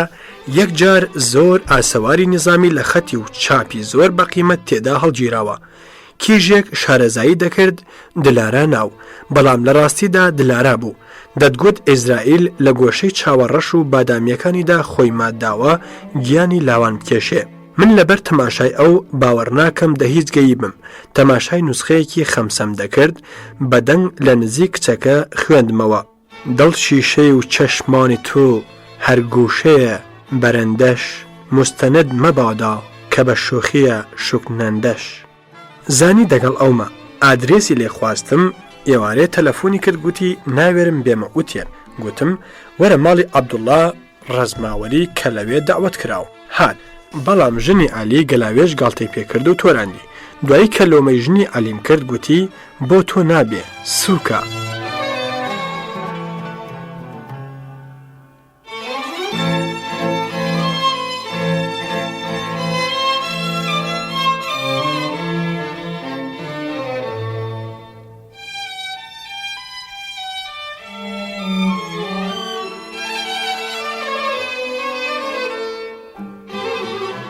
لە کۆڕی شاعران و نووسەران بانکرام زۆرم قسە کرد مێشکی سەریانم برد هێندێک خەونوچکە دەیبردنەوە سەر لە هەوڵەوە ڕەحیم قازی متەرجم بوو دەری نەبرد عەلی گەلاوێژ جێگای گرتەوە گوتیان بە ئازەربایجانی قسە بکە دەمزانی ناتوانم وەک پێویستە مرازی خۆم دەربڕم بە کوردی دەموت و تەرجمەی ئازەری دەکرا لە بیرم نەماوە لە ماوەی سەعات و نیوێکدا کە بێوچان چەنەم لێداوە چم گوت بەڵام پوختەکەی بە سەرچڵی ئەمە بوو جارێک لە شعری خۆمدا گوتومە خوێنی کورد و ئازەری بۆ پارێزگاری نیشتیمان دەڕژێتە تەشتێکەوە جارێکی تر گوتومە ئێمە وەک دوو کاک لە بادام لە تێکوڵک داین ئێستا کە زۆرتر شارەزاتر بووم دەڵێم ئێمە دووگەل نین یەکین ئێوە لە تاریخی خۆتاندا دەڵێن لە ئەولادی مادی بچووکین زەردەشت لە خۆمانە کوردیش هەروا دەڵێن و مێژونووسان و ڕۆژەڵات ناسانیش بۆ کورد وا دەڵێن کەوا بوو دەبێ بێژین ئێمە لە بنەڕەتدا یەک بووین جایان ئێوە کوردیتان لە بیر براوەتەوە و بە تورکی قسە دەکەن یان ئێمە تورکیمان وەلاناوە و بەو زمانە کوردیە داخێوین بەر لە زمانی سەفەوی گەلێک لە مێژوودا بە ناوی ئازەری و زمانێکی تورکی بە ناوی زمانی ئازەربایجانی نەناسراوە بەڵام لە زمانی گەزەنفونی یۆنانیەوە ناوی کورد هەیە کە لە دانیشتوانی چیای زاگرۆسە و زمانێکی سربەخۆیان هەیە دەشزانین کە سەفەوی بنیچە کورد ئەم تورکیەیان کردوتە زمانی مەزەبی و بەسەر خەڵکی بەردەستی خۆیاندا سەپاندووە تەنانەت شێخ سەفی بۆ خۆی شعری بە زاراوەیەکی کوردی وتووە جا ئێستا قسەی ئێمەی کورد ڕاست بێیان قسەی ئێوە بە هەردووک باراندا ئێمە یەکێکین و لێکیان هەڵاوردوین ئەگەر مامۆستا سەمەد ورگون ئەو هەموو زەحمەتێک کێشاوە دەڵێ نابێ بڵێن دایکی نظامی کچە ئاغای کورد بووە دەبێ بڵێن ناوی ڕئیسە بووە لە برسان دەمرد لە ناچاری ڕازی بووە مرد بە یوسف کوڕی زەکی موعەیەد بکە کە ئازەربایجانی بوو دەنا ئێستاش نەهەر ئاغا هیچ کوردێک کچی خۆی نادا بە بێگانە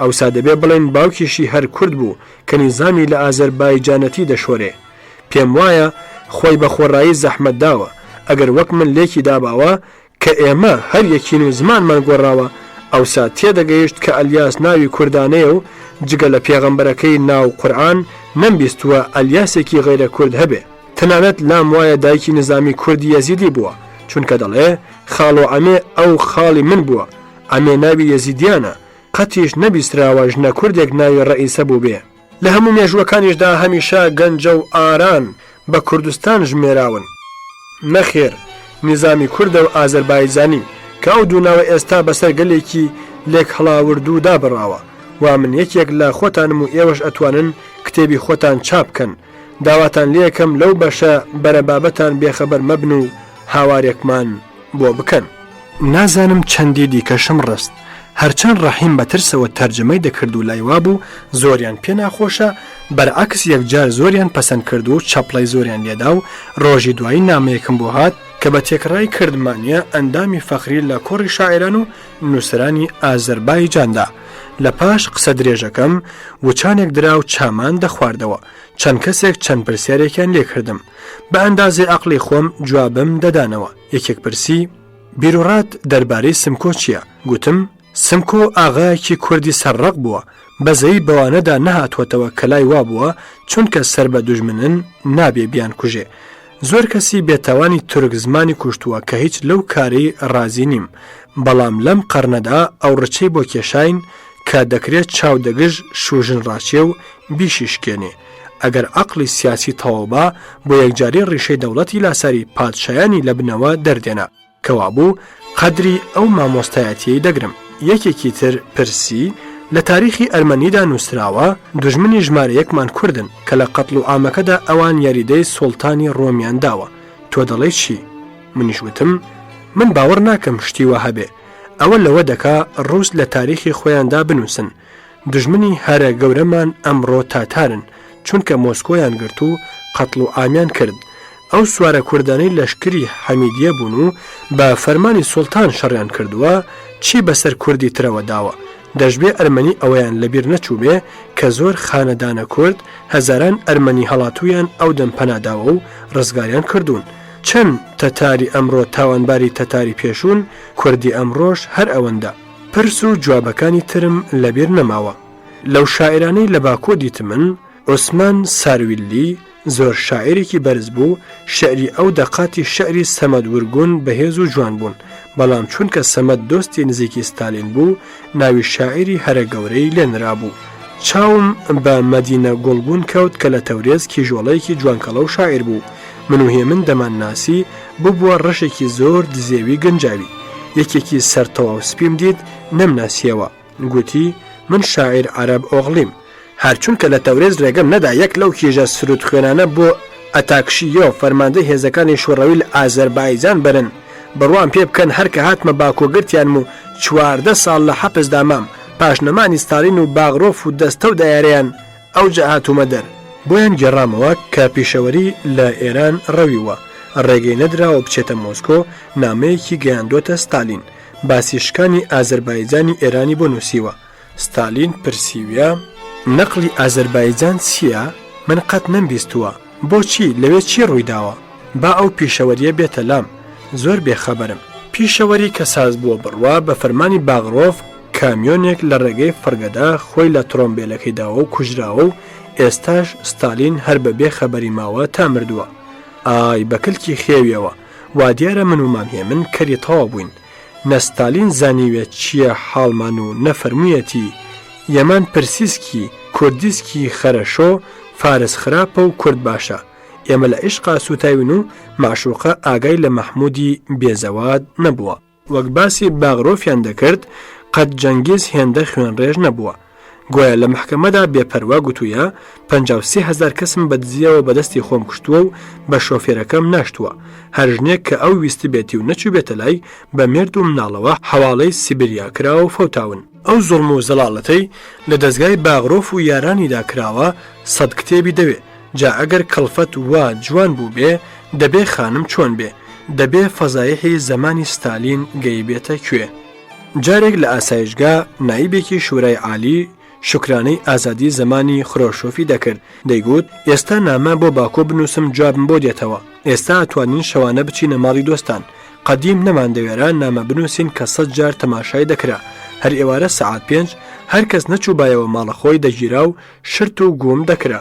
چەند کەسێک لە نووسرانی باکۆ دەیانگوت ئێمە کوردین و کوردی نازانین، کە یەکیان ڕەحیمۆف شاعیرێکی بەقەدر بوو. ڕۆژێک لە ماڵی میرزا برایم ئۆف بووین، گوتیان ئێستا بولبول ئەو گۆرانی بێژە بەناوبانگە دێتە ئێرە، ئێستا لەقەبی پرۆفسۆری دراوەتێ، گۆرانی ناڵێ، داوای گۆرانی لێ مەکە. بولبول هات، پیرەمێردێکی 70 ساڵی زۆر جوان و باڵابەرز بوو. گوتم ئوستاد ئەگەر منیش داوا بکەم گۆرانیەک ناڵی؟ پێیوتم هەژار من دایکم کوردە و کوردم زۆر خۆش دەوێ، دادەی دەفێکم بۆ بێنن. بەڕاستی دڵی سیسی تێراو دەکرد. میرزا برایمۆف وتی هەژار لەوەتە هاتووی نیوەی نووسەرانت لێ کردوینە کورد، تەنانەت نێزامیشت لێ ساندوین، تکایە زوو بڕۆوە تا منیشت نەکردووەتە کورد. لەو مەجلیسەدا قسە کرا، یەکێک گوتی کوردستان ئازاد دەبێ، ڕەحیم قازی ڕئیسە و هەژار وەزیری فەرهەنگە. گوتم ڕەنگە ڕەحیم بەوە دڵی خۆش بێ، بەڵام من دەزانم تاچینی من و دوای منیش لەم ڕێگەیەدا نەمرین ئەو خەونە وەدی نایە. هەرگا کوردستان ئازاد بێ پیاوی وەکو من و ڕەحیمی بە پوشێک ناوێ. ئێمە خۆمان کردووەتە بوتی زەمانی جاهلی، و من هەر لە ئێستاوە ئیستیعفام لە وەزارەت دا.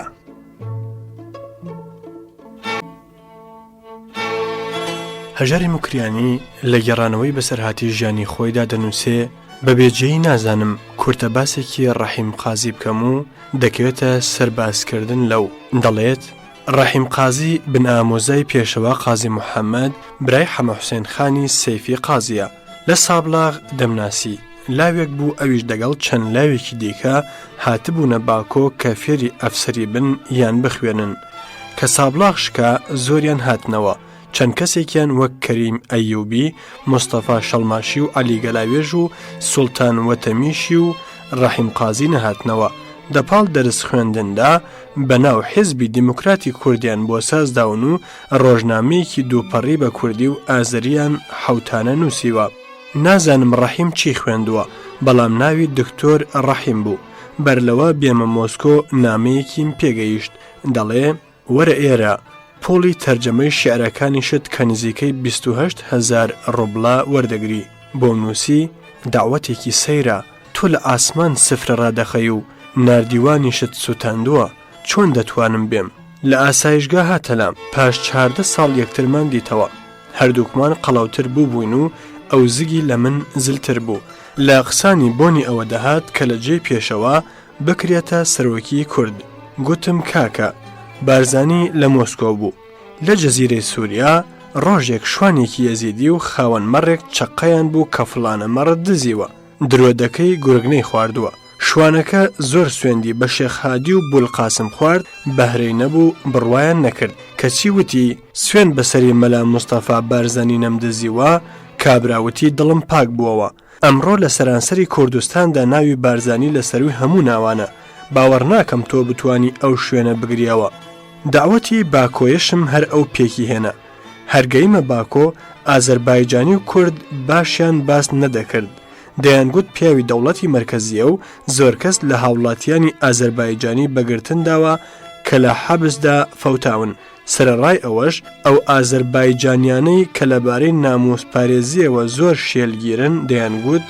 ژنەکەی جوولەکەیەکی ڕووسە ئابڕوبەرە تۆ نسحەتی بکە با دەست لەو ژنەی بەردا دەمگوت من حەقم چییە خۆ من قازی مەملەکەت نیم پاش سوبحانە خواردنێک یەکێک هات وتی ژەنەراڵ غولام یەحیا دەیەوێ بتبینێ خستمێ ترۆمبیلێکی سەرداپۆشرا و لە ماڵێک دابەزی تاوێک بەداڵانێکی تاریکدا ڕۆیشتم بردیان مەژوورێکی زۆر تاریک غوڵام یەحیا لەوێ بوو وتی لە ترسی ڕەحیم ئاوا تۆم هێناوە هەر بزانێ منت دیوە واوەیلا بە حاڵم زۆری دەردی دڵ لە حیزبی تودا هەڵڕەشت دەیوت ئەگەر جارێکی دیکە بگەمەوە ئێران و چەکێکم بەدەستەوە بێ هەرچی بڵێ توودەم بۆ بابی تەمبەی دەکەم چەند پەیامێکی بۆ مەلا مستەفا نارد لە ئوتێلەکە خەبەرێک لە من درابوو کە ئەوسا باوەڕم کرد ڕەحیم چاودێری بزوتنەوەی خەڵکی باکۆیە و کە لێ ئەترسن بە خۆڕایی نییە خەبەریش ئەوە بوو پاش ئەوەی ژنی عەلی گەلاوێژ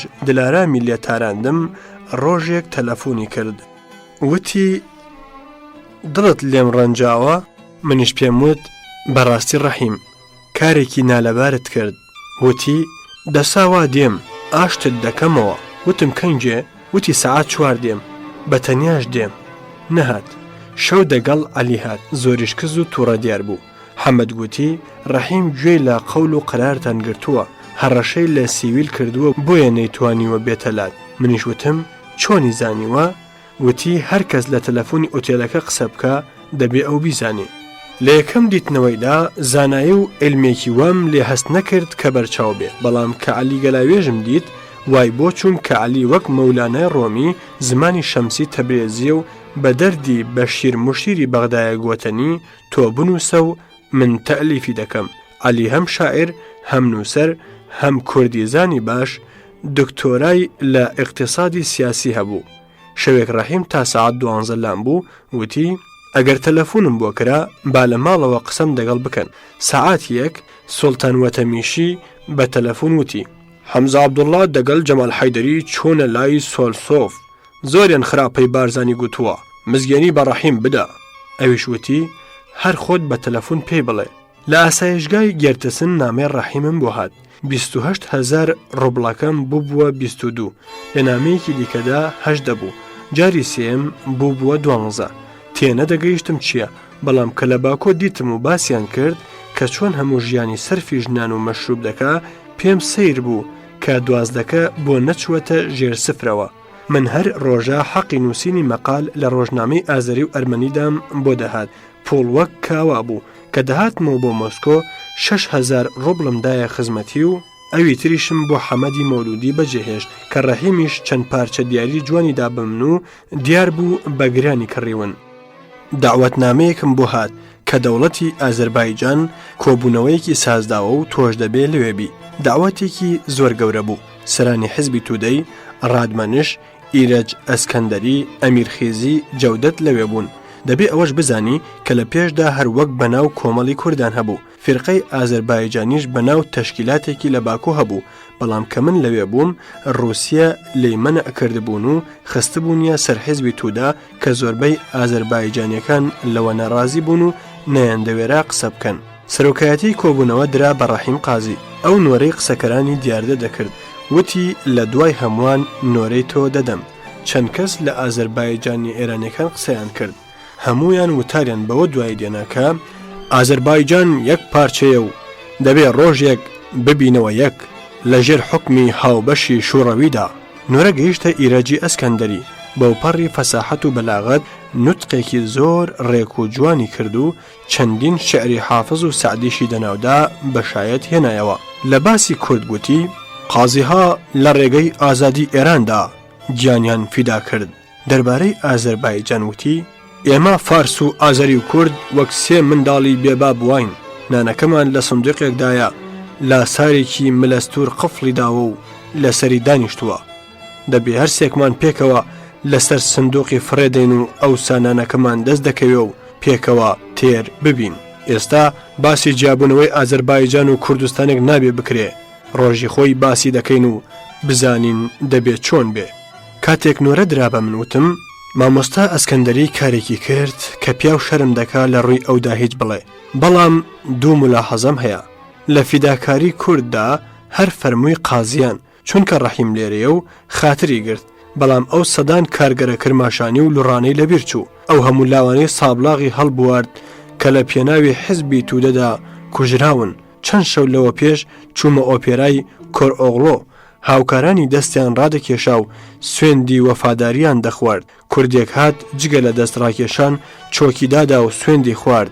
بەڵێ کورد سوێندی وەفاداری لەلا زۆر پیرۆزە و هەرگیز پاشگەز نابێتەوە. 1000 ساڵ پتر بە 100,000 پاڵەوانی کورد لە ڕێگەی ئیسلامدا خۆیان فیدا کرد. وتیان عەرەب و ئێرانی و تورک کە مسلمانن هیچ قەدری کورد نازانن. کۆمۆنیستی زۆر باشە کە فەرقی نەژادی لەلا نییە. زۆرمان بەو بانگەوە هاتین، زۆرمان خۆمان بە کوشتدا. ئەوە ئێستا دەبینین کوردی عراقی لە یێریوان قسە دەکا. لێی دەپرسن کورد چۆنن؟ کۆمۆنیستە بە گوناحی دەزانێ بڵێ کورد هەیە؟ دەڵێ لە عێراق جگە لە عەرەب ئەرمەنی و تورکمان هەن کە زۆر حاڵیان خۆشە. لێرەش جەنابی ئەسکەندەری دەفەرموێ جارێ باسی ئازەربایجان و کوردستان مەکەن، وەختی نییە. من دەڵێم نا، هەر ئێستا وەختە. با بڵێن ئەگەر نانمان لە بن کابرای لاسار دەرێنا هەر کەس بەشی خۆی پێدەگا. ئەوسا ئەگەر زانیان کەس تەمادە بەشە نانی ئەوی تر ناکا پێکەوە لەسەر سفرەیەک دادەنیشین. بەڵام ئەگەر یەکێک دەبەشی ئەوانی تر ڕۆبێ حەقیان هەیە نانی خۆیان بەرن و هەر کەس لە ماڵە خۆی بیخوا کە عەدالەتیش هەر ئەمەیە. بوو بە هەرایەک لەو کۆڕەدا. دەیان گوت هەژار ڕاست دەکا، دەمانەوێت بەشمان هەر لە ئێستاوە دیار بێ، نامانەوێت تو دەش وەک شا بەشمان بخوا.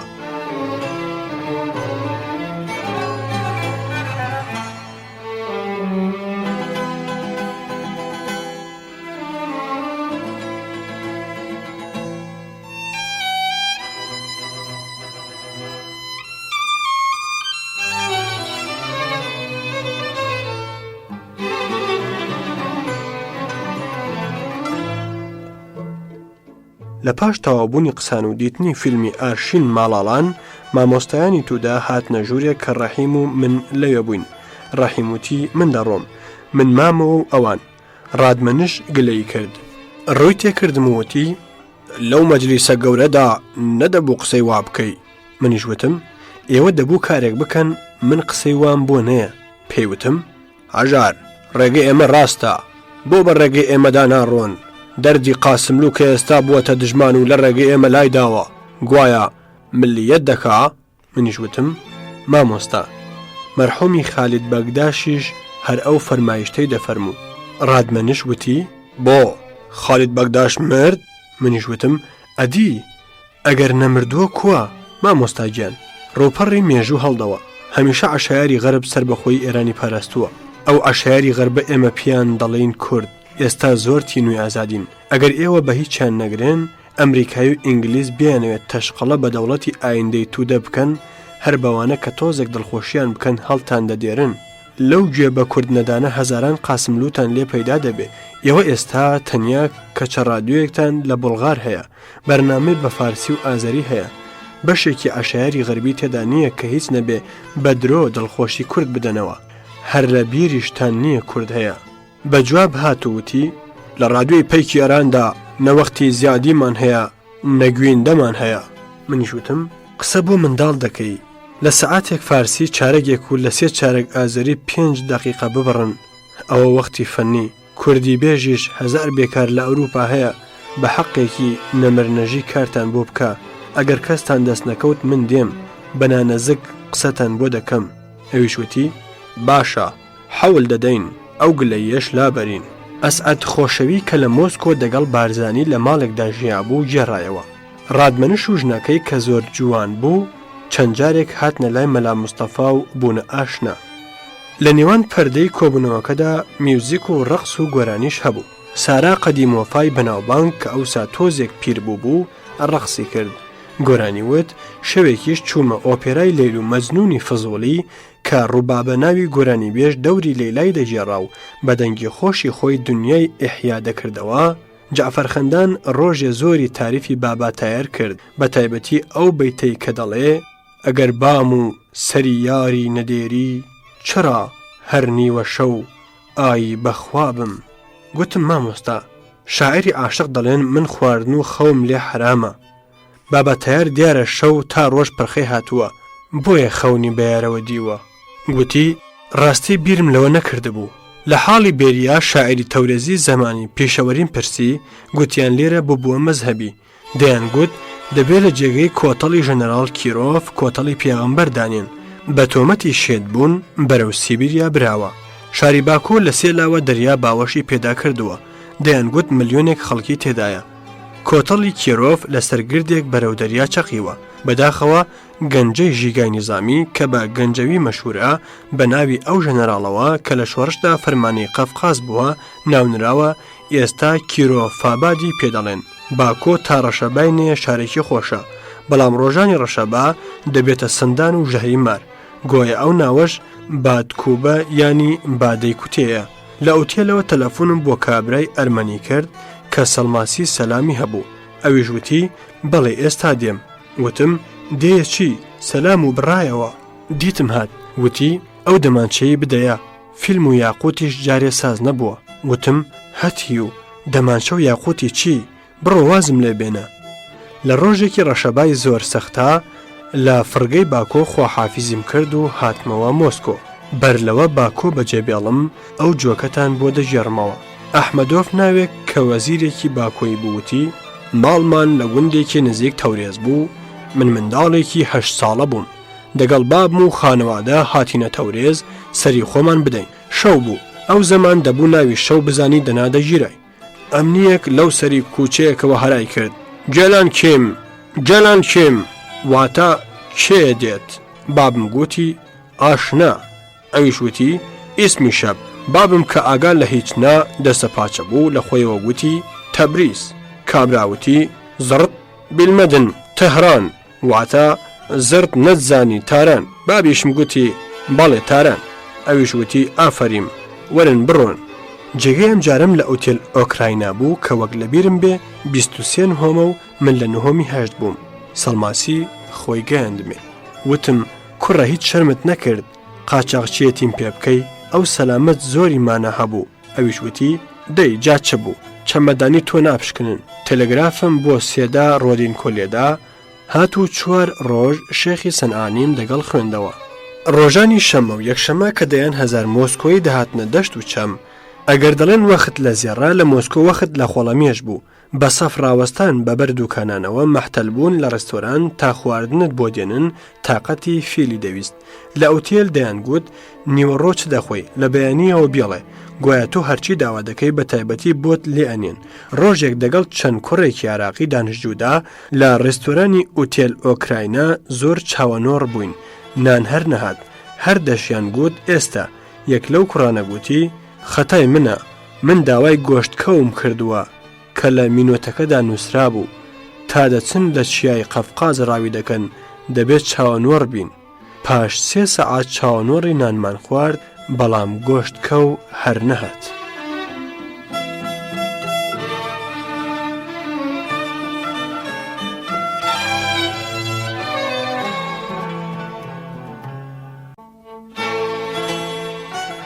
هەژاری موکریانی پاش ئەوەی کە دەگەڕێتەوە ناو مۆسکۆ بۆمان دەگەڕێتەوە و دەڵێ ڕۆژانی شەمە و یەکشەمە کە دەیان 1000 مۆسکۆی دەهاتنە دەشت و دەمچەم هەرکەس ئاوی سارد و نۆشابەی خۆی پێنەبا دەبوو تێر ئاوی گەرمی چۆم بخواتەوە.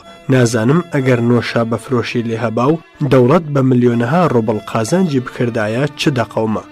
ئەوەی پێم سیر بوو لە زستانی سەختی مۆسکۆدا سەفی بەستەنی کڕ دوور و درێژ بوو.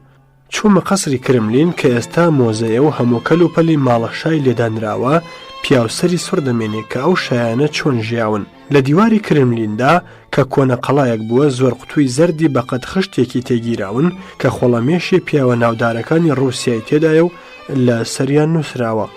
چوومە گۆڕستانی پیاوە گەورەکانیش کە بەڕاستی ئەویش مۆزە ئاسایی بوو. عکسی مردووەکە لە مەرمەڕی کێل دێتە بەرچاو. کۆتەڵی ماکسیم گۆرکی کوڕێکی بەسەر باوەشەوە لێبوو کە نووسرا بوو چاکترین تالیفاتم. قبری لاهوتی شاعری کوردی کرماشانیم دیت کە بە خەتی فارسی زۆر جوان و درشت پێناسەکەی نووسرا بوو. دەگەڵ سەڵماسی چوینە ماڵەکەی ژنەکەی تاتار و زۆر لای دەوڵەت باقدر بوو. دەیگوت لاهوتی ئەغڵاب گۆرانی بە شعری لوڕی دەگوت. لە ئاسایشگاوە چوومە مۆزەی ئارخانگلیس کە ماڵە ئەمیر یوسف ناوێک بووە. لە عاجبایەتەکانی دنیا بوو. تەنانەت لەو ماڵەدا شانۆی هونەرشاندان هەبووە کە حەقی چوونە تەماشای لیرەیەکی زێر بووە. خانم دکتۆر گوتی لە دنیادا تاکە. گوتم شوێنێکی سیرترم دیوە. گوتی مەگەر واتیکان. وتم بەڵێ واتیکانم دیوە.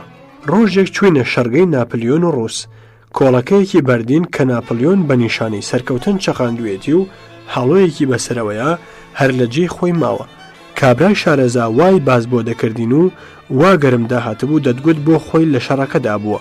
تۆپ و گول لەو چەکیە و ڕۆژەڕای گیراون. شەڕ و لەشکری هەردوو لابەبەرق نیشان ئەدرێن. بە سەدان داستان و دیوانی شعری ئازەری کە بە دیاریم درابوویە بەبار ناردمەوە. سەیرم دەکرد لە هەر کوێ ناوی ستالین هەبوو قەڵم کێشرا بوو. فەرهەنگێکی گەورەی تاجیکی ڕووسیم هەبوو. دام بە سەڵماسی بۆم بنێرێ. چابوو نەینارد. ڕۆژی خواحافیزیم هات. میدیۆف لی پرسیم بەگشتی شوڕەویت چۆن دیت؟ وتم زۆر شتی باش و کەمێک شتی نەباشم دیت، بەڵام حاڵی شوورەوی کە دەوڵەتی کرێکارانە وەک مۆدی پاریس بە ڕۆژ و سەعات دەگۆڕێ. لەوانەیە تا دەگەمەوە بەغدا زۆر لەو شتانی من دیومە گۆڕابن و لە چاکەوە چاکتر بوو بن. شەوکە بەڕێ دەکردم کە پێکێکی هەڵدا ناو بەفر. وتی ڕووس لایەن وایە کەسێک ئەوە بکات دووبارە سەفەر کردووەکە دەبینێتەوە. لە پاش 11 مانگونی و مۆسکۆم بەجێهێشت لە فڕگەی شاری ڕیگا لە پایتەختی لێتۆنی نیوە ڕۆژەم خوارد و بە فڕۆکەیەکی ئەلیۆشنی 24 نەفەرە هاتمەوە ستۆکهۆڵم، پایتەختی سوێد. لە فڕگە کەوچکی زیوم دیتن، سەودام کرد. ژنەکە شتێکی وت. وتم بە کوڕۆن تێناگەم، چەند دۆلارە؟ وتی $2. وتم شەشی بە $2؟ زمانێکی لە دەرهێنام و لاسایی دەکردمەوە. شەشی بە $2. ئەو باش بوو تۆزێک ڕووسی دەزانی. شەو چوینە کۆپنهاگ. لە ئوتێلێک دامەزرام لاڵ و کەڕی تەواو. شەو لە ژووری قاوە خواردنەوە کابرایەک بە ئینگلیسی دواندمی. منیش لە توپەت جوابێکم دەداوە. باسی سیاحەتی سویس و قومارخانەی مۆناکۆ و ئەو شتانەیە کرد. وتم من پیاوێکی فەقیرم، لەو شتانە ناگەم. وتی منیش زۆر فەقیرم، هەموو داراییم ناگاتە $20 ملیۆن. منیش وتم ئای بەستە زمان، جا چۆن ژیاوی؟ وتی چ بکەین؟ ژیان ئەوەیە، هەر ئەوەندەم هەیە. بە فڕۆکەی KLM هاتمە ویەن. لە ئوتێل 12 بەغدایم دیتەوە. لە ئوتێل 12 بەغدایم دیتەوە کە لە بولغاریاوە دەگەڕانەوە. دوانیان هەر ئاشنای قەدیمم بوون، هەمویان عەرەب، ئیتر هاوزمانم بۆ پەیدا بوو. لەوێەوە گەینە بەیروت. وتیان چونکە مسافرکە من دەبێت شەو لێرە بن، بەیانی بە فڕۆکەیەکی دی دەڕۆنەوە. جاوەرە بە عەرەبی بیکە بەهەرە، هەیدەزینە، هەیدەست بڕ، ئێمە کاری تیجارەتمان دوا بکەوێت چەند زەرەر ئەکەین. بە 1000 زمان لوسی وتیان دەتان بینە چاکترین ئوتێل و بە کەیفی خۆتان بلەوەڕێن. ئێمەش کێشەمان هەر بۆیە بوو. چوینە ئوتێل ڕیڤیرا لەسەر بەحر. ئەمیرێکی سعودی لەوێ بوو. هێندەی سەڵسەڵە و پڵپڵە پێوە بوو، هەر بریقەی دەهات. دەتگوت تاوسەکانی باخچەی بوخارایە. مفتی فەڵەستینیش شێخ حوسێنی کە تەشریفی لەوێ بوو، هەمیشە 2 پاسداری دەست لەسەر دەمانچە لە خزمەتی دابوون.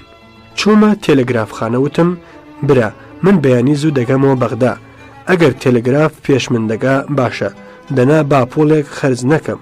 وتی ئای بێقەزابی، پاش 10 دقیقە تێلگراف لە ماڵە خۆتانە. نوێژی سبەینێ گەیمە فڕگەی بەغدا، بە تاکسیەک هاتمەوە ماڵ. پاش ئاسر تێلگرافیەکەیان دایە دەست خۆم کاتێکە لە رووسیا بووم خەبەریاندامێ خواکوڕێکی داوە ناوی زاگرۆسم لێنا شیرینیم بۆ میدیۆف و چەند هاوڵێکی کڕی وتیان چەند ساڵە لێرەی وا کوڕت بووە گوتم لەناو کورد ئەگەر لەنەوە مانگ تێپەڕێ قبول نییە پێکەنی گوتی پەیامنێرێکی پاریسی ڕۆژێک شیرینی داینێ گوتی من 3 ساڵە لە ماڵ نیم خەبەرم بۆ هاتووە کچێکمان بووە ڕۆبڵ زۆر و لە دەرەوە هیچ ناکە زەبتی سەوتێکم پێکڕی دەگەڵ یەخچاڵێک ناردمەوە لە مۆسکۆ لە لینینگراد لە باکۆ لە بوخارا و سەمەرقەند لە نمایشگای سنعاتی مۆسکۆ هەرچی جوان و شیاوی دیاری بوو کڕێ بووم بە 2 چەمەدانی گەورەوە هاتمەوە ڕۆژێک محەممەد گەڕابوو دەستە عەکسێکی پەیدا کرد بوو گوتبووی دایە وەرە بابم دەگەڵ ئەو هەموو ژنە ڕووتانەی مایۆ دەبەرانە لە دەم چۆمی عەکسی گرتووە دایکی گوتبووی هەر نیشانم مەدە من بابت باش دەناسم هەرچی بکە هەر دێتەوە لای خۆمان و نامەوێت لۆمی بکەم لە هەموو دیاریەکانم بە نرختر عەکسی چەند کەسێکی دۆستی باکۆیی عەکسی نازم حکمت بولبول و هیتر بوو کە بە خەتی خۆیان بۆیان نووسی بووم دیاری بۆ هەژار ئەو بینە کە لە رووسیا بووم قەزلەجی لە جێگەی من کاری لە ئەستۆدیۆ دەکرد و بووبووە هاوکاری برای شەریکەکەم ڕاست چوومەوە سەرپەت و سنگی پێشوم و ملم لە عەکاسی نایەوە ماوەیەک قەزلەجی هەر دەگەڵ خۆم کاری ئەکرد کابرایەکی قەرەقشلاغی کە ناوی ئەحمەد بوو لە ئەرتەشی ئێرانەوە بەژنەوە لە تارانەوە هەڵاتە بوو پۆڵێکی دەگەڵ خۆی هێنابوو وتی قەزلجیش ببێتە شەریکی فێری عەکاسی بکە کارێکی تەرجەمە لە عەرەبی بۆ فارسیشی لە رادیۆ بەغدا پەیدا کرد کە من ڕۆی بووم بۆ رووسیا بارزانی بە سەبیحی گوتبوو حیسابی بکە چاپی مەموزین چەندی تێچێ بدەمێ حیسابی کردبوو 120 دیناری وەرگرتە بوو تا من هاتمەوە 64 سەفحە لە چاپ درابوو پۆڵیش خەلاص بوو پێشەکیەکی بۆ نووسی بوو زۆر جوان بوو بەڵام نووسی بووی خانی لاسایی مەزنون و لەیلای نظامی کردوێتەوە بەوە ڕازی نەبووم لەیل و مەزنونم لەسەر ڕاخوێندەوە هەرکەس هەردووکان لە بەریەک ڕاگرێ دەزانێ خانی زۆر بەهێزتر لە نظامی ئەو بەیتەی وتووە دیارەخانی 600 ساڵ لە دوای نظامی هاتووەتە دنیا و ئەدەبیات ڕێگەیەکی زۆری بەرەو چاکبوون بڕیوە مەموزینم چاپ کرد و 6 دینارم لەسەردانە 400 دانەیەکم بە دیاریدا بە ئاشنایان 200ێکم دا بەو ئێرانیانە کە لە سولەیمانی کۆمۆنیان هەبوو کە گوتیان لە ڕۆژێکی ترس و لەرزدا حەمامیان پێگەرم کردبوو ئەوی تریش لە 170 کتێب فرۆشان خواردیان و لە ئەسڵی مایە 40 دیناری خۆشم زەرەر کرد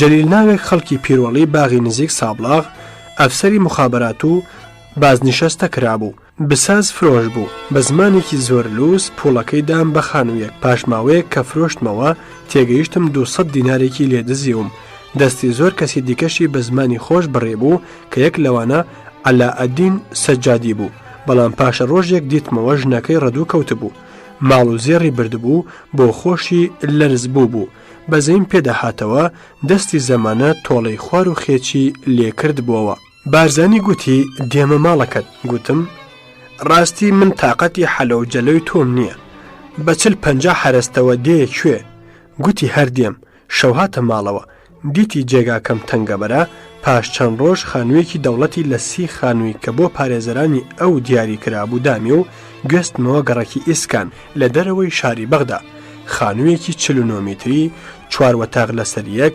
وەتاغێکی گەورە و درێژ بۆ نشیمەن و میوان تێدا بوو حەسارۆکێکی چکۆڵەشی هەبوو دەبوو تا 20 ساڵێ 100 دینار بدەم و ببێتە مڵکم وەتاغێکیشم لێ دروست کرد قیستی 5 ساڵم مابوو کە باسی داگیران کرد وەک دە پێشدا باسم کرد برای جەلالی شەریکم ملی لە قەشقەڵە و فێڵ و فەرەزنە بەشە دوکانی خۆم بە پوڵێکی هەرزان پێفرۆش لە ئیدارەی مەبانی ئام ڕۆژێ بە دینارێک دامەزرام کارەکەم لە سەعاتی 8 بەیانیەوە تا 2 پاشنیوە ڕۆبوو ڕۆژێ ئەو پەڕی کارەکەم سەعاتێک بوو نامەی وارد و سادرم لەمل بوو دەبوایە تا سەعات 2 بێکار دانیشم منم لە کتێب خوێندنەوە نا ڕۆژێ بەلایەنیکەم داستانێکم دەخوێندەوە ڕۆژێ گوتیان مدیر کول دێ کارمەندان کە قەت کاریان نەدەکرد وەخۆ کەوتن هەر کەسە پەروەندە لە پێشوو چاویان بەسەردا گرتووە من نەبێ مدیر کول هات گەیشتە من گوتی تۆ کارت چییە؟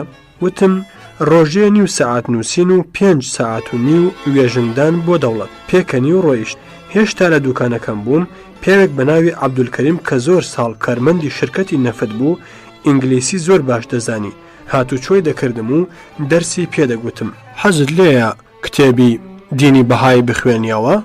گوتم بەڵێ هەموو شتێک دەخوێنمەوە زۆری کتێب بۆ هێنام تەواو شارەزایم لەو بارەوە بۆ پەیدا بوو ڕۆژێ وتی ئێستا عەقیدەت پەیدا کردووە کە دینێکی باشە؟ گوتم مامۆستا من ئەگەر دەست لە ئیسلامەکەم هەڵگرم و لام وابێ بەتاڵە چۆن عەقڵت باوەڕ دەکات لام وابێ ڕۆژی قیامەت عەباس ئەفەندی شەفاعەتم بۆ دەکا نا فریوت نادەم مەمنونتم کە شارەزات کردوم بەڵام وەک دین قبوڵم نییە مامۆستا لێم ڕەنجا ئیتر هاتوچۆی نەئەکردم چەند مانگێکی پێچوو ڕۆژێ لە ماڵەوە وتیان پیاوێکی درێژ کاڵەکێکی ئاڵتون کۆپری بۆ هێناوی و لە ماڵ نەبووی بە نیشانە مامۆستاکە بوو ئێوارەیەک لە چاخانەیەکی ئەبوونەواز یەکێک بانگی کردم خۆی بوو گوتی فڵانی من بەهایی بووم بەخوا منیش وازم لێ هێناوە وەرە با ئاشت بینەوە لە ئیدارەی مەبانی ئام کوڕێکی کورد بە ناوی زیا خورشید ڕەواندوزی کارمەند بوو وتی تۆ کتێبی ئەرواح دەخوێنیەوە؟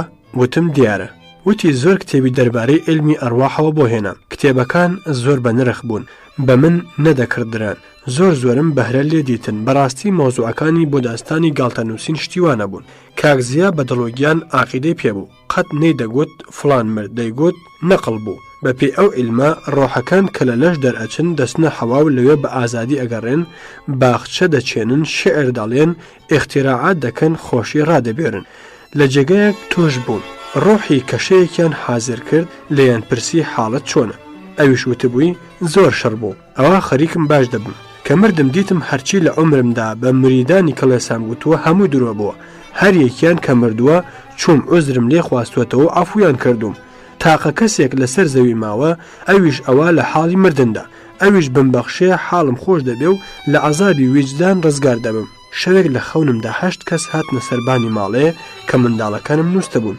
گوتیان ئێمە ئەڕواحین یەکێتیمان هەیە تۆ مانگانە یاریدەیەکمان بکە گوتم مانگێ 9 دینار باشە یەکیان گوتی زۆریشە زۆر سوپاس گوتم دەغی لە بام ناڵەکانم هەست نەکەن کە ئێوە لێرن وا دەچم میوەتان بۆ دێنم گوتیان ئەوە میوە لابارێک سێو هەڵڕژە بەیانی ئەو خەونم بۆ کاگزیا گێڕایەوە هەردەیگوت ئای لەو بەختەی تۆ هاتە چەند ساڵە من حەول ئەدەم هێشتا ئەوەندەیان بەسەر نەکردومەوە ئیعلانێکی پەیدا کردبوو کۆمەڵی 3 زەنگۆڵە لە شاری ئۆکسفۆردی بەریتانیا لە بەرامبەر 18 شیلینگدا ژیانی ڕابردووی خۆت پێ دەڵێ کە چەند جار قاڵبت گۆڕیوە کاکزیا پۆڵی ناردوو بۆی هات دەڵێ تۆ هەزاران ساڵ لەمەوبەر مۆغی سەردەشتی بووی مردی ئەمجار بووی بە ڕاقیسە لە مەعبەدی فیرعەونانی میسر پاشان مردی دوایی بووی بە کاهینێکی بوودایی لە چین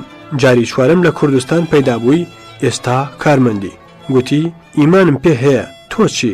گوتم ڕەنگت سوورە ڕەنگە ئەگەر ڕاقیسە بوو بی کەس لە چنگت نەجاتی نەبوو بێ گوتی هەیهوو تۆ هەموو شتت پێگەمەیە جگەلەکاری ئیدارە یاریدەی پارتیم دەدا پۆڵم لە خەڵک بۆ کۆ دەکردەوە نەشرم بۆ بڵاو دەکردەوە ڕۆژێک برایم ئەحمەد وتی کاکە وەرە حسابێک بکەین خەڵک چاپخانەیەکیان هەیە چەند ماڵی پێ بەخێو دەکەن ئێمە پارتی 2 چاپخانەمان هەیە بڕۆ ئیستیعفا بدە لە ئیدارەکەت وەرە لای حیزب کار بکە ڕۆژنامەی کوردستان کە وەرگیراوە تۆ دەریخە حوتانەیە و لە 8 ڕۆپەردا حقوقت لە ئیدارەکەت پتر بێ بە مدیری کارگوزینی جەمال بابانم وت حکایەت ئەوەیە و ئیستیعفا دەدەم گوتی تکایە مانگێک سەبر بکە من لە نیوەڕوانەوە مەرەخەست دەکەم ئەگەر نەتوانی ڕۆژنامەکە لە 7 پاش نیوەڕۆدا دەرخەی ئەوسا ئیستیعفا بدە لە 12 دەچووم تا شەو درەنگ خەریک دەبووم 5 ژمارەم دەرخست ئەوەندەی ڕمێن لەسەر بوو کە لە ژمارە 4000 هەوڵەوە بوو بە 8000 و هەر بەشی نەکرد هەر ژمارەش دەمەتەقەیەکم تێدا دەنووسی لە ئەلف هەتا بێ بە ئێعلانەوە خۆم دەمنووسی و کوڕێک جەودەتنا و پاکنوویسی بۆ دەکردم. جارێک یا دوو جار زەبیحی شتێکی بۆ نووسی. ڕۆژێک جەماڵ شاڵی کە وەکیلی بڵاوکردنی نووسراوی پارتی بوو لە سولەیمانیەوە هات بەو پەڕیشانازیەوە وتم: ها ڕۆژنامەی کوردستانت دیت کە لە خەباتە عەرەبیەکە زۆرتر مشتریەیە؟ گوتی: هیچ فەخر مەفرۆشە، بەخودا مشتریەکانی هەموو دیێنشینی شارە زۆرن، هیچیان سیوادیان نییە، دەمەتەقە بەزاراوی ئەوانە دێن دەکڕن بە یەکێک ئەڵێن بۆمان بخوێنەوە، قاقا پێ دەکەنن، کەسیان ناڵێن ڕۆژنامەی کوردستان، هەر دەڵێن ئاباوە دەمەتەقەیەکمان بەرێ. چەند مەقالێکم تێدا نووسی دەنگی بڵاو بووەوە. ئەوەی لە بیرم ماوە مەقالێکی درێژم لەسەر عەرەب و تورک و ئێرانی نووسی بوو کە هەرسێکیان دەڵێن کورد لە خۆمانە و تێرم گاڵتەی سیر پێکردبوون. مەقالێکم لەسەر بەرنامەی رادیۆ کوردی بەغدا هەبوو، زەئیم وەحیدی هەڵتۆزاند بوو. لەو سەر و بەندانەدا عەبدولکەریم قاسم لێمان کەوتبووە فەندەڵ فێڵان. دنێ ڕۆژنامەی ئەثەورەی دەدا ئیسپاتی بکە کورد بنچینە عەرەبن. پیسی بەگشتدا چووم و دەمەتەقەکانم قاسمی دەگرتەوە. پاش 5 ژمارە داخرا. پاش داخستنی ڕۆژنامەکەم ڕۆژێک کە چوومە بارەگای خەبات زەبیحی لە دەرگاوتی: مەلا بۆ هاتووی؟ خۆ ڕۆژنامەکەت نەماوە؟ تاسێک بردمیەوە. لە دڵی خۆمدا وتم: جا بەس نەبوو جەمال بابان نەیهێشت ئێستیعفا بدەم، ئێستا چیم کردایە؟ هەژاری مکریانی پاش ئەوەی کە لە مۆسکۆ دەگەڕێتەوە و دێتەوە عێراق، پاش ئەوەی کە کارێکی دەست دەکەوێ لە شۆڕشەوە پێ ڕادەگەێنن کە بۆ ئەوەی ڕۆژنامەیەک دەرکا واز لە ئیشەکەی خۆی بێنێ. هەژاریش ئەمەی بەدڵ دەبێ و خزمەت دەکا بۆ ئەوەی ئەو ڕۆژنامەیە بۆ شۆڕش دەربکات. پاشەوەی 5 ژماری لە دەردەکا ڕۆژنامەکە دادەخرێ، بەڵام بەڕێوەبەری کارەکەی ڕێگەنادا هەژار دەست لە کارەکەی هەڵگرێ. هەر بۆیە لە هەمان کاتدا هەردوو کارەکە دەکا. کاتێک کە ڕۆژنامەکە دادەخرێ دەگێڕێتەوە دەڵێ: ڕۆژێک کە چوومە بارەگای خەبات زەبیحی لە دەرگاوتی: مەلا بۆ هاتووی؟ خۆ ڕۆژنامەکەت نەماوە؟ لەوێدا تاسێک بردمیەوە. لە دڵی خۆمدا وتم: جابەس نەبوو جەمال بابان نەیهێشت ئێستیعفا بدەم، ئێستا چیم کردایە؟ سبەی چوومە ئیدارە، سەعات 4 پاشنیوەڕۆ هەر لەوێ مام. جەمال بابان هات، وتی: ئەوە بۆ ناڕۆی؟ بۆم جێڕاوە. وتی: من خۆم دەستم بەکار و حقوقی حیزبانەوە سوتاوە، چاکت نەجات بوو. بەداخەوە ژمارەکانی کوردستانەکەم نییە، بەڵام دەمەتەقەکانی لە بۆ کوردستاندا چاپ کراوە. 2 بەستە شعریشم لە ڕۆژنامەی دەنگی کورد بڵاو کردەوە کە یەکێکیان بە ناوی خالیدا دەستم نەکەوتەوە و فەوتا. لەسەر داوای یەکێتی فێرکارانی سولەیمانی مەقالێکی 16 ڕووپەڕیم لەسەر باری ئەدەبی کوردی و شعری کۆن و تازەنووسی لەلایەن هێندێک لە شاعرانی تازەوە چەند جنێوێکی جانانەم بۆ هات. ئەویش لە مەجەللەی ڕووناهیدا کە خۆم بەسەری ڕادەگەیشتم چاپ کرد، بەڵام مەقال هەرایەکی نایەوە. ڕۆژنامەی ژین و قانع و زۆر کەسی تر لەسەر منیان کردەوە، جنێودەرەکانیان کردە کەری نیوەزەڕ. بۆ مانگی ڕەمەزان بارزانی چوو بووەوە بارزان. قاسم زۆری بۆ حیزب هێنا، نەیدەهێشت ڕۆژنامەی خەبات لە وڵاتەکانی جەنوبدا بڵاو بێتەوە. ئەندامانی پارتی لە ڕێگەوبانان ئەزیەت دەکران. ڕۆژنامەی خەبات شکاتی دەنووسی، کەمتری گوێ دەدرایە. حیزب قەراری دابوو بە هیچ جۆرێک دەگەڵ دەوڵەتی تێک نەدا و تا زۆر تەیار و ساز و ئامادەی کار نەبێ پشووی سوار نەبێ. حیزبی شیوعیش لە بەغدا ئەو کوڵ و کەفەی نەمابوو، بەعسی لێوە خۆ کەوتبوون، ڕۆژ نەبوو یەک و دوانیان لێ ترۆر نەکەن. هەر ئەوەندەیان بەدەستەوە مابوو لە ڕۆژنامەکەیاندا دەیاننووسی چۆن وا دەبێ، هەموو ڕۆژ شەهید ئەدەین، سیاسەتی ئێمە مارکسیستان پیاوکوشتنی تێدا نییە. وەک لە بیریان چوو بێتەوە لە وەختی دەسەڵاتداریاندا چیان دەکرد. لەسەر خۆپشاندانی خەڵک لە دیهات، بادنەدانی شیوعەکان کە لە کوردستاندا هەر خۆیان حیساب بوون و پارتی زۆر کەم هێز بوو، زۆریان لە خەڵکی سەید سادق گرت کە شێخ قانعیش بەرکەوت و خەبەریاندامێ لە بەغدا گیراوە. بارزانی لە ماڵ نەبوو. ڕۆژی کە هاتەوە هەر سەلامی کرد و دانیشت، وتم قانع گیراوە. دەست بەجێ هەستا، چوو بۆ لای ساڵح عەبدی ڕئیسی ستاد وتبووی: یان ئێستا منیش حەبس دەکەن یان قانع بەردەدەن. قانعیان هێناوە، لە جیاتی سوپاس دەڵێ: باخوا لەم حەبسە هەموو ڕۆژ لاوەکان پرتەقاڵ و مۆزیان دەدامێ. های هەژار تۆ نەتهێشت تێر بخۆم. قاسم لە لاسارە سەیرەکانی دنیا بوو بووە تەیرێکی عەجایب. دڵی هەڵی نەدەگرت ناوی هیچ کەس بە هونەرمەند و ئازا بێنن. بۆ نمونە منداڵێکی پۆلی پێنجەمی سەرەتایی بە ناوی فەیسەڵ شەعلان خەڵکی شاری کوت لەسەر تەلەڤیزیۆن نیشاندرا کە مێشکی وەک کامپیوتەر ژمارەی لێک دەدانەوە. زۆر تاجر بە تەلەفۆن دیاریان بۆ دەنارد کە کوڕە بێوەژنێکی فەقیر بوو. قەرار وابوو چەند شەوی تریش لە تەلەڤیزیۆنەوە ئیمتیحان بکرێ. لە سبەی ئەو ڕۆژەوە ناوی نەما. قاسم بەغیلی پێبەردەبوو. بارزانی کە هاتەوە وتی من بە سەربازێکی خۆت حیساب بکە. قاسم سۆر دەیزانی بارزانی درۆ ناکە و هاوکارێکی پاڵەوانی بێوێنەی دەبێ، هەروەک شەڕی شێخ ڕەشید و هەرای شەوافی بۆ لەناو برد. بەڵام ئیحساساتی خەڵک بەرامبەر بە بارزانی و بژی دەستەجەمعی قاسمی پڕ کردبوو لە ڕکوکینە بۆ دەرفەت دەگەڕا کە ئەو دەرکە لەسەر ڕێی خۆی لابەرێ. بارزانی زۆر خاکی و بێداعیە بوو، خۆپەرستی ڕووی تێ نەکردبوو. هەر لەو ڕۆژەوە کە هاتەوە لە هەموو کۆبوونەوەیەکدا زۆر لەوانە قەڵس بوو کە تاریفی دەکەن. جارێک لە جێژنێکدا کە بەهۆی هاتنەوەی لە ساڵۆنی گەل قاعی شەعب گیرابوو، یەکێک لە هاوڵانی حیزب بە وتارێک و من بە شعرێک باسی هاتنەوەی ئەومان کردبوو بە تاریفەوە. گوتیان بارزانی گوتوویە هەردووشیان تەمبێ دەکەم، خۆتانی نیشان مەدەن. ڕاست چوینە بەردەستی، زۆری لۆمەکردین و بەخێر گوزەرە. عەشایری زێباری زۆر لە مێژ ساڵە دوژمنی سەرسەختی بارزانن. هەرچەند کچی مەحمووداغای مەزنیان ژنی بارزانی و دایکی کاک مەسعود بارزانیە، بەڵام دیسان هەمیشە دژایەتی هەر هەبووە. لە شەڕی بارزان و دەوڵەت لە ساڵی 1945دا بارزانی هەواڵی بە دوژمن فرۆشت. قاسم لە بنەوە چەک و پۆڵی بۆ زێباریەکان نرد کە بە بارزان هەڵڕوشێن. بۆ جەژنی ئۆکتۆبەر بارزانی دەگەڵ چەند وەزیر و پیاوماقوڵی عراقی بۆ مۆسکۆ داوەت کرا. لە هاتنەوەدا قاسم گوتبووی 20 غەیبەتی منت کردووە.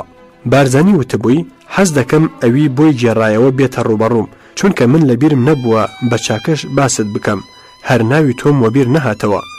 جارێک بە قاسمی وتبوو تۆ لە خۆتەوە 2.5 ملیۆن دینار بە شێخی زوفار دەبەخشی، گەلی عراق ڕازیە؟ ئەو تەرزە ڕەفتار و قسانە قاسمی تەواوشێت و هەرکرد بوو چۆنی لە کۆڵ خۆی کاتەوە. زێباری وەک عەشایر ملیان لە شەڕەخۆری و دەستدرێژی بۆ بارزان دەکرد. مەلا مستەفا ماوەیەک بوو لە بارزان بوو. لەم بەینەدا دەستگای دەوڵەت زۆری تەشقەڵە بۆ پارتی نایەوە. ڕۆژنامە داخران. برایم و جەلال خۆیان لە بەغدادا شاردەوە، بەڵام کاری حیزب پەک نەکەوت.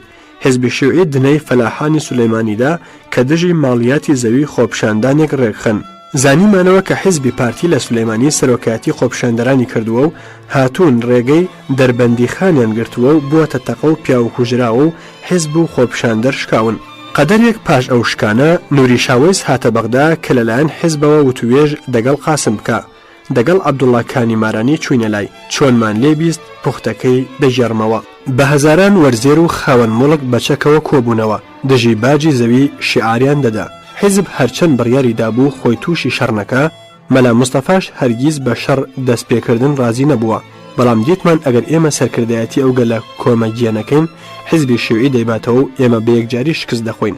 ناچار خۆمان لێکرد بە ساحیب کەچی هەر دەگەڵ تەقە قەوما و پیا و کوژرا هەرچی ئاغا و ڕایەتن هەر کەسە بوونە دزی گای خۆیان و غەیب بوون.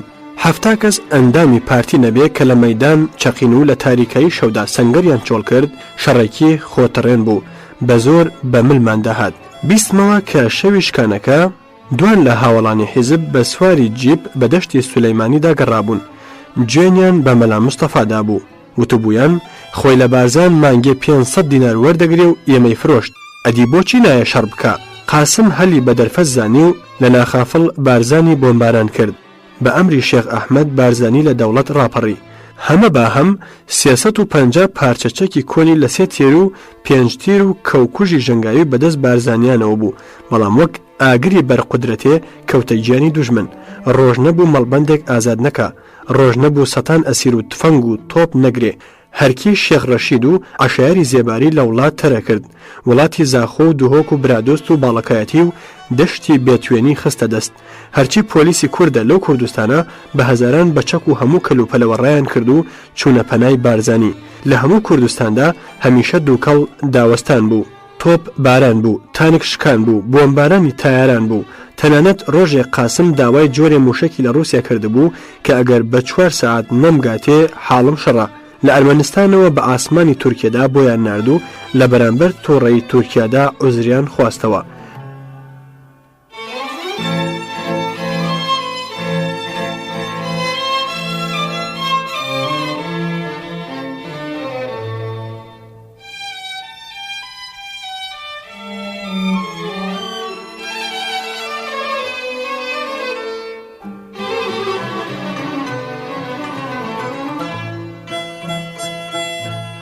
شەڕ هەڵگیرسا من هەر لە بەغدا مامەوە و کاری نهێنیم بۆ پارتی دەکرد. یەک لەو کارانم وتیان دەوری سەفارەتی میسر هەمووی بە جاسوس گیراوە، دەمانەوێت سەفیر ببینین و ڕێگە نییە. وتم من دەچم. عریزەیەکم نووسیکە بیستومە ڕادیۆ قاهیرە گوێندەی فارسی دەوێت، ئەگەر حقوقێکی باشم بدەنێ ئامادەم. نامەم ناناو پوشەیەکەوە لە دەرگای سەفارەت پرسیان بۆ دەچێ. عریزەم نیشاندا. سکرتێر یەکەمی سەفیرم دیت لە زمان بارزانیەوە ڕامگەیان ئەگەر ناسر کارێکی وابکە شەڕی قاسممان لە کۆڵکاتەوە تۆزێکی شتێکی دژی تانک و فڕۆکەمان بداتێ دەگەڵ ئێران شەڕ دەکەین و ئەو بەشەش لە پەیمانی بەغدا تووشی سەرێشە دەکەین. 4 جاری تریش هاتو چۆم کرد هەروتیان بە ناسری ڕادەگەیەنین، داوای تەوفیقتان بۆ دەکەین. هیچی لێشین نەبوو.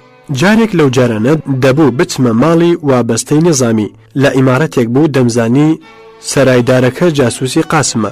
چوومە لای سەرایدار پێم وت سەلام مامە، سەگبابێکی میسری دەڵێن لێرەیە. من فەقیرم، عکسم بۆ شتوتەوە پوڵەکەی نەداومێ بۆم بستێنە.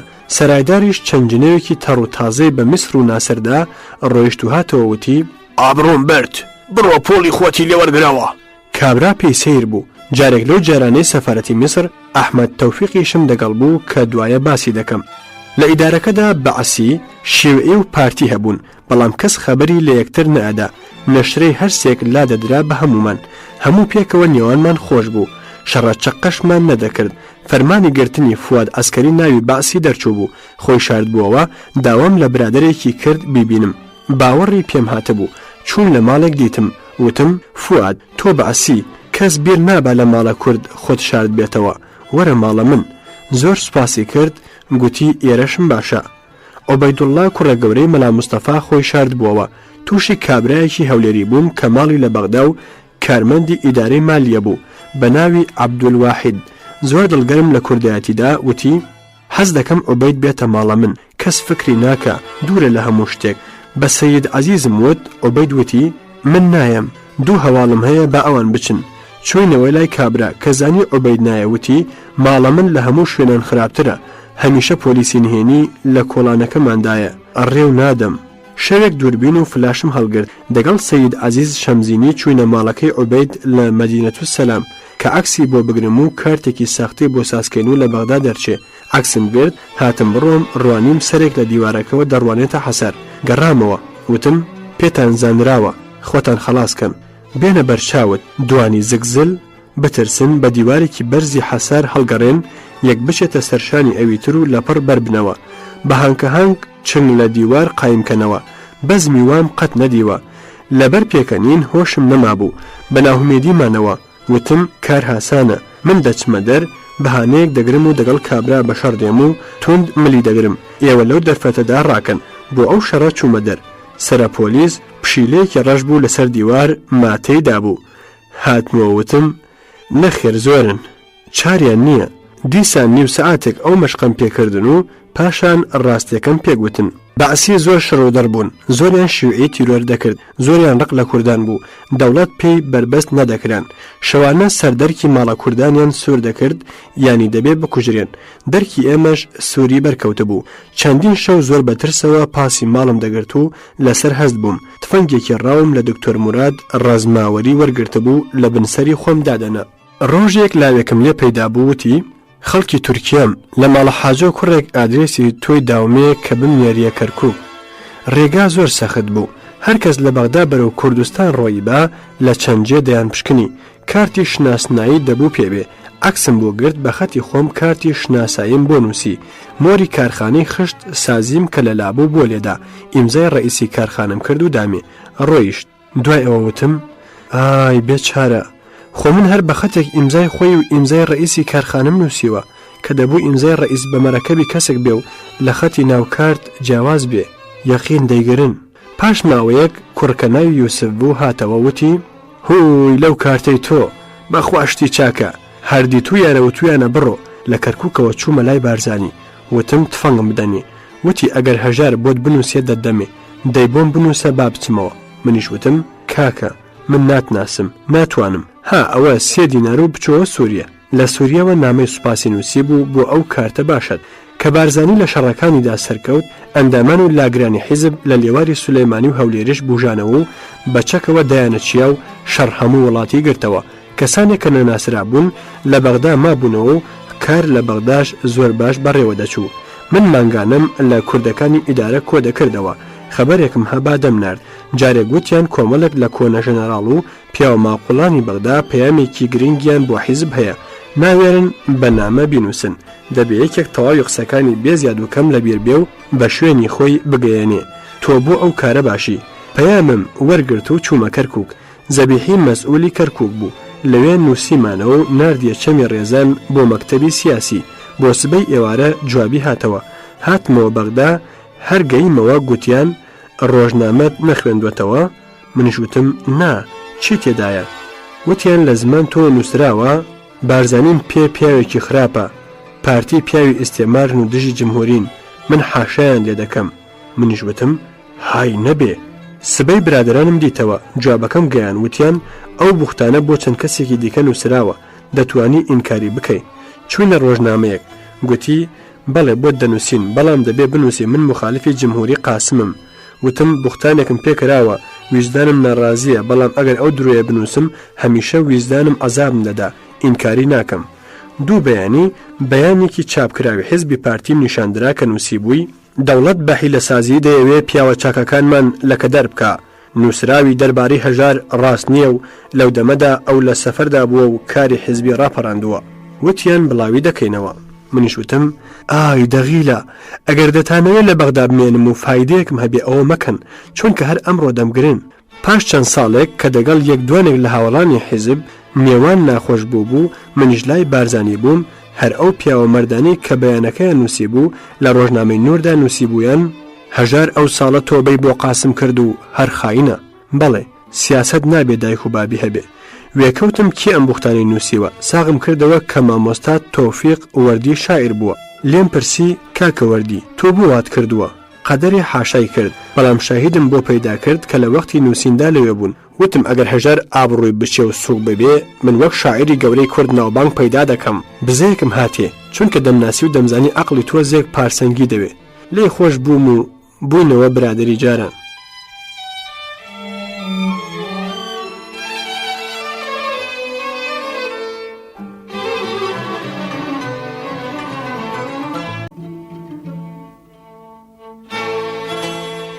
هەژاری موکریانی دەنووسێ ڕۆژێک سەعات یەکی پاشنیوە ڕۆ تۆفیق وەردی دەگەڵ لاوێکی کۆیی هاتنە ماڵ بەسەر ناناندا کەوتن ماسی و برنجمان هەبوو لای زۆر کەس وتبووی هەژار جاسووسی ئەمریکایە دەنا چۆن وا بۆرژوازیانە دەژی هەموو ڕۆژ ماسی و برنج بخوا منیش پێم وتەوە هەتی وەردی ئەم نەوارەت چۆن پڕ کردەوە ئەویش وتی بەخوا کاکە زۆرم خۆش دەوێ وتم ئەگەر بڵێم جاسووسە خەبەری لێ نادن و نایگرن بە خەیاڵیم پیاوەتیم دەگەڵ کردووی جا چونکە لە ڕووسیاوە بۆیان دەنووسی پرۆفیسۆر وەردی با چەند نوکتەیەکی لێ بژێڕمەوە نوکتە یەکەم بەیتی سیامەند و خەجی نووسی بوو کە ئەمە لە ئەدەبیاتی ئەرمەنی وەرگیراوە لۆمەم کرد وتم برا سیامەند و خەج هەردووک ناوی کوردانن بەیتەکە سەتان ساڵە بەهی کورد ناسراوە بە کرمانجی و سۆرانی هەیە چۆن تۆشتی وا دەکەی کە مامۆستایەکی کوردی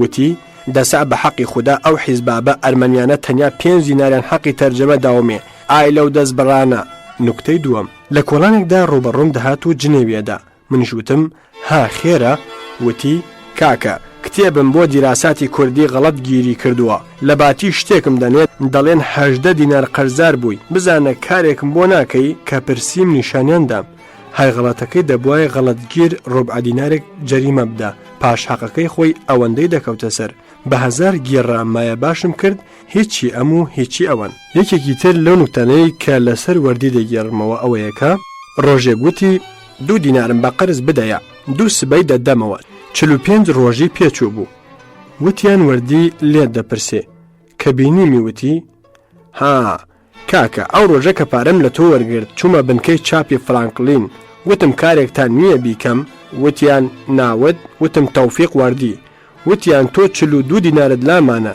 ها وەریگرە ئەو سەگ بابە ئەو پوڵەی لە پڕدامی هۆشم لە خۆم بڕا بە ناوەڕاستی خیاباندا دەڕۆیشتم تۆڕۆمبیل خۆی لێدام لەو ساوە لە بیمارستاندا بووم. وەردی لە دوکانی بەشیر موشیر وتی شێوعی و پارتی و دەوڵەت دەیانەوێت ترۆرم بکەن. جەمال عارف کە دکتۆری بەیتاڵ بووتی وا بزانم تۆ جۆرە نەخۆشی ڕەوانیت هەیە دەنا تۆ لە مەدرسەیەک فێرکاری و دیاری دەتوانن پەیدا بکەن. وتی نەخێر من نەخۆش نیم ئەوانە نەخۆشن کە مانجێ 100 دینار وەردەگرن و جاسووسن. دکتۆر جەمال گوتی جارێ حقوقەکەم 132 دینارە نەخۆشیەکەی تۆش من کە بەیتاڵم دەبێ قسەی لێ بکەم نەک خۆت. زۆر جار ناوی بەشیر موشیر دەبیەی خراپ نییە بیناسی. بەشیر موشیر خەیاتێکی نەخوێندەوار تەواو نەیدەتوانی ئیمزای خۆی بنووسێ. زۆر ساڵان لە لەشکری عوسمانیدا ئیستیوار بووە جگە لە عەرەبی بەغدایی تورکی و هێندێک هیندی دەزانی. مەقالە و کتێب نووسینی لێبووبوو بە نەخۆشی هێندەیان بە گاڵتە پێگوتبوو مامۆستا و باش دەنووسی خۆی لە خۆی لێگۆڕابوو. خەیاتیەکەی چوو بوو دوکانێکی هەبوو بووە کلوپ و باشگای ئەدیب و پیاوانی لە کار کەوتە کێت بویستایە لەوێ دەدیتەوە بە یەکێکی دەبوو تۆ فڵانشت بنووسە من تەلیفی دەکەم. تەنانەت جارێک شعری منیشی تەلیف کرد. ئەوی لە تەلیفاتەکەی لەبیرم ماوە فاڵنامەی ناپلیۆن کە دەیگو تەجربە بکەن بۆ خۆم تەجربەم کردووە 2 مانگ نەخۆش کەوتوم. دەیگوت 4000 ساڵ لەمەوبەر شیعەیەک ناوی ڕۆبین بوو چنگێک برنجی لە چین دزی لە هەمەدان چاندی برنجی ئێرانی لێکەوتەوە نەخۆش بووتی ئەگەر مردم بمبەنەوە کوردستان وتیان شەڕە ئەو کارە ناکرێ. وتی دەسا بەخوا من لە قەبرستانی بەغدا دەگەڵ ئەو عەرەبە سەگ بابانەدا ناتوانم بژیم کەچی 40 ساڵ بوو لە بەغدا دەگەڵ عەرەب ژیا بوو. کتێب و ڕۆژنامەی کوردی دەفرۆشت بەڵام ئەگەر خاوەنیان داوای پۆڵەکەی بکردایە جنێوی پێدا دەیگوت جاوەرە بۆشی بفرۆشە داوای پۆلیشم لێەکە هەر چۆنێک بێ ئەحمەقێکی خوێن شیرین بوو.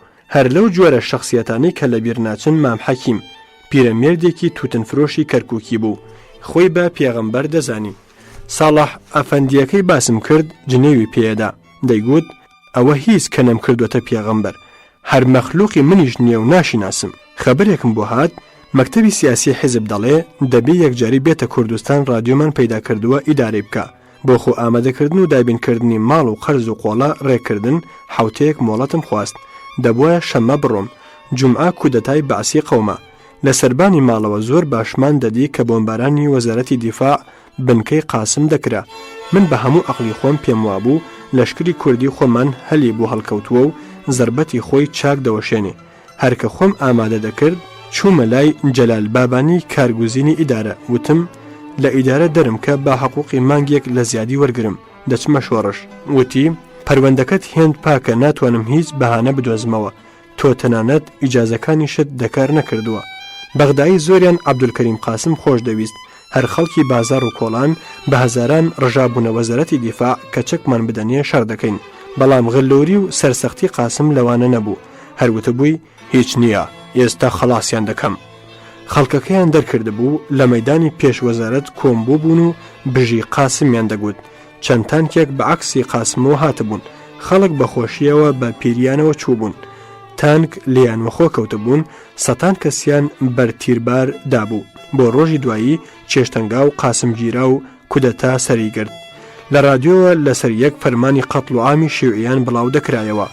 زۆر لە شیوعیان دەبن زنجیری تانکی دەستکردی رووسیا پان و فڵج کرانەوە. زۆر کەسیان بە مشار دەست و پێ بڕیەوە بە تەور و نێزە لە توپەت کرد. گەڕەکە کوردە فەیلیەکانیان کە لە دەوری بارەگای غەوز بوو شەلم کوێرم ناپارێزم و بەرتۆپ و گولەتانکاندا ئەوی بەعسی دەگەڵ شێوعی و لاگیرانی شێوعیان دەکرد ڕەنگە تەیمور لەنگ و هۆلاکۆش لە دەستیان نهاتبێ. قاسم و چەند کەسێک لە مەرکەزی رادیۆ بەرگولە دران لەو جەهەنەمەدا تووشی نووری ئەحمەد تەها بووم. وتی خەم مەخۆ بەعسیە زەلامەکان کە دەگەڵ مامۆستایانی ئێمە لە حەپزدا بوون قەولیان پێداوین کە ئیستیقلالمان بدەنێ و لە عێراقمان گوێکەنەوە. منیش وتم کاکە نووری ئەوانەی کە تۆزێک ڕۆحم بە هاو نەژادانی خۆیان ناکەن ئەوانەی کە نەژاد پەرستی وا تونند و تیژن چۆن بۆ کورد جێگەی متمانن من قەت بەو دوعایە ناڵێم ئامین. ئەویش وتی کاکە تو هەمیشە بەدبینی ناشزانی سیاسەتمانای چی. منیش وتم یاخوا وابێ. وا بزانم سیام شەوی کودەتا بوو. مامۆستا ساڵح یوسفی کە لە زەلامەکانی پارتی و لە حکمی قاسمدا گیرا بوو هاتە سەر رادیۆ. مبارەکبادەی لە برایەتی کورد و عارەب کرد و تێری دوعای بەخێر بۆ بەعس کرد. لە هەموو بەعسیەکان تۆنتر و تیژتر و دژی شیوعی و کوردیش عەلی ساڵح سەعدی بوو کە کرابووە وەزیر. کوڕا کوردێکی خەڵکی قوشتەپەی پەناهەولێر بوو. برایەکی بەناوی نەدیم ساڵح سەعدی لە مەبانی عام بوو. 1000 جار ناوی بابی دێنا. هەروەها تەها ڕەمەزان جەزراوی ئاجودانی هەمیشەی سەدام سەباح میرزای ئەردەڵان کورد بوون و دوژمنی سەرسەختی کورد. چەند لاوێکی پارتی وێکەوتن حەبسکراوە کوردەکان لە حەبس دەرخەن. زۆر ئەفسەر و کوردی دیکەش لە حەبسان دەرچوون. خەبەر هات کە یەکێک لە دۆستانی پارتی لە جەبهەی شەڕەوە هاتووە بۆ تەبریک و گفتوگۆ. لە ئوتێل بەغدا دیتم. لەناو قسەی باسی جەبهە و پاڵەوانێتی پێشمەرگەدا ئەم چەند پرسیارم لێ کرد. پێم وت ئێوە کەوا سەرکەوتە بوون حکمی بەغداش 48 سەعات لە بەرێک هەڵوەشا بوو. کەس ئاغای کەس نەبوو. بۆچی هێجومتان نەکرد دەو پاشگەردانیەدا کەرکووک بگرن کە لە هەموو شوێنان حەساستر بوو. ئەو دەم ئەگەر قاسم نەکەوت با دەیگوت بەگشت دوژمندا چوون. ئەگەر وەک ئێستا بە ئەس سەرکەوت با دەتانگوت بەگشت هێزەکانی قاسمدا چوین. با ئێستا وتوێژی بەشی کوردی بکەین. لە بیرمە بە حیرسێکەوە وتی قسەی بێتام دەکەی. سەرباز دەناو سەنگەردا کڵاو خودی ئاسنی بەسەرەوە تفەنگ و تۆپی ڕووی دەمنە چۆنی بگرم. منیش وتم کاکە ئەگەر لەشکرێک فەرمانی لە بەغداوە بۆ نەیە و نەزانێت سەر بەکام دەستەیە بۆت نەگیرێ. ئەگەر فەرماندەی بۆ دیاری کراو چەک و فەرمانی لەسەرەوە بۆ هات زۆر زەحمەتتر دەبێ. ئەویش وتی ناکاکە ئەگەر خەتایەکیش هەبێ لە بارزانیەوەیە ئەو گوتی شەڕ ڕاگرن برا ئەو پیاوە هەر سواری سەری خۆی دەبێ لە باتی سیاست خەون دەبینێ. منیش وتم دەبە خودا خەونەکەشی ڕاست بوو. 2 ڕۆژ پێشتر وتی قاسم دەڕوخێ. ئەویش وتی ها نازانی بۆچی گوتمان تۆوەرە بۆ ڕادیۆ نەبوو. ئێمە نێوانمان دەگەڵ بارزانی ناخۆشە تۆی خۆش دەوێ وا بکەی نێوانمان خۆشکەیەوە دەبێ هەر دەگەڵ خۆم بێەوە.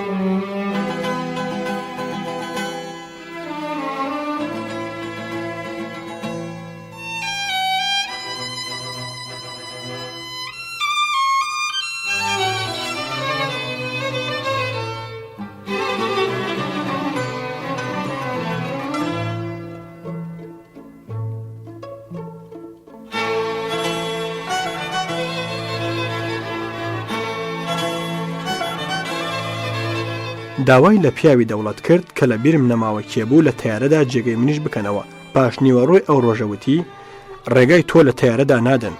لە شتێک ترسام تووشی یوسف میران بووم کە برادێکم بوو بە ڕوتبەی سەرگوردوو لە حەبس بەردرا بوو. وتم کاک یوسف ئەترسم بتگەرنەوە بە هەتا دەرفەت ماوە ڕاکەین.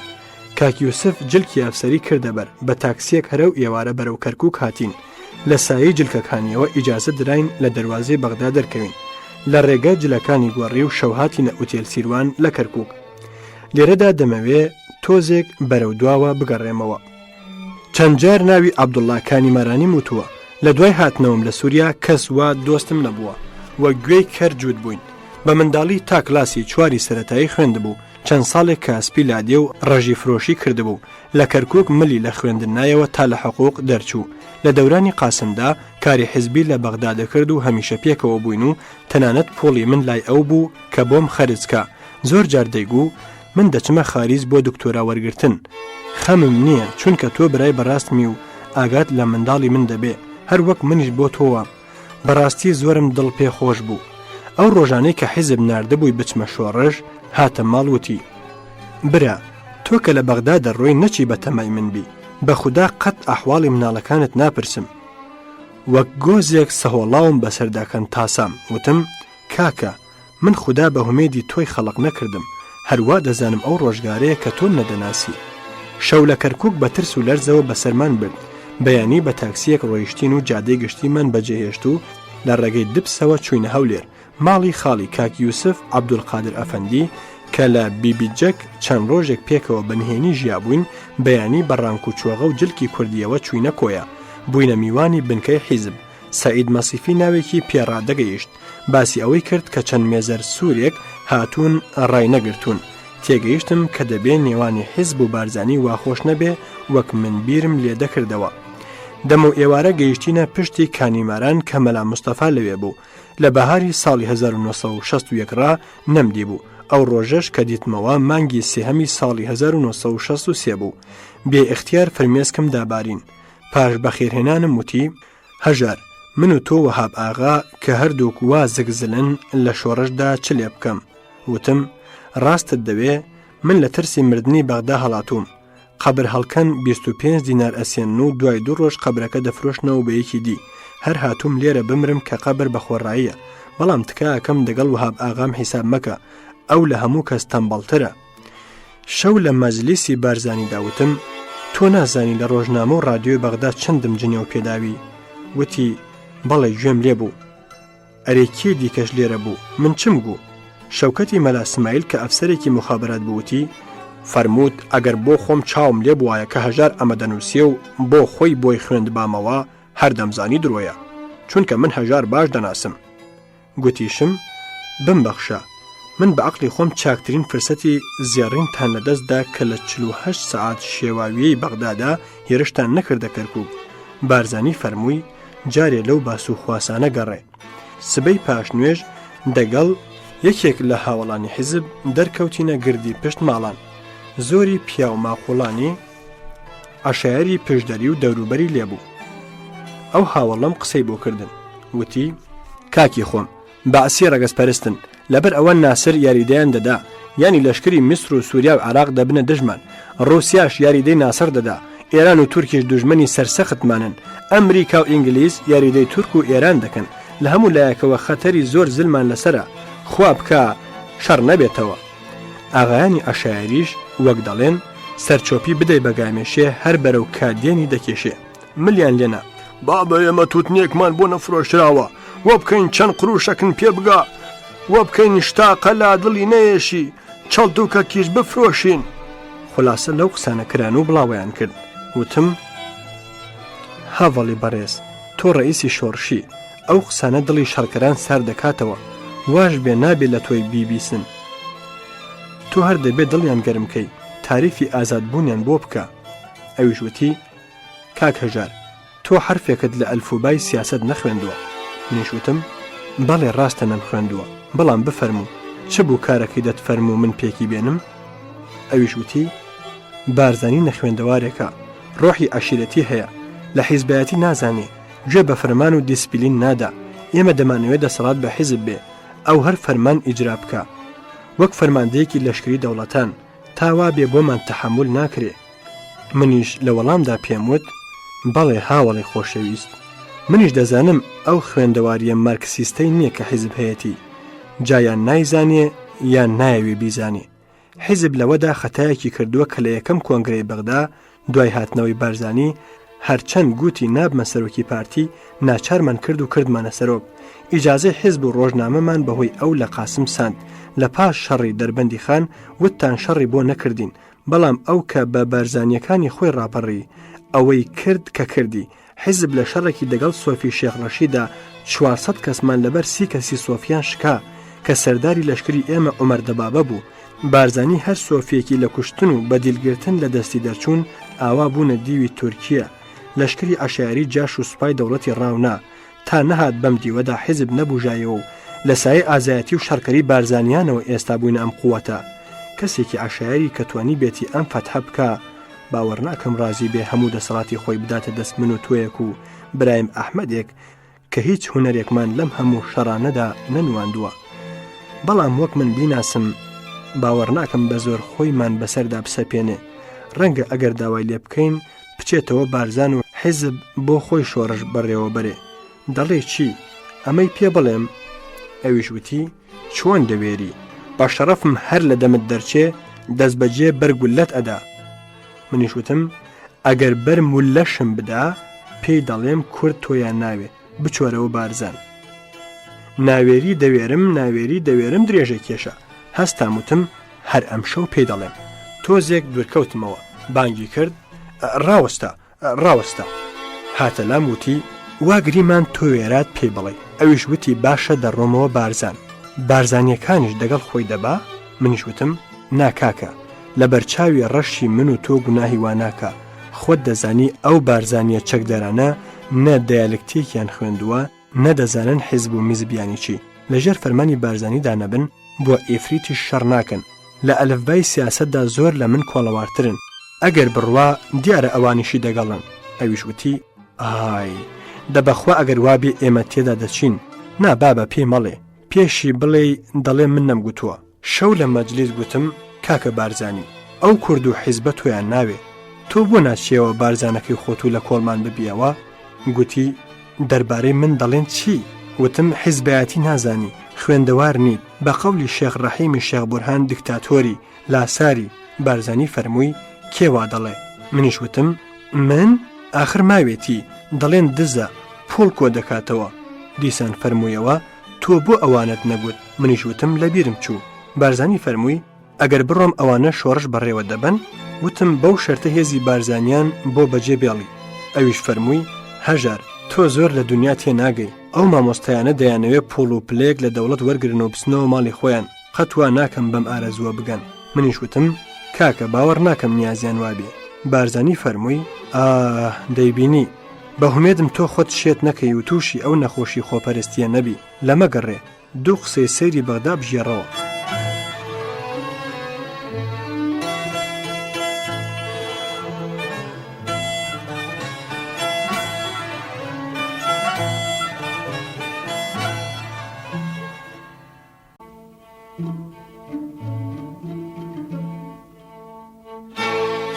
هەژاری مکریانی لەو کاتەیە کە بەڕێگەوە بووە لە بەغداوە بەرەو شاخ و دەشتەکانی کوردستان بۆ ئەوەی بچێت لەوێ لە رادیۆ خزمەتی شۆڕش بکە بۆمان دەژێڕێتەوە و دەنووسێ لە کانیمارانەوە چوینە چوار قوڕنا حەشاماتێکی زۆر بوو کۆبوونەوەی تووتنەکیە و چاڵتوکەکیە هەر هەبوو بەڵام بەدزی بارزانی پێشمەرگە داوەتیان دەکرد بە نیشانەداکردنی بەبەرد سەرگەرم بوون چەند ڕۆژێک بوو دەگەڵ لەشکر بووم خاوەن ماڵ کە ئەغڵب ئاغا گوند دەبوون گۆشت و پڵاویان دەداینێ پێشنیارم کرد کە زۆر وێ دەچێ شەڕی ئێمە زۆر بکێشێ هەر گوندێک دوو جاری میوان بین خواردنیان نامێنێ بۆ ئێمە نەیکەینە جەم و دەمی حیسابی لە هەفتەیەکدا برنج دەنانیسک و نۆک و ساوار و ئەو شتانە بخۆین هەر کەسیش لە خەڵکی گوندان ئەگەر بڵێن تۆ لە ساڵیدا 4 یا 5 دینار بۆ نانی پێشمەرگە بدام زۆری پێخۆش دەبێ چەند کەسێک کە یەک لەوانە ئەحمەد تەوفیق بووتیان نەخێر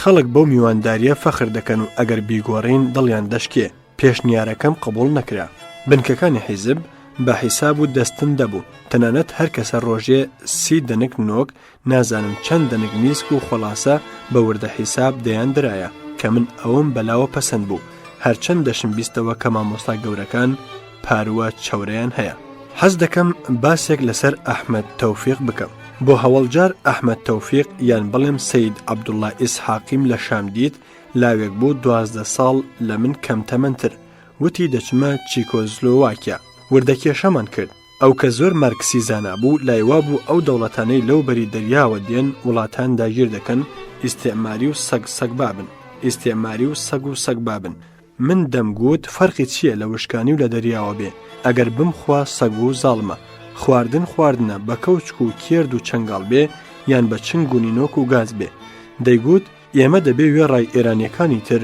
و بەر ڕەحمەتی شیوعی کەوین و کوردی عراقیش وێڕای عەرەب و کوردی تورکیا وێڕای هەموو تورکەکان من دەمگوت برا من بڕوام وانییە کورد ئێرانی و عراقی و تورکیایی هەبێ من خەڵکی وڵاتێکی گەورەم ناوی کوردستانە 3-4 دەوڵەت داگیریان کردووە دەیخۆن دەوڵەتە گەورەکانیش یاریدەیان ئەدەن کە بەزاری ئەوان بمان خۆن با ئێمە خۆمان لەبیر بێ گەلانی هاوساش ئەگەر یاریمان بکەن سوپاسیان دەکەین زۆرمان لەو قسانە کرد نە ئەو لە بیری خۆی دەهاتە خوار نە منیش بەرەو عیلمەکەی ئەو سەردەکەوتم لە پاش هاتنەوەی بارزانی لە بەغدا تووشی بوومەوە وا دیار بوو لە سابلاغ لەسەر کوردایەتی خۆی لە گرتنێک ڕزگار کردبوو هاتبوو عراق بە نەناسیاوی لە سولەیمانی خۆی گرت بووەوە چەند برادێکی کوردی ئێرانی هەڵاتووی دەست ژاندارم و پۆلیسی ئێران لێی کۆ بووبوونەوە بە ناوی کۆمۆنە کۆمەڵێکیان پێکەوە نابوو ئەحمەد سەرۆکیان بوو دیار بوو سەرۆکایەتی حیزبی دیموکراتی کوردی ئێرانیشی دەکرد لە سولەیمانیەوە بە دزی هاتوچۆی دیوی ئێرانیان دەکرد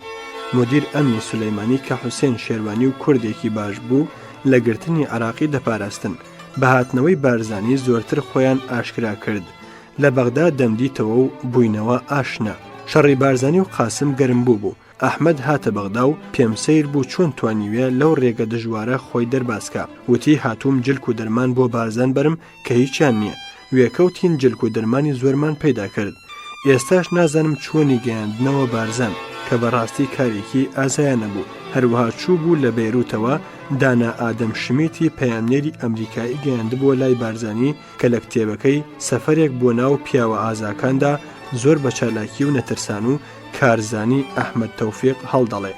جارێکیش لە بەغدا پێکەوە چووینە سەفارەتی میسر وەک باسم کرد. عەرەبی نەدەزانی من تەرجمانیم دەکرد. لە قسەکردنی سیاسیدا بەوریام هاتە بەرچاو. لە چوار قوڕنەش دیتمەوە، بەڵام ئەم جارە ئەو فەلسەفە و فەڵتەفەڵتەی پێشوو نەمابوو کە من تێی نەگەم. بووە کوردێکی خۆماڵی و هەرکەس کوردستان لە کورددا گیر بکە لە بەراز و ئیستیعماریش پیسترە. لە کۆبنەوەیەکی دەشت چەندێک لە هاوکارانی ئێرانی خۆی پێناساندم کە سەلاحی موحتەدی بە ناوی مستەفا، محەممەدی اسماعیلی مەحموداغا بە ناوی کاوە، سولەیمان موعینی بە ناوی فایق ئەمین، مینەشەم و چەند کەسێکی تریش بوون. ئەحمەد وتی ئەگەر لە خۆمان بێ زۆرمان پێخۆشە. وتم ئەگەر مەطلبت ئەوەیە لە حیزبی دیموکراتی ئێران بم نابم، چونکە من ئەوە 20 ئەوەندە ساڵە لە ئێران دوور کەوتومەوە، هیچ شارەزایم نەماوە. من لە کوردستانی عراقدا وەختە بڵێم مرد و درشتیان هەموو دەناسم و دەشزانم بە چەند منزڵدا تێپەڕێون، لەبەر ئەوە وەک هەواڵێکی ناحیزبی بە دۆستم حیساب بکەن. وتی زۆر ڕازین. قەرار درابوو هەموو حیزبی و لاگرانی شۆڕش لە ئاغاوەت و ڕۆشنبیران لە کۆیە کۆبنەوە و لە سەرباسی حەقی کورد قسە بکەن و دەگەڵ دەوڵەتی کودەتای بەعەز بکەونەوە توێش. چووینە کۆیە. مەلا مستەفا لە گوندی تۆپزاوە لە نزیک شار مەنزەڵی گرت. ڕۆژانە دەچووە سەر ئاوی حەمامۆک. ئەگەر کارێک هەبوایە دەهاتە ماڵی کاکە زیاد لە شار. ئێوارەیەک دەمدی مەلا مستەفا لەسەر کێوێکی ڕژدی کوڕی ڕۆژاوای حەمامۆکە. بە پێ وردە وردە پێ هەڵگەڕام کە سەرکەوتم دیتمی.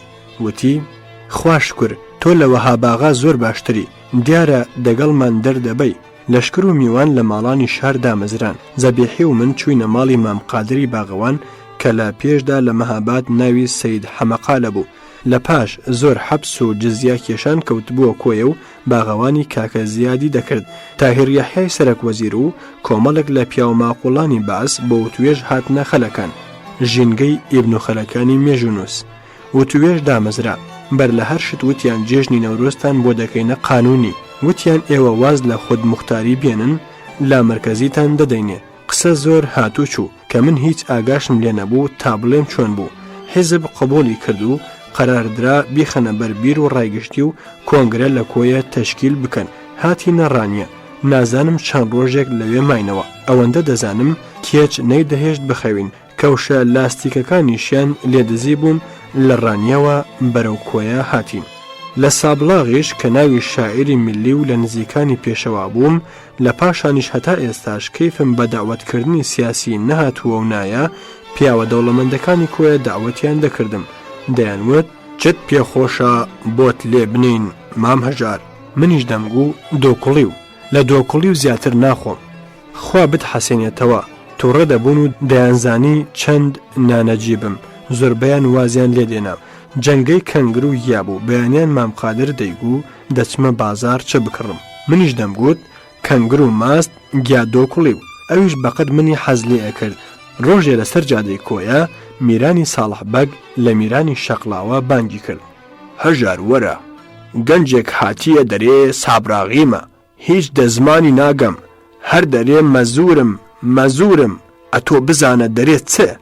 بەڵێ. گەنج ناوی حەسەنە، برازای ئەحمەد تەوفیقە. لە مامی خۆی دەپرسێ خۆشناوێک و سابلاغیەکی دەقنشکا و تێک نەگەیشتون. حەسەن وشەی منزورم بەکاردەبا، ئەو لای وایە مەزورم دەبێت چ بێ.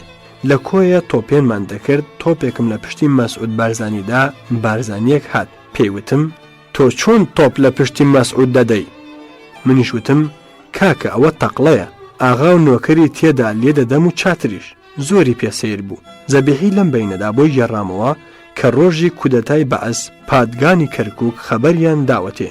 بە تۆپ و تانک و هەموو چەکێکەوە دەبنە یاریکاری شۆڕش و قبول ناکەن ژێردەستی بەعەز بن. بەڵام حیزب قبولی نەکردووە. وتویە ئێمە لە حەبزدا قەول و قەراری خۆمان دەگەڵ بەعەز بڕیوەتەوە، بە گژیاندا ناچین. جوابی پرسیارەکەم لە جەلال کە لە بەغدا لێم کرد دەستکەوت.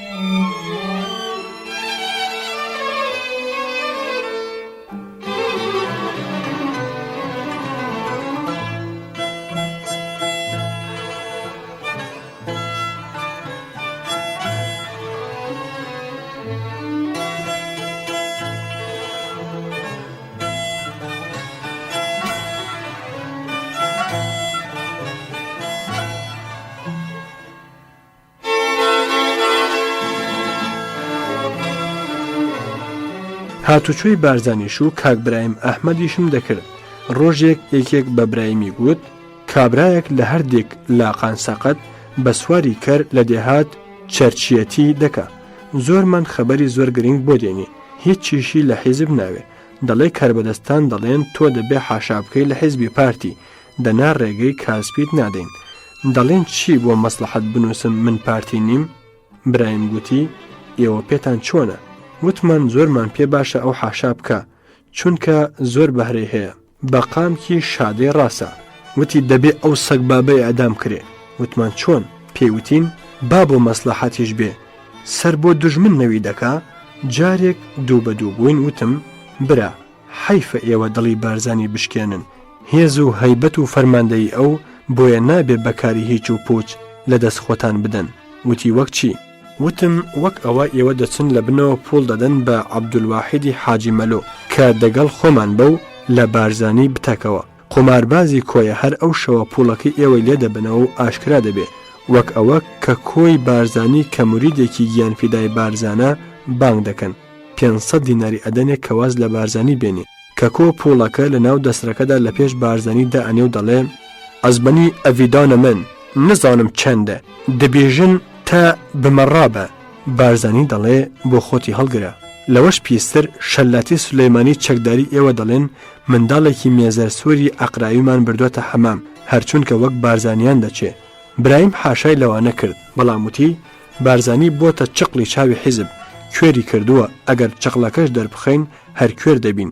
منیش وتم کاک برایم ئەوانەی بۆم گێڕایەوە بارزانی هەمووی بیستون ئەگەر وەک دەفەرمووی ناتوانن خۆتان کوێرکەن ئاگاتان لە خۆتان بێ.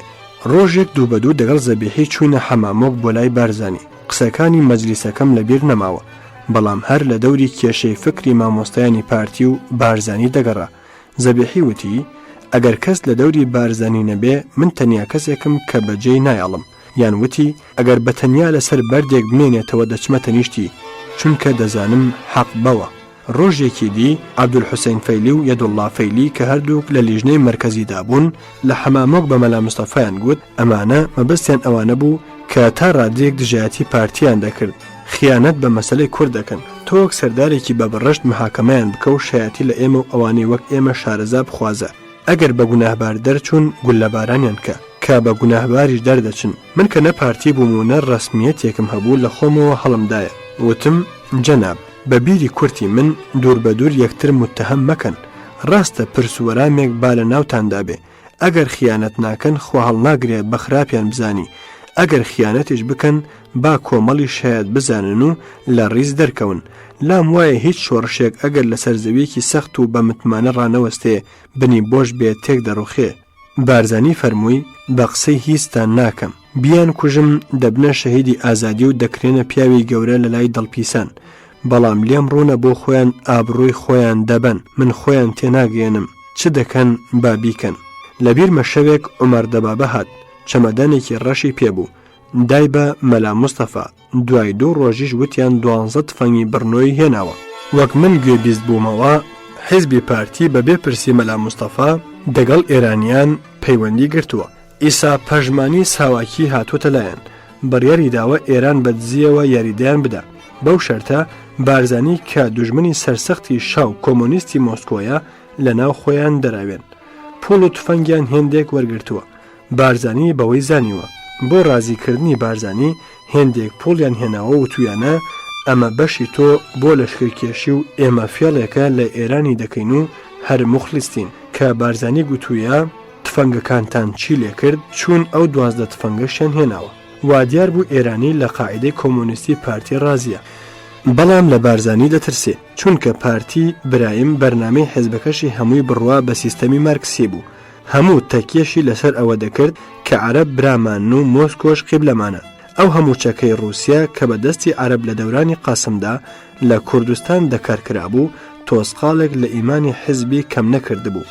وتیان کۆبوونەوەیکی گەورە لە دەشت دەکرێت بە مناسبەی جێژنی نەورۆزەوە. شعرێکم بە ناوی کاوەی مەزن نووسی کە لە دیوانەکەمدا چاپ کراوە لە حەمامۆک بۆ بارزانیم خوێندەوە بە تووڕێی گوتی ڕازی نیم بیخوێنیەوە نابێ کەس تاریفی من بکە بیدڕێنە. وتم باش گوێ بگرە بیشی درێنم لەبەرم کردووە نەش هێڵن بیخوێنمەوە ڕۆژی جومعە دەچم لەسەر میکرۆفۆنی مزگەوتی گەورە بۆ خەڵکی دەڵێم ئەو دەم دەتوانی دەرمکەی دەتوانی بەرگول لەم دەی زۆری گوت و هیچم نەگوت کۆبوونەوە کرا مەلا مستەفا نەهاتبوو بەڵام تەواوی خەڵکی میوان و حەشاماتی شاری کۆیە و چەکداران لە دەشتی لای گێست هاوس مهمانسەرا کۆبوو بوونەوە سەکۆیەک لە دار و تەختە بەرزەوە کرابوو هەموو سەرانی حیزب کورسی و نیمکەتیان بۆ دانرابوو بە نیودایرەیەکی پان ڕۆنیشتە بوون خەڵکیش لەو نیودایرە زلەدا لە پشتیانەوە بە چەندین سەف ڕاوەستا بوون من لە گێست هاوس بووم یەکێک گوتی تۆ هیچت نییە بیخوێنیەوە وتم نەخێر بەداخەوە چونکە دەبوو هەر کەس چی دەڵێ نوسخەی بدا کۆنتڕۆڵ بکرێ بەرامبەر بە سیاسەتی حیزب بێتەوە ئەوسا ئیجازە بدرێ وتاری حیزب خوێندرایەوە چەند وتارێکی دیکەی بە شوێن دەهات ئەو دەمە کە هەموو کەس بوو بوونە گوێ و دنیایەکی کڕومات بوو سەبرێک بەرەو خەڵک چووم و بە کاکبرایمم گوت ئەرێ بۆچی شعرێکی خۆم نەخوێنمەوە نەلای وا بوو شعری تازەیە نەوەختی ئەوەش مابوو بڵێ تا کۆنتڕۆڵ بکرێ ئیشارەیدا بە کەمال محێدین کە بژێڕی جێژنەکە بوو ئەویش لەسەر میکرۆفۆنەوە بە دەنگی بەرزوتی ئێستا کاکەژار لە شعرە باشەکانی خۆی شتێکمان بۆ دەخوێنێتەوە فەرموو کاکەژار سەر لە هەواڵەوە هەر بەیتێکم کە دەخوێندەوە دەنگی ئافەریم و بارەکەڵای مامۆستایان بەرز دەبوو دەیت خوا دووپاتیکەوە بارەکەڵا دەستەکانت خۆش بێ تاگەیشتمە بەندی سێ هەموو گەیمە ئەو دوو بەیتە عارەب حەزیای خواردنمان بوو داواکاری مردنمان بوو لەسەر خاکی کوردەواری ڕەش و پاپەتی داباری وەک بسمیلا لە جندۆکە بکەی قەت تاقە مامۆستایەک نەما کورسی و نیمکەت بەتاڵ و حەتاڵمانەوە نازانم ئاسمان هەڵی کێشان عرزقوتیدان چۆن وا لە پڕغەی بوون بەڵام چەپڵە ڕێزان و هورای حەشاماتەکە حەشری دەکرد هەموو داخ لە دڵ لە عەرەب لە بۆمبا و تەیارەی ڕووس نەشیان وێرا بوو گلەش بکەن ئەوە من بە زمانی دڵی ئەوان دەڵێن هەردەیان گوت بێڵێەوە ئەی ڕەحمەت لە بابت دیسان بێڵێ زۆری کێشا تا شعرم خلاص کرد کەمال محێدین کە دەپێشدا زۆری تاریف کرده بووم مامۆستای هەڵکەوتە و شاعری بێوێنە چووە پشت میکرۆفۆن وتی برایانی عەزیز ئەو قسانەی هەژار بیر و بڕوای حیزبمان دەرنابڕێ ئەو بۆ خۆی مەسئولی ئەو قسانەی خۆیەتی هەموو بیسەرێکی زۆر دڵخۆش کرده بوو بەدەیان کەس چوو بوونە ماڵی مام قادر گوتبوویان شعری کوڕەکەی تۆمان زۆر پێخۆش بوو ئەمەش بوو بووە گاڵتەی خێزانی مام قادر دەیگوت هەژار کوڕی تۆ بێ دیارە زۆر پیری ئیتر بوو بە سرتە و خورتی حیزب کە هەژار تێکدەر و گێرە شێوێنە و زیانی بۆ پەز هەیە بارزانیش لەوە کە دیبووی خەڵک بەگشتی لە شێعرەکانم رازی بووە لە لۆمە دەستی هەڵگرت و بەڕوویدا نەدامەوە